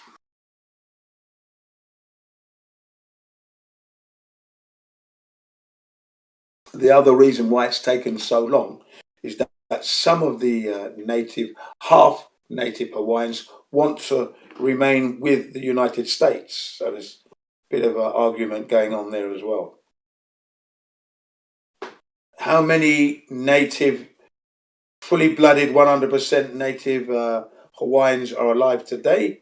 Well, roughly 530,000. Of which 200,000 odd are in the US living, and some of them, and there might be more. You know, that's the number that I got it off the internet there. You know, could be more, but the other 2,500 odd, that's more than enough to have claims on the island. It's their island, so there's enough of them to say, yeah, here we are, fully blooded Hawaiians. It's our land. We want it back. And as soon as that happens, all the other Hawaiians who are living around the world will probably return back to their island. I do feel. In their thousands, they'll be returning.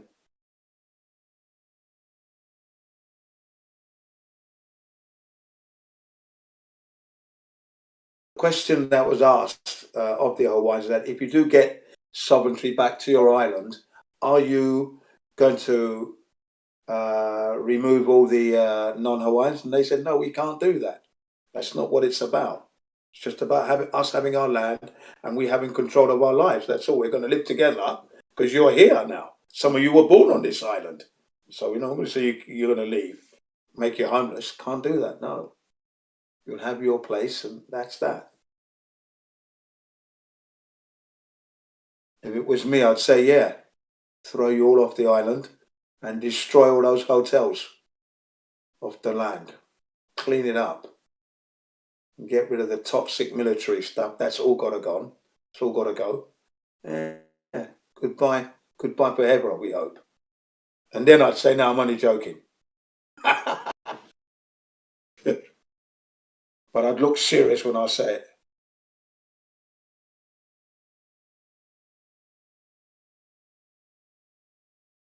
Let them feel it. Give them a taste.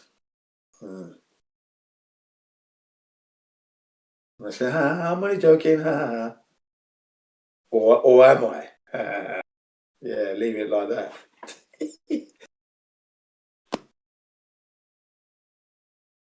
Okay, so you guys are asleep, all asleep, are you? Tired?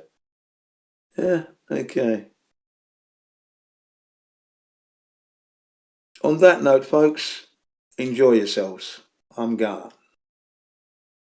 No one wants to debate the Earth not being a globe. They must be tired or busy doing the laundry or something, doing the washing or something like that. So obviously, I shall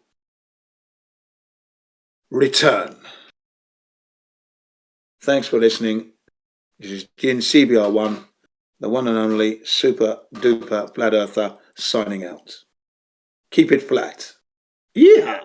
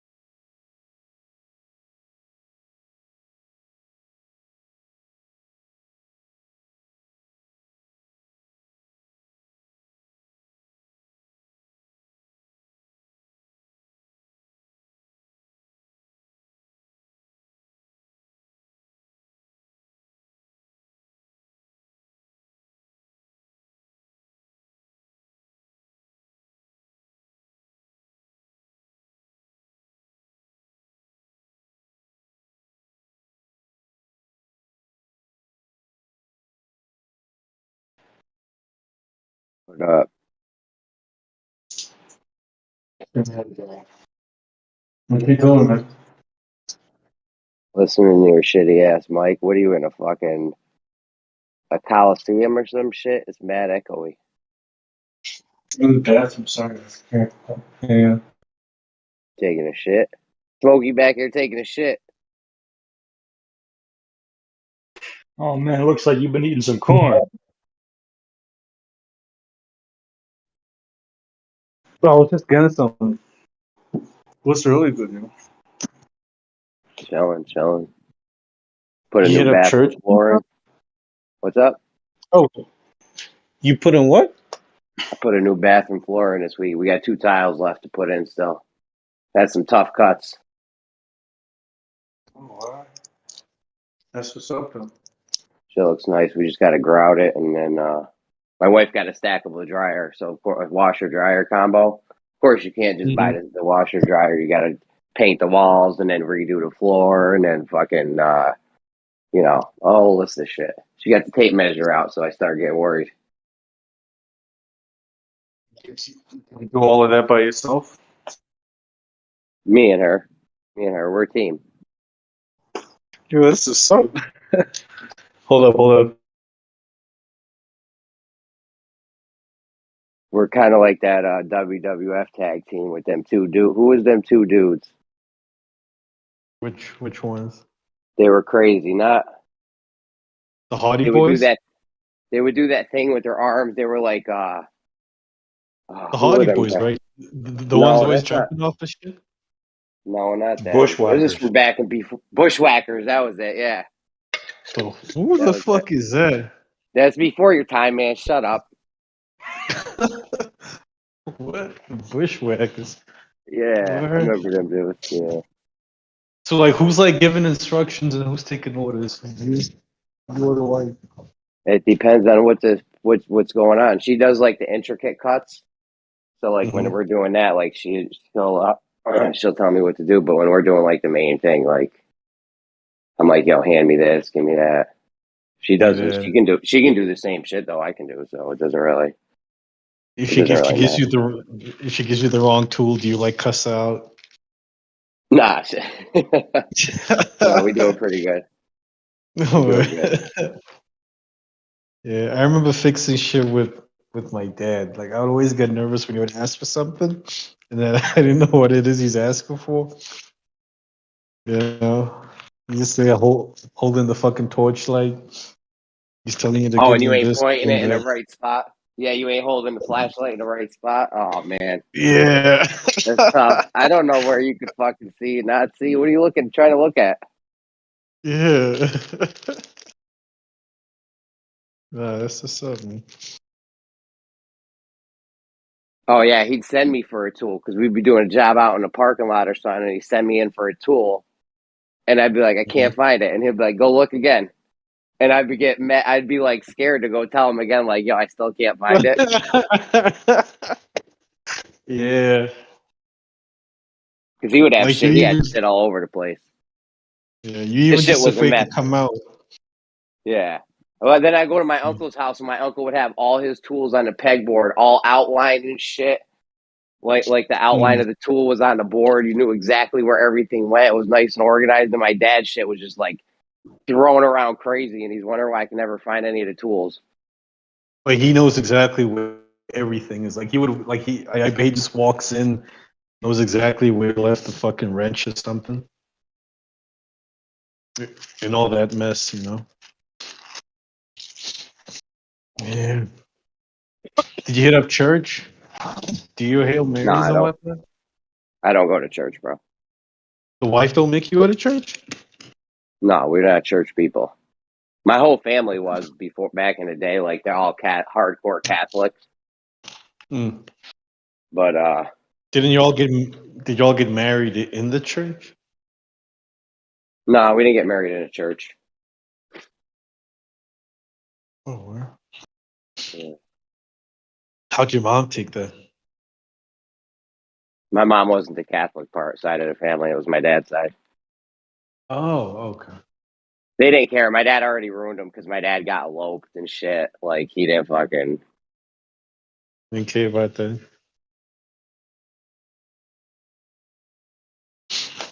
What's what's up?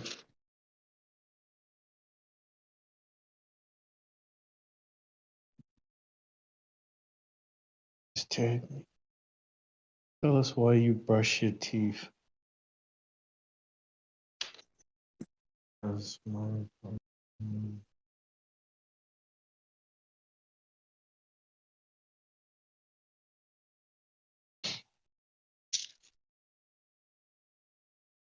yeah, I heard the flat Earth taking an ass kicking earlier, bro.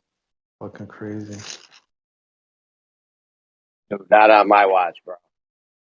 Oh, you clearly ain't been watching, man.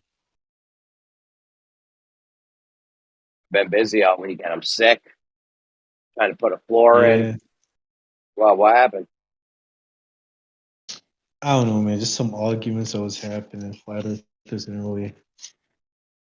I wasn't really listening, but it sounded like they was under pressure. Even being so. Even bandsaw? Come on. Even being so, man. And so was ducking and diving, scrambling, Dodge, duck, crazy dip, dive, audibles. dodge. Yeah, Dodgeball shit. crazy audibles, yo. Dudes were trying to run plays. No one was on the same page. Got crazy. What argument? What, dude? I don't even believe you, bro. I don't even believe you. Dudes Sound like was you're dudes was embellishing the shit fouling. Dudes was fouling out, bro. Mad technicals. I swear to God. You sound like you're embellishing. Take it. Exaggerating this a little bit. I think it was some gravity shit. Yeah, it was Zanuck versus Witsit about Oh yeah. like the cause of gravity, like mass versus electrostatics, and then after Zanuck got his ass wiped, kicked, What? But we Kosho listening to the stepped in. same convo, Jerry? Kosho stepped in, and Kosho started crying, blubbering. Joe tried to save him. Yeah, I know how this goes. See, that's Yeah. why I knew Nate. I can't. Come Nah. on. Listen, I heard Witsit body Zanuck and Rumpus at the same time before. That's hard to What? do because them guys never stop talking. Yeah. Seeing is believing, man. Yeah, I don't like Rumpus, man. He's a weirdo. When he calls names, it don't even sound insulting. It sounds more funny. Yeah. He'd be calling You- people a tosser and a wanker and shit. Like, it don't even sound like real. It sounds like, I don't Yeah, know. it don't sound offensive, man. Like my feelings wouldn't be hurt if he started shouting them. It's not when he's I'm not, insulting people. I mean, I gotta tell him to stop, but I'm like laughing on the inside because that shit sounds hilarious. yeah. Sounds soft as fuck, man.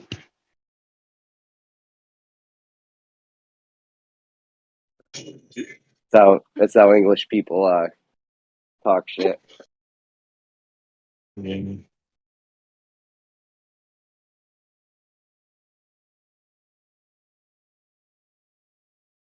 Jam will hurt your fucking feelings, man.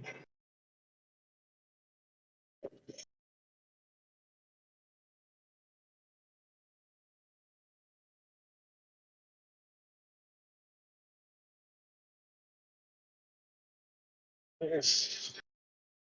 Where's my fucking at?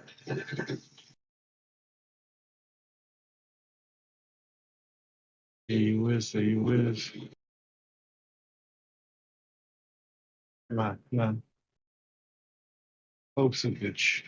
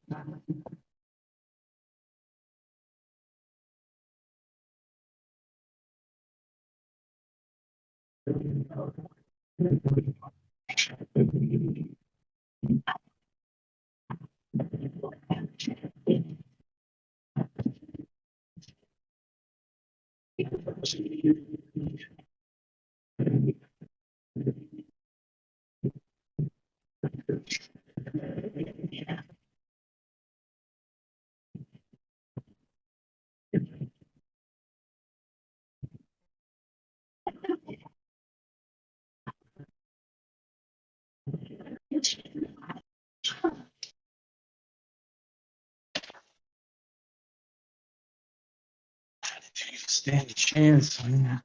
'Cause you got no chance. Do. No chance at all. You are your girlfriend's bitch. Yeah.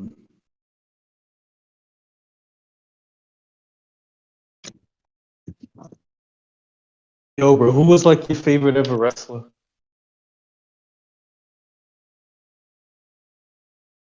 Dude, it's hard to pick one. You can't pick one. Ah, come on. Mine was The Rock. Easily.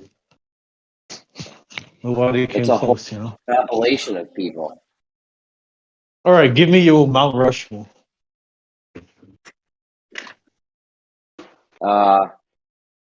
Yeah, the Rock's fire. I would put the Rock up there and have Wu-Tang in it. Dude, he was crazy fucking. Oh my god. Biggie was dope. I didn't do a lot of that West Coast shit. Like Tupac wasn't even that. I didn't even think really Tupac was that good. No, wrestlers, bro. Wrestlers. Like, wait, Oh, I thought you were talking about rappers. Which rapper is called The Rock? Who is it? Yeah. That's Jay-Z's whole clique, The Rock. Beanie Siegel, Freeway. Oh, nah. I'm talking about wrestlers, bro. Dude, we ain't from the same era, bro. You ain't even gonna know the people I'm talking about. Oh, You know who Hacksaw Jim Duggan is? Or Jake the Nope. Snake? I know Jake the Snake, yeah. He was always putting snakes on people. Brutus the Beefcake Fucking Barber. What? Brutus the what? What Brutus kind the of name Barber is that? Beefcake. What kind of name is that? Like, what was his whole gimmick? Was he like a I think he barber used that to cut kills your you? hair Or? like you know how Jake the Snake would win a match and then he would like put the snake on you? Yeah. I think Brutus the Beefcake Barber, he would cut your hair after. He had like scissors, he After would come kicking cut your your hair. ass? After he beat you, he'd cut your hair. The fuck? Ric Flair was dope. He slap your chest and go, woo! Yeah, that was the best. Ric Flair was dope, yeah. The Nature Boy. Hogan, obviously Hogan the Macho Man. Yo, did you ever see the episode where Ric Flair caught a heart attack in the middle of the fucking ring? That was crazy to see, man. Like you could see he was on coke or something. And then like halfway through his promo, he just catches a heart attack. Let me see if I can find it. Ric Flair heart attack. Here you go. Razor Ramon was dope. He'd always flick the toothpick. Razor Ramon, yeah, that name sounds familiar. Hacksaw Jim Duggan. So what? You wasn't watching wrestling Oh, like what's up? like in the late '90s? Nah, man, I was in my 20s by then. Oh, so shit was fake to you by then. Yeah, I was watching it in the 80s, mid to late 80s, or early 90s. I kind of stopped watching it. Where? Yeah, no, I grew up with the Attitude Era, man. Thank God.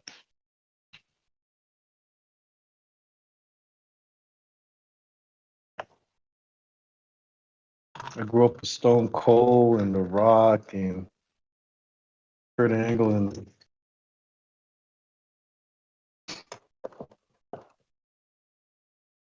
Yeah, I think Stone Cold and The Rock was kind of like my version of Hulk Hogan and like Macho Man. yeah.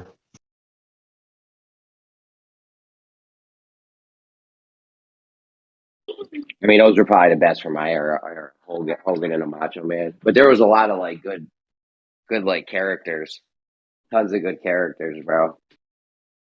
Macho Man. Macho Man Randy said. I just knew him for his jerky commercials, man.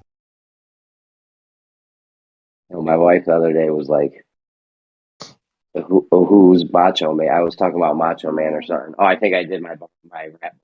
No more out because sometimes I'll fake elbow drop her, and I'll like tap my elbow like I'm an elbow dropper on the bet when she's on a bet or something. And I was like, "No more leg drops, all elbows." That's word to Macho Man. And she was like, "Who's Macho Man?" It was like a while ago. And I was like, "What?" Well, she's the same age as me, so I was surprising.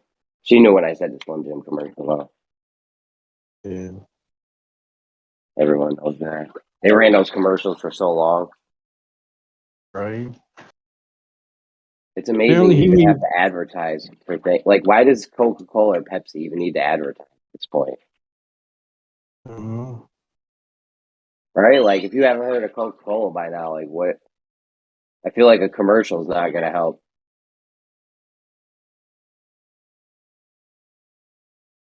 I don't know, man. But I mean, the commercials is what made them what they are. So. Commercials is what made Santa what he is. Don't forget. There could have been blue Santas, green Santas all over the place, and now we're just stuck with red because of Coca-Cola. Feels more natural red though. Yo, what the fuck are y'all doing? You only look super natural red because that's what you're used to. Because of Coke.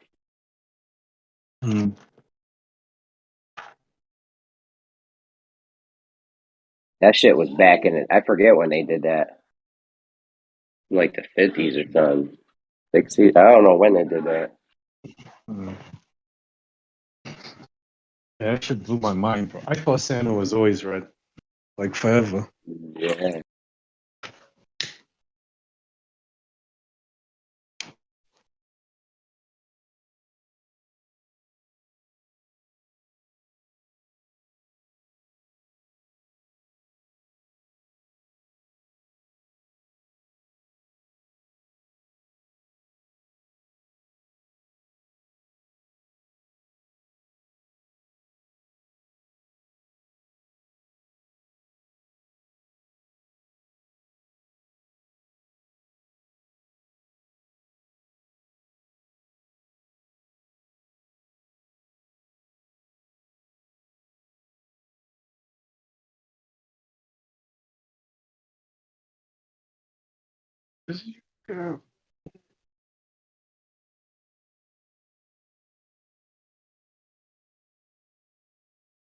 GSNL.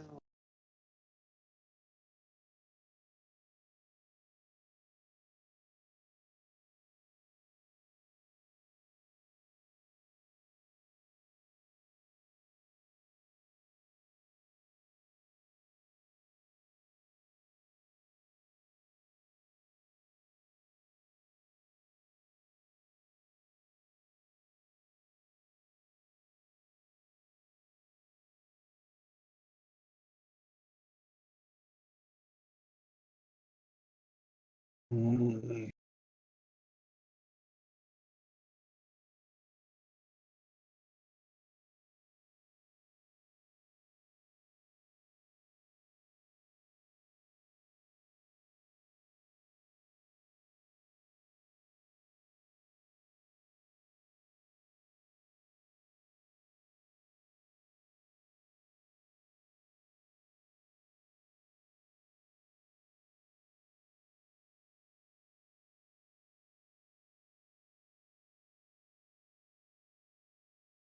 This used to be one of the best razor blades for doing construction. Well, one. Oh, it's a crane.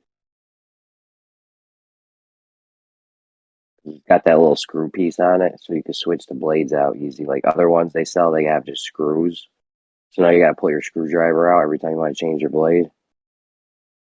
That one's got the screw on it too, but it's got that little knob thing that pops up. Mm-hmm. You can just turn that Yeah, little you can handle just thing. yeah, you can just real quick that handle pops up and you can just unscrew. Bro, your blade looks dull though. Sharpen your shit, bro. Dude, okay. First of all, it's a razor blade. You don't even really sharpen it. Second of all, I just changed it.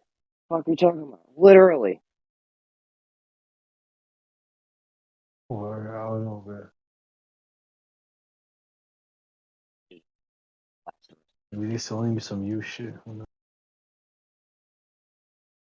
That I'm playing. What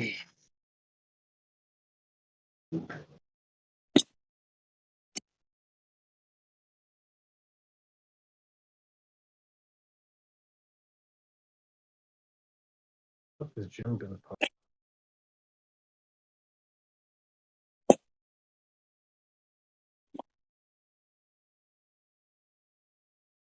Hawaii, what?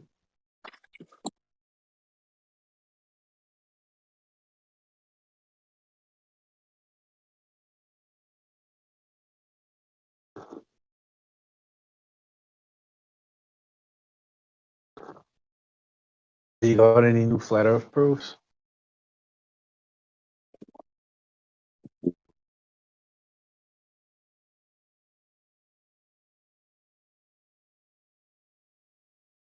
there's a bunch of stuff I want to do, but it costs a lot. What happened to that forced light that you was doing in that other server? Yeah, friend. I mean, there's nothing like it's so hard to mimic Earth curve. Mm-hmm. Hold on a second. Babe, I made that cut. You got to shave a little bit off of this one side, though. All right.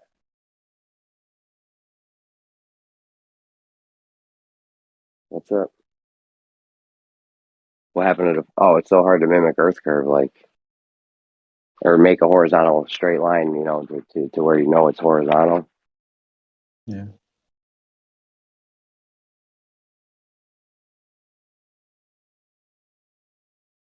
We should just go down to LIGO, bro.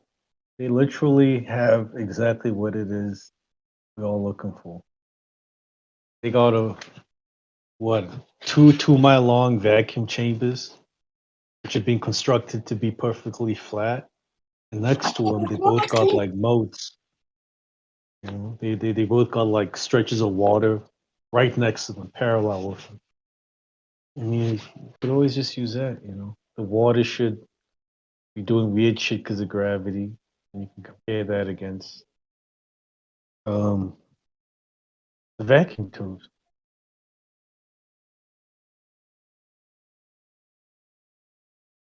It would be so fucking easy.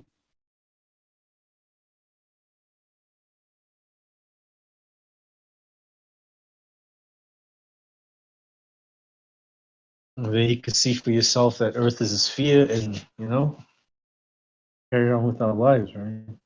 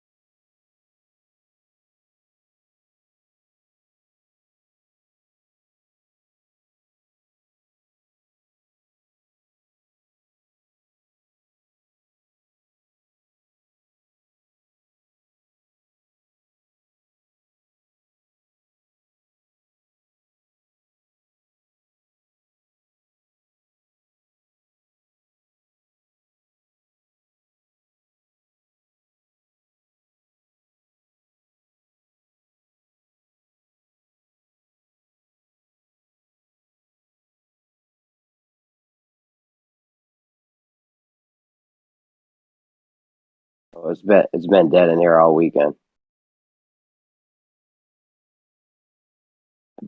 Bob scared everyone away.